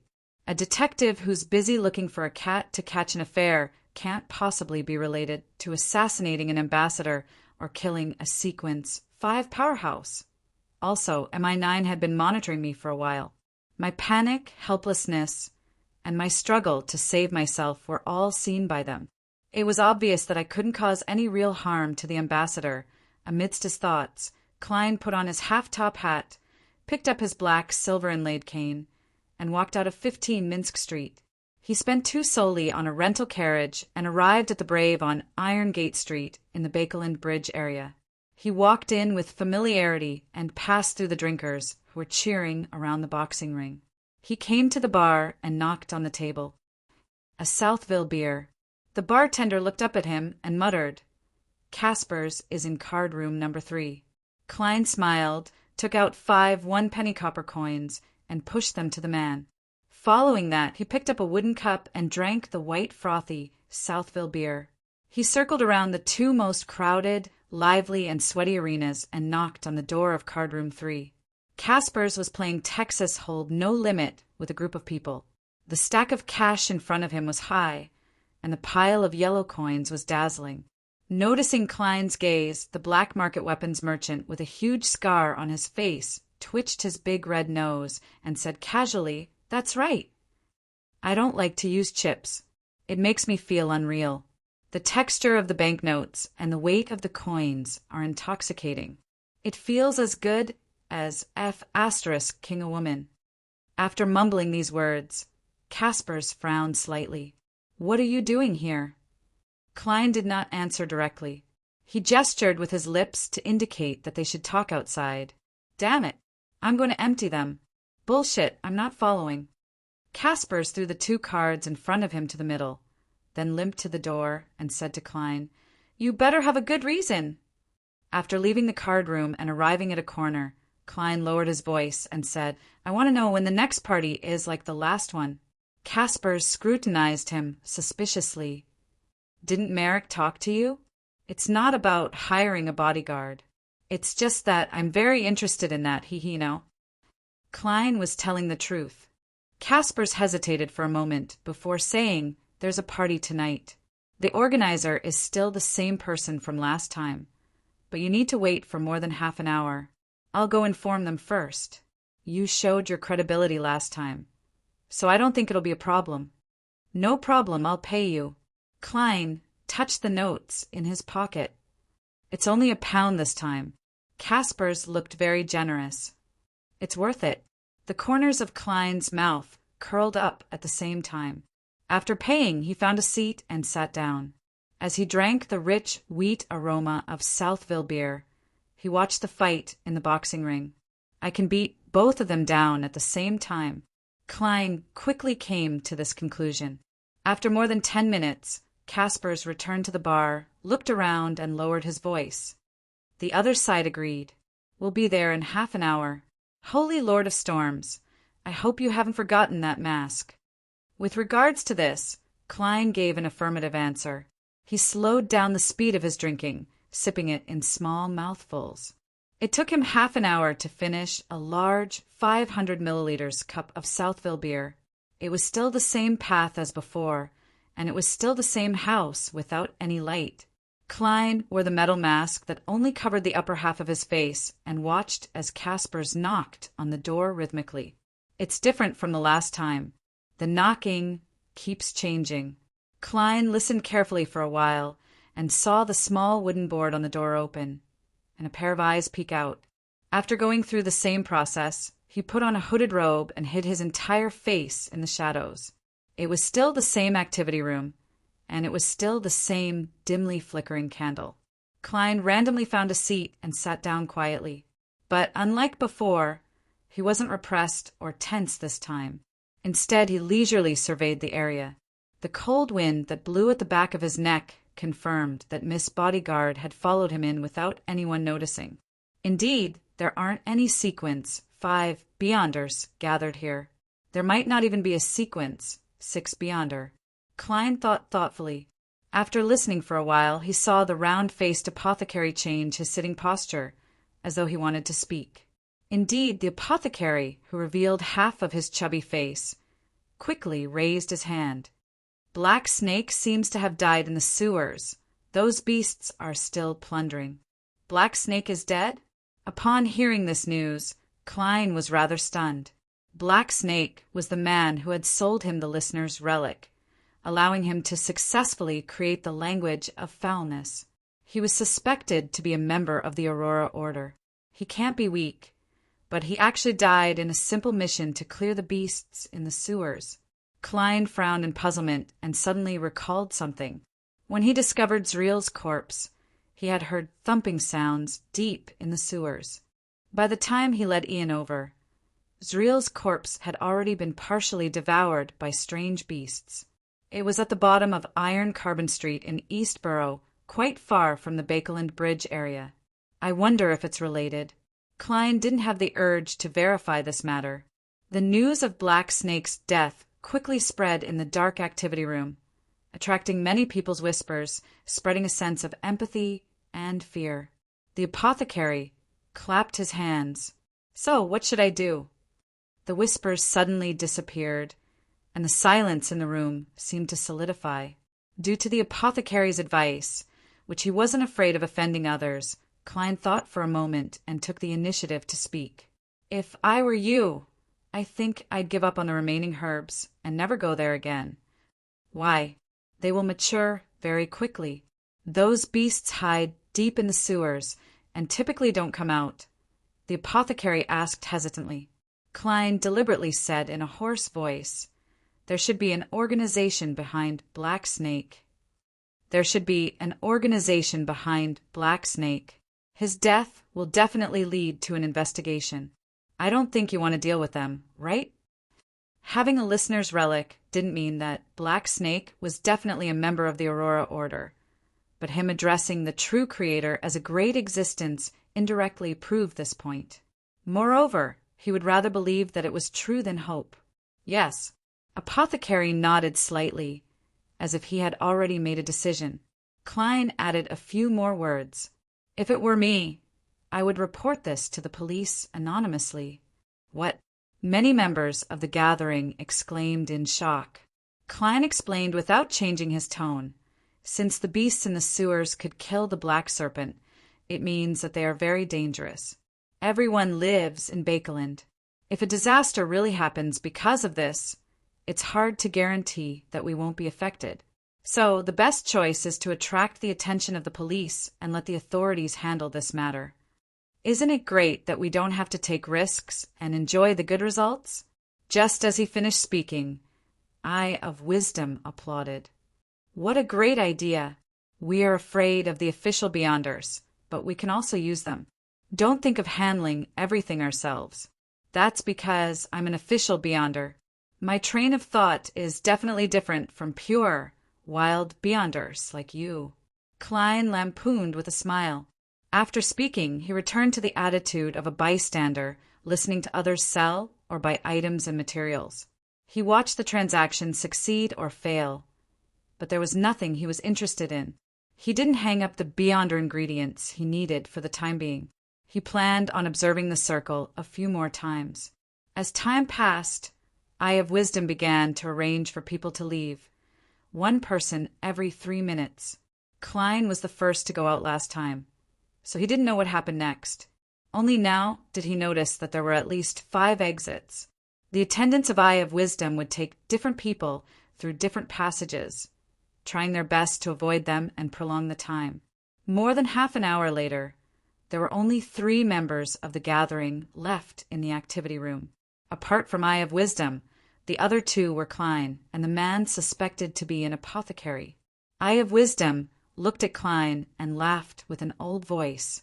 "Looks like your luck isn't bad." He recognized me as the person who bought the ominous item Black Snake. Klein smiled and said, "Yes, I won the bet." Hearing their conversation, the apothecary's eyes widened as he scrutinized Klein. After a long while, he said, "Do you have any other lucky mystical items? I've already treated you as a dead man." "You sure are direct." Klein replied tactfully, "Perhaps I'm lucky enough to begin with." In fact, he also wanted a similar item. Eye of Wisdom sighed and said, Lad, don't always bet on luck, especially in such matters. Even if you've won many times in the past, as long as you lose once, you won't have a chance to turn the tables. I know. That's why I came to this gathering, to see if I can buy anything useful. Ha! I'm considered the same as you, Klein said casually. The same? The apothecary sighed exaggeratedly. I should have listened to my teacher back then. Teacher? He suspected to be an apothecary. The apothecary pathway is controlled by the Church of Earth Mother and the Life School of Thought. The Life School of Thought's inheritance is a master-disciple system. Klein's heart stirred as he asked curiously, Why do you say that?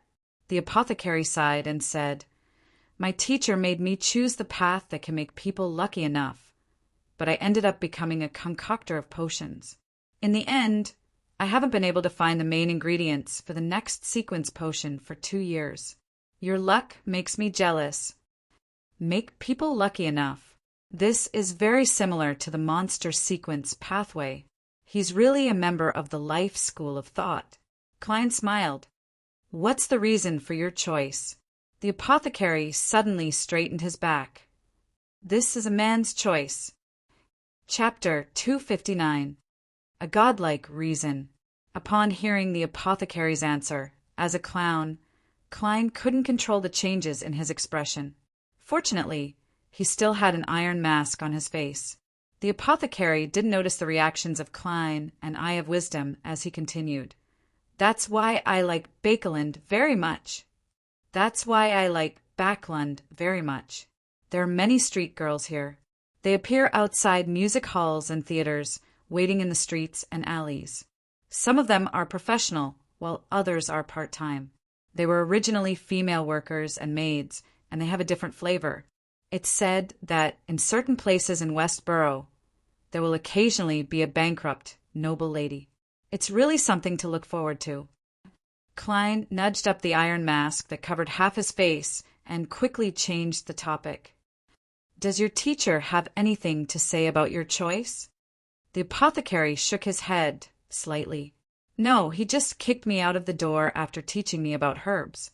He told me to travel the continent and experience life. Damn it. He didn't even tell me where to find the ingredients for the subsequent potions. At this point, the apothecary looked at Klein and added, If you know where to find the spring of the elves' marrow crystals, please tell me. If you know where I can find the essence crystal of the fountain of the elves, please tell me. I will pay you. Of course, you can also buy it first and sell it to me at a higher price. You are a lucky guy. Maybe you can help me fulfill my wish. All right. Klein casually agreed and asked thoughtfully, When the time comes, can I use it to exchange for the apothecary potion formula? From his point of view, apothecary was a very useful support job that could be used to nurture helpers. The apothecary, who wasn't too fat but rather rotund, quickly shook his head. No, I can only teach my students. Is this a rule of the Life School of Thought?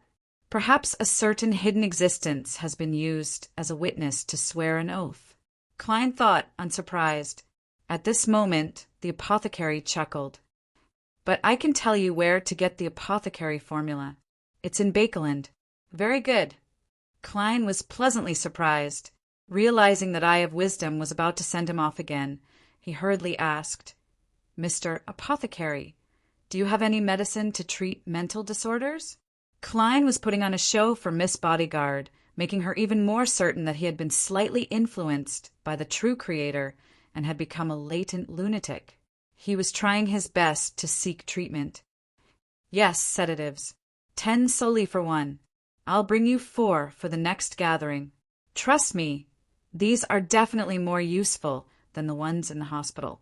I've added some spiritual ingredients, the apothecary answered without hesitation. How expensive? In Tingin's underground market, the sedatives from the hospital cost 1 to 2 solely each, while the ones from the Nighthawks, mandated punishers, and machinery, hive mind, cost 4 to 5 solely each. As these thoughts flashed through his mind, Klein put on an act and looked at Eye of Wisdom. Honorable sir, may I attend the next gathering? Pay attention to the Bakeland Morning Post every day. When there's an advertisement for the purchase of goods by the Ernst firm on the 5th page, it indicates that there will be a gathering here at 8 in the evening the next day. The strength and interval of the knocking depends on the price. The first number is the number of heavy knocks, the second is light, the third is long, and the fourth is short. The rest are meaningless. Eye of Wisdom nodded. After describing the information, he sighed. Beyonders who don't belong to the official organizations and aren't part of any organization aren't as good as you imagine. On the one hand, we have to hide our secrets and avoid the officials. We have to maintain a cautious and careful state at all times. On the other hand, we have to fight against losing control and madness. Too many of our kind have died because of these two matters. Even if we successfully avoid the attention of the officials and avoid losing control and madness, we will still fall into a predicament of lacking ingredients, not being able to find the items we want, and not being able to obtain enough knowledge at any time. I organize such gatherings so that everyone can help each other. Unfortunately, it's an era where mysteries are scarce. Many Beyonder ingredients rarely appear again. That's right, but I have Mr. the Hanging Man, who knows the coordinates of some primitive islands. There's also my classmate from the City of Silver, the Sun, who is constantly fighting against all kinds of monsters in the depths of the darkness. I can rely on them for some Beyonder ingredients. Klein politely got up and bowed to Eye of Wisdom. Your character is admirable. After sitting down again, Klein suddenly thought of something and asked after some deliberation, "What's going on?" He deliberated and asked, "Gentlemen, do you have any mystical items? Just like the one black snake sold me, but it doesn't have too serious or negative problems. I want to have some ability to protect myself."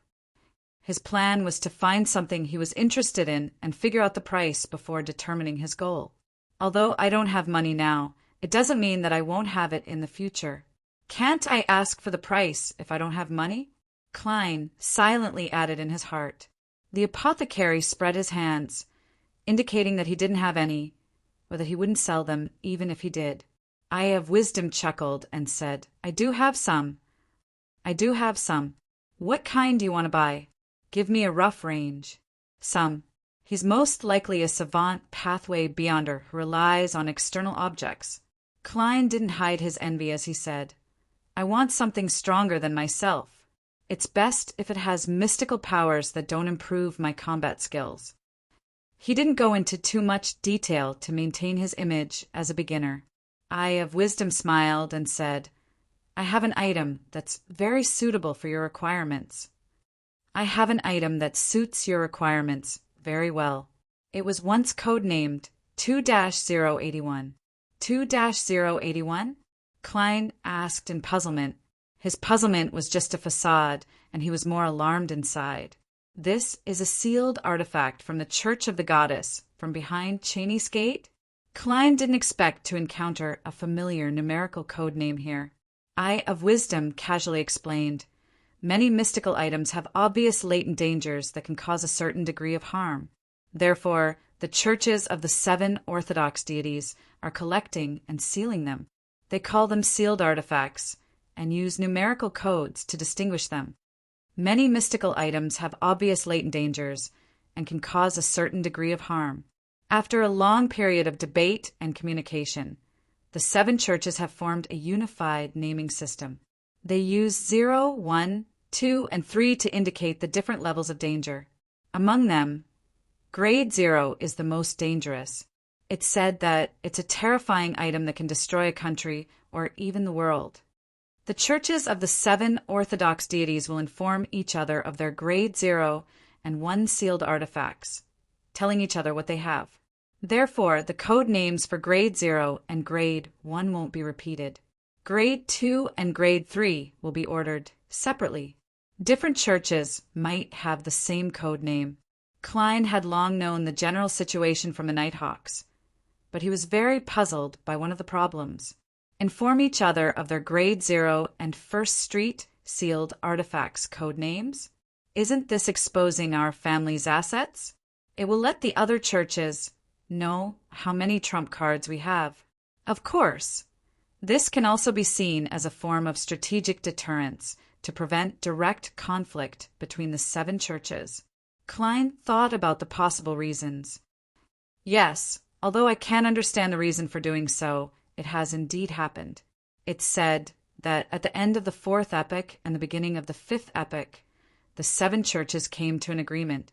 Eye of Wisdom spoke unhurriedly. My 2-081 comes from the Church of the God of Knowledge and Wisdom. It can allow you to understand and understand a lot.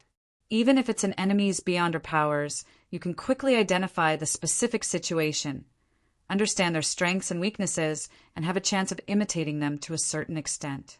The stronger the opponent, the higher the chances of failure. Of course, even if you succeed, there will definitely be a huge difference from the original. That sounds very powerful. Proof that knowledge equals power? In the end, will there be a situation where omniscience equals omnipotence? I retract my previous judgment. Old Mr. Eye of Wisdom might not be an appraiser. His identification of items might be based on sealed artifact 2-081. Klein clicked his tongue and asked with interest, "What's up?" Then, what should I pay to buy it? What flaws does it have? It will keep your brain in a state of high-speed operation. Once the time limit is exceeded, you will become an idiot. Eye of Wisdom answered simply. The description wasn't detailed enough. At this moment, the apothecary beside him mumbled, "Perhaps your brain has been damaged." Maybe your brain has been damaged. If you keep talking about your collection, sooner or later someone will rob you and kill you. Sir, your words of persuasion are never pleasant. Klein couldn't help but lampoon. Eye of Wisdom laughed out loud and said, "How do you know that I didn't say it on purpose, and that I'm deliberately waiting for greedy people to take action? Yes, it's just like the entrapment law that Roselle the Great once described." After the laughter stopped, he patted the armrest of the sofa and sighed. "As a collector, not being able to flaunt my collection to others is a very painful thing." He then looked at Klein. "I'm very sorry, but I won't sell 2-081. It's my best collection. I bought it for £6,800 back then. A sealed artifact of this level ranges from £4,000 to £20,000, depending on the specific effects and latent dangers. However, most of the time, it can't be bought even if you have the money." "Then why did you say so much?" Klein controlled the twitching of the corners of his mouth. Eye of Wisdom seemed to sense his reaction and chuckled. "What I really want to recommend are 2 items. One is the brooch, which can allow you to exorcise, purify, and use some of the sun domain spells. The flaw is that as long as you wear it, you will never feel cool. You will always be in the hot summer of the South. The other is a hat that can change shape. Wearing it will allow you to move freely underwater for at least half an hour, and you can use some water and wind domain spells. The flaw is that you will desire water, and once you walk on land, you will become weaker and weaker. Similar items cost between £1,500 to £3,500. Similarly, sometimes, even if you double the price, you might not be able to buy them. This is because they rarely appear. I've spent more than 30 years collecting a few." Klein nodded slightly. "I'll think about it and decide at a future gathering." Having said that, he deliberately smiled. "Besides, I don't have that much money right now." Chapter 260. The cement road was dirty due to the long period of rain, and the gas lamps on both sides, which were as tall as adult men, emitted a bright but misty glow due to the dampness of the glass covers. A rental carriage drove through the night, and the pedestrians around it were either wearing hats or holding umbrellas. Klein leaned against the side of the carriage, leisurely admiring the Bakelin streets at night. At that moment, he suddenly felt the temperature inside the carriage drop significantly, and a cold wind swirled around. Klein suddenly turned his head and saw Miss Bodyguard, who was dressed in a black Gothic regal dress, sitting opposite him at some point in time. Her voice was illusory and ethereal. That eye of wisdom has sensed my presence." As expected, Klein nodded, unsurprised. He has several mystical items. Perhaps he relied on them to detect me. I even suspect that there's an organization behind him. Otherwise, with the power of Eye of Wisdom alone, it was unlikely that he would be able to collect several relatively powerful mystical items, even after spending more than 30 years. Previously, Rear Admiral Hurricane Zillings, as one of the 7 pirate admirals, only had one creeping hunger. Of course, it was more likely that the latter had high standards and didn't think highly of ordinary mystical items. After all, creeping hunger could be all round without any weaknesses. Yes, it's also a reasonable explanation that Eye of Wisdom is very rich. He organizes so many gatherings, and whenever he finds a suitable mystical item, he buys it at all costs. After more than 30 years, it's not too unbelievable for him to have several collectibles. Sigh, it's as if he has a mine at home or runs a bank. Klein lampooned inwardly. He didn't specifically mention that he had guessed that Eye of Wisdom was from the Church of the God of Steam and Machinery, or the Church of the God of Knowledge and Wisdom. He was afraid of exposing the fact that he hadn't just become a beyonder in front of Miss Bodyguard. The pale blonde Miss Bodyguard nodded slightly, as if agreeing with Klein's suspicions. Suddenly, she frowned and looked out the window opposite her. "There's a strong smell of blood." A strong smell of blood. Klein turned his head in puzzlement and looked out the window. In the thin drizzle, there was a secluded alley.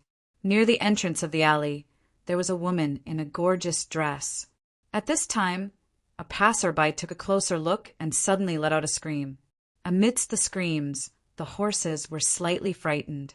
The coachman quickly tightened the reins, and the carriage slowed down. With the light from the street lamp, Klein saw that the woman lying on the ground at the entrance of the alley was pale.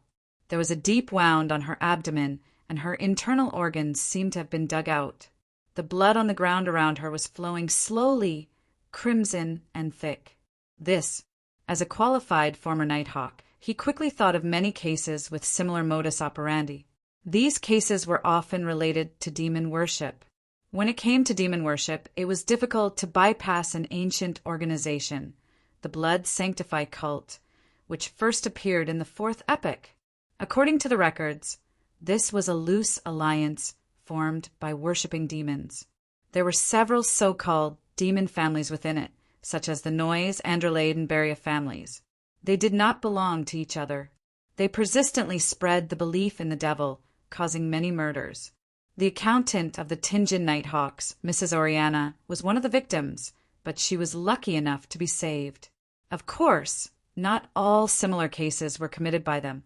Many people found those things cool and began to imitate the crimes. "It looks like the Blood Sanctify cult," Miss Bodyguard whispered as her figure quickly turned transparent and disappeared.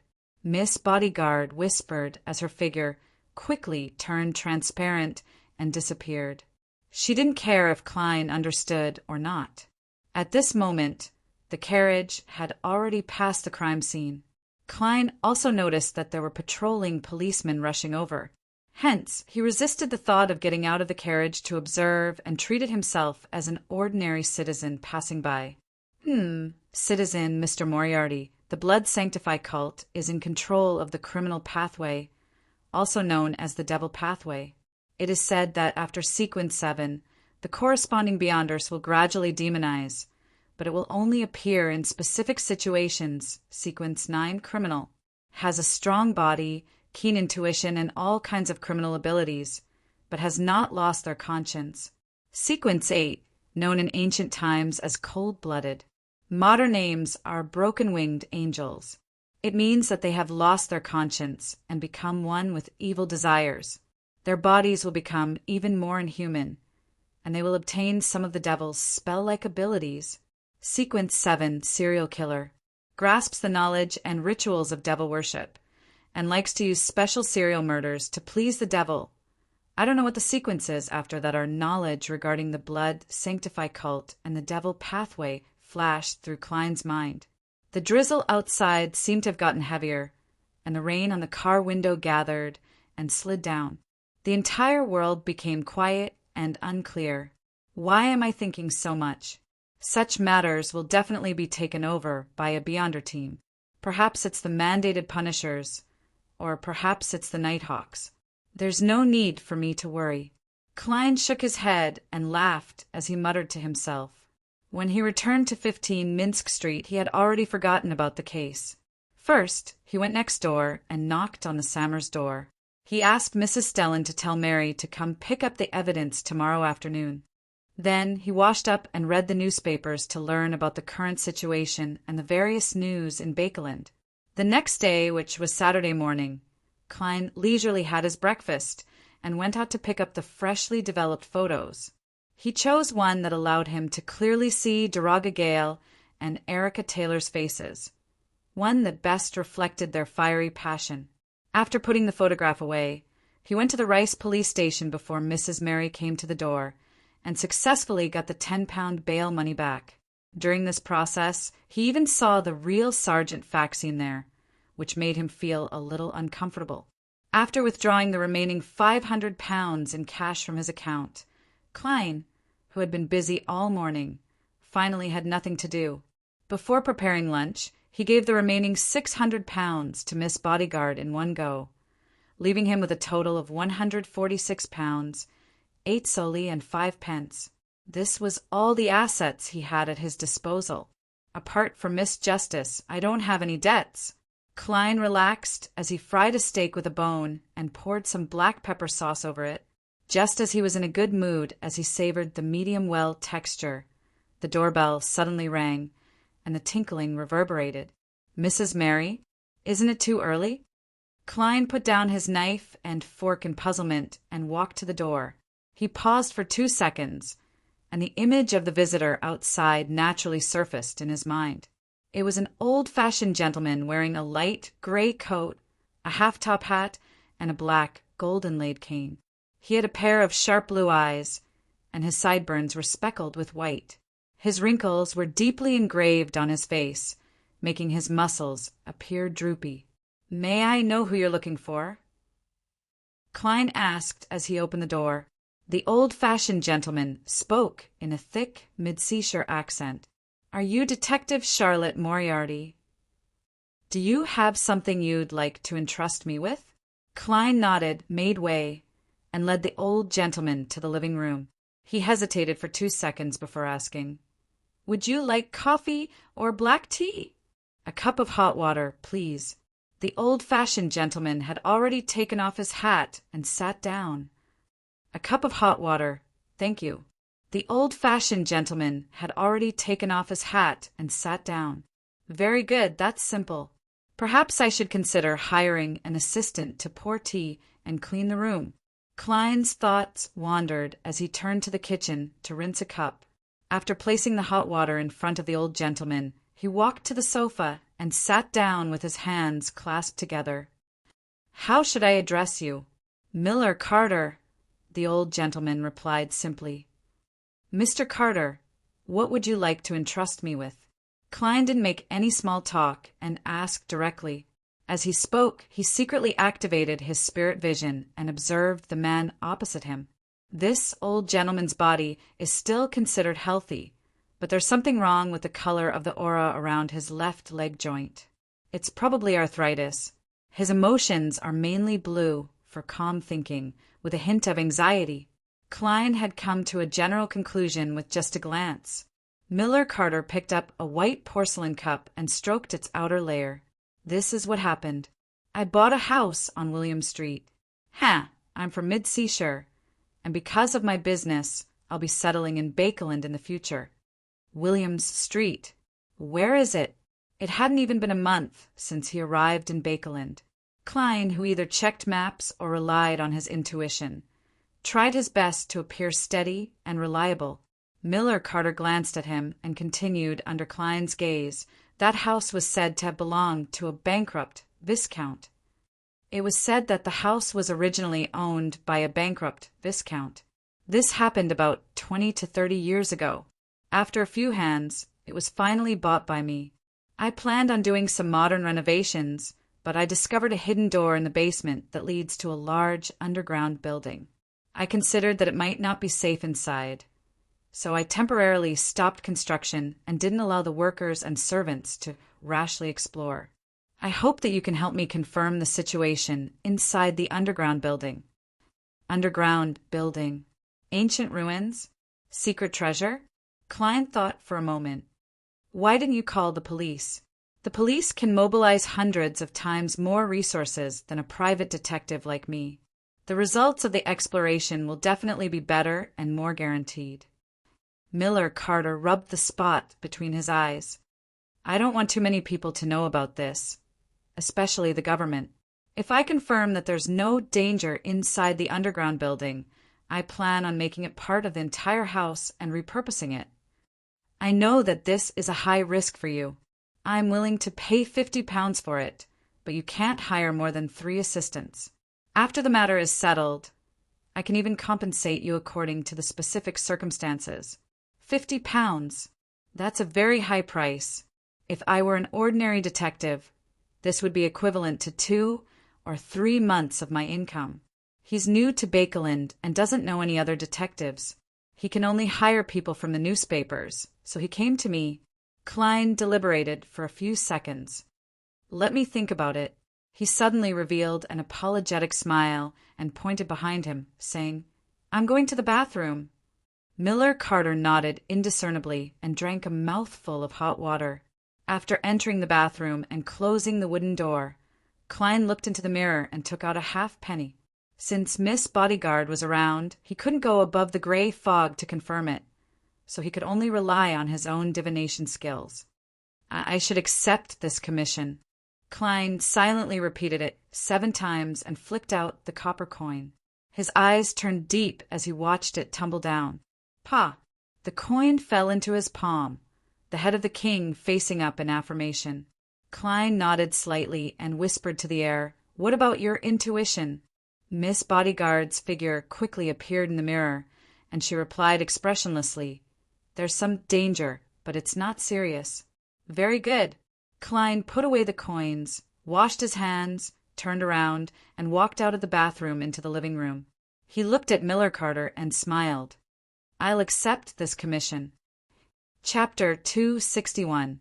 After signing the contract with Miller Carter and receiving an advance payment of £10, Klein wasn't in a hurry to go to William Street. Instead, he made an appointment at 4 in the afternoon. Miller understood this very well. From his point of view, Detective Charlotte Moriarty, who was working alone, would definitely need to recruit people to carry out the exploration. After the old-fashioned gentleman left, Klein immediately returned to the dining table and stuffed the cold steak into his stomach. Seriously, doesn't he need to eat lunch? Why did he have to pick this time to visit? After barely filling his stomach, Klein bitterly began to tidy up. At 2 in the afternoon, Mrs. Mary visited as scheduled. Her eyes were slightly red and swollen, but her expression was increasingly gloomy. Stellan Sammer, who was accompanying her, had no choice but to remain silent. Klein placed the photo he had carefully chosen into the envelope and handed it over. Ma, please confirm it. Mary hesitated for 2 seconds, slowly took a breath, took the envelope, pulled out the photo, and examined it carefully.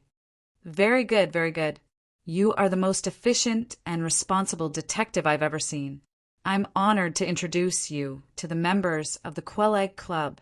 Here's the rest of the £7. It's what you deserve. Mary took out a wallet from her leather handbag and counted out a £5 note and 2 £1 notes.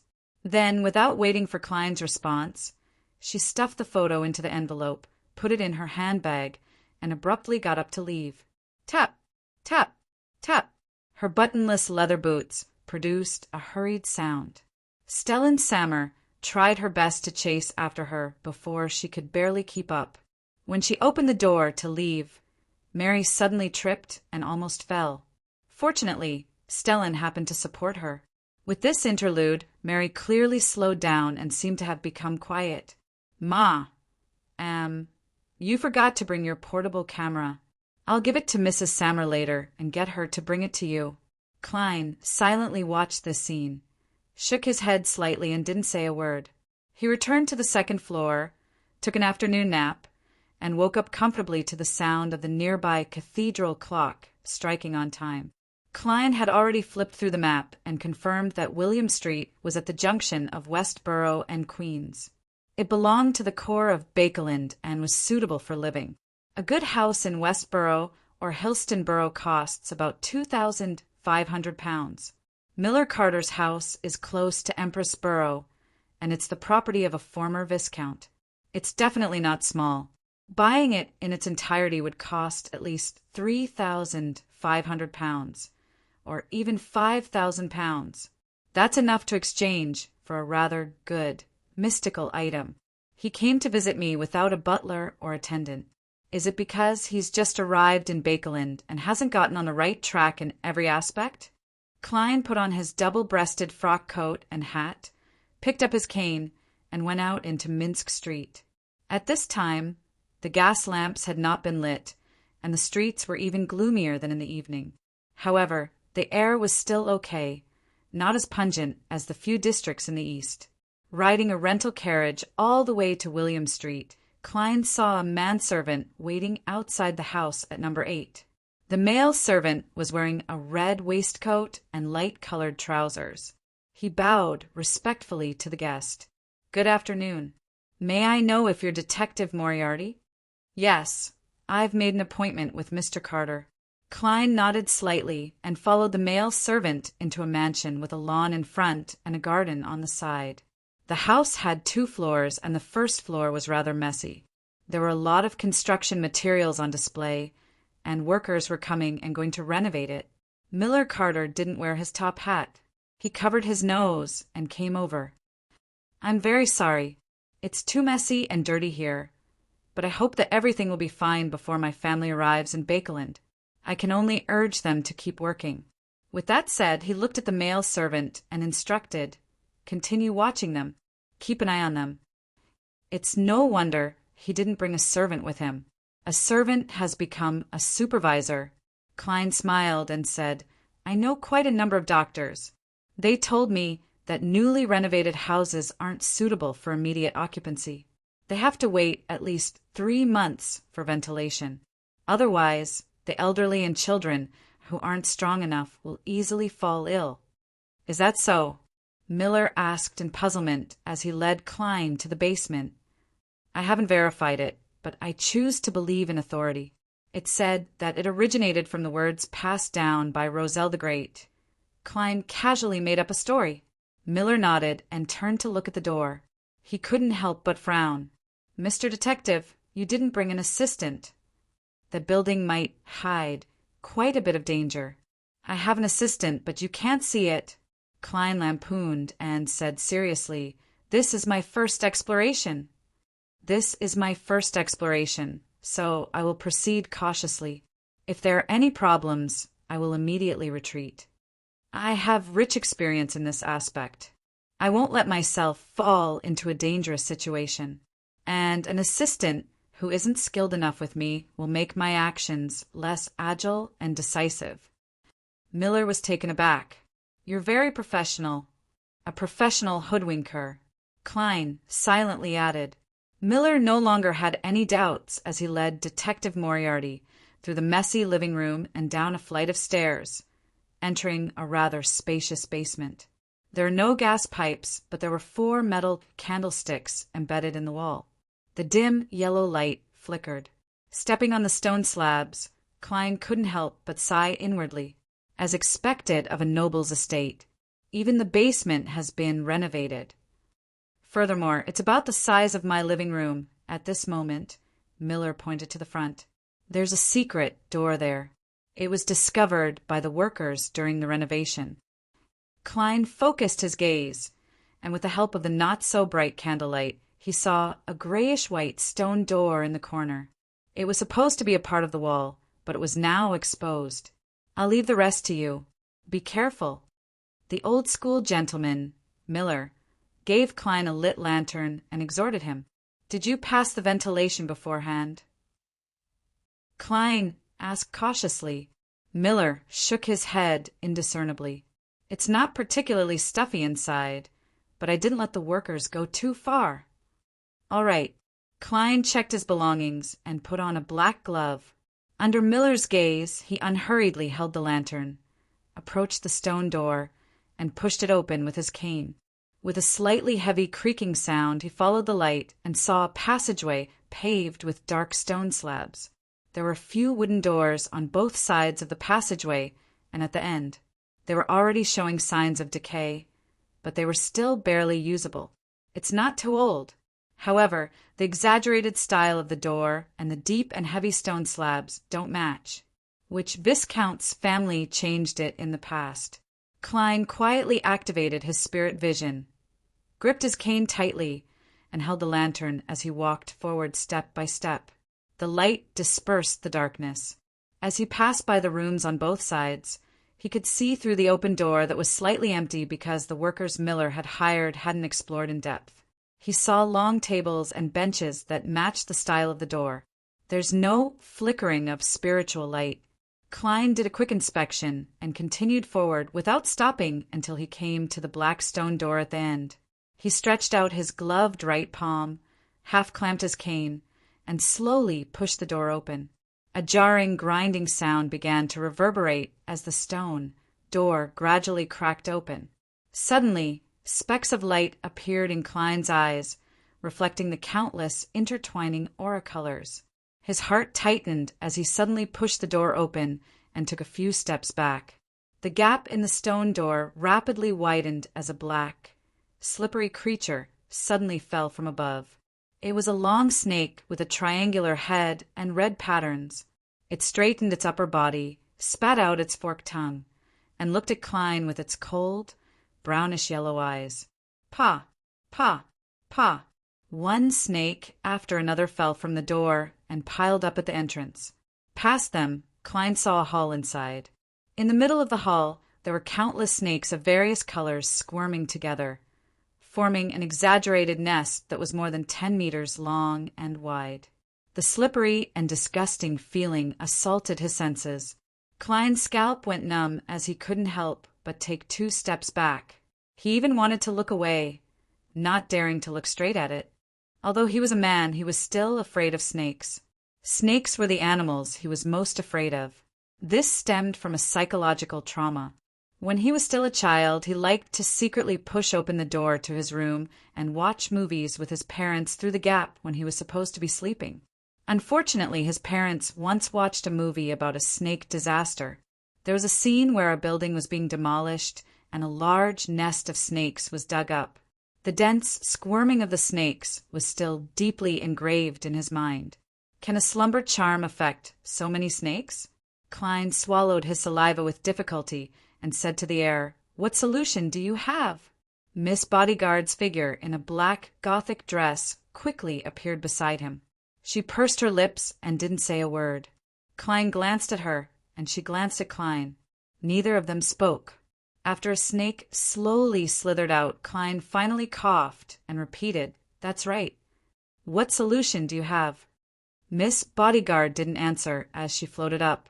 A cold wind suddenly blew in the passageway. Whoosh! The wind surged and blew into the hall.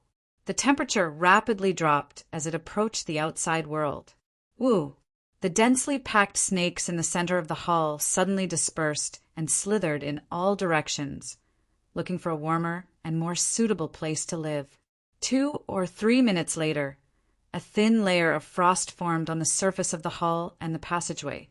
The countless snakes had already disappeared. Woo! The sound of the wind did not stop. Klein shivered and said, "Almost, almost." The surging cold wind slowed down, but the cold feeling did not weaken. Miss Bodyguard's figure disappeared in midair. Klein raised his right hand with his cane, covered his mouth and nose, and sneezed. Then he raised the lantern and carefully passed through the stone door into the wide hall. The style of this place was the same as the passageway outside.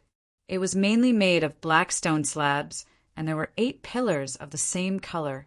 Metal rods hung down from the high dome, and at the bottom of them were candlesticks carved into different creatures.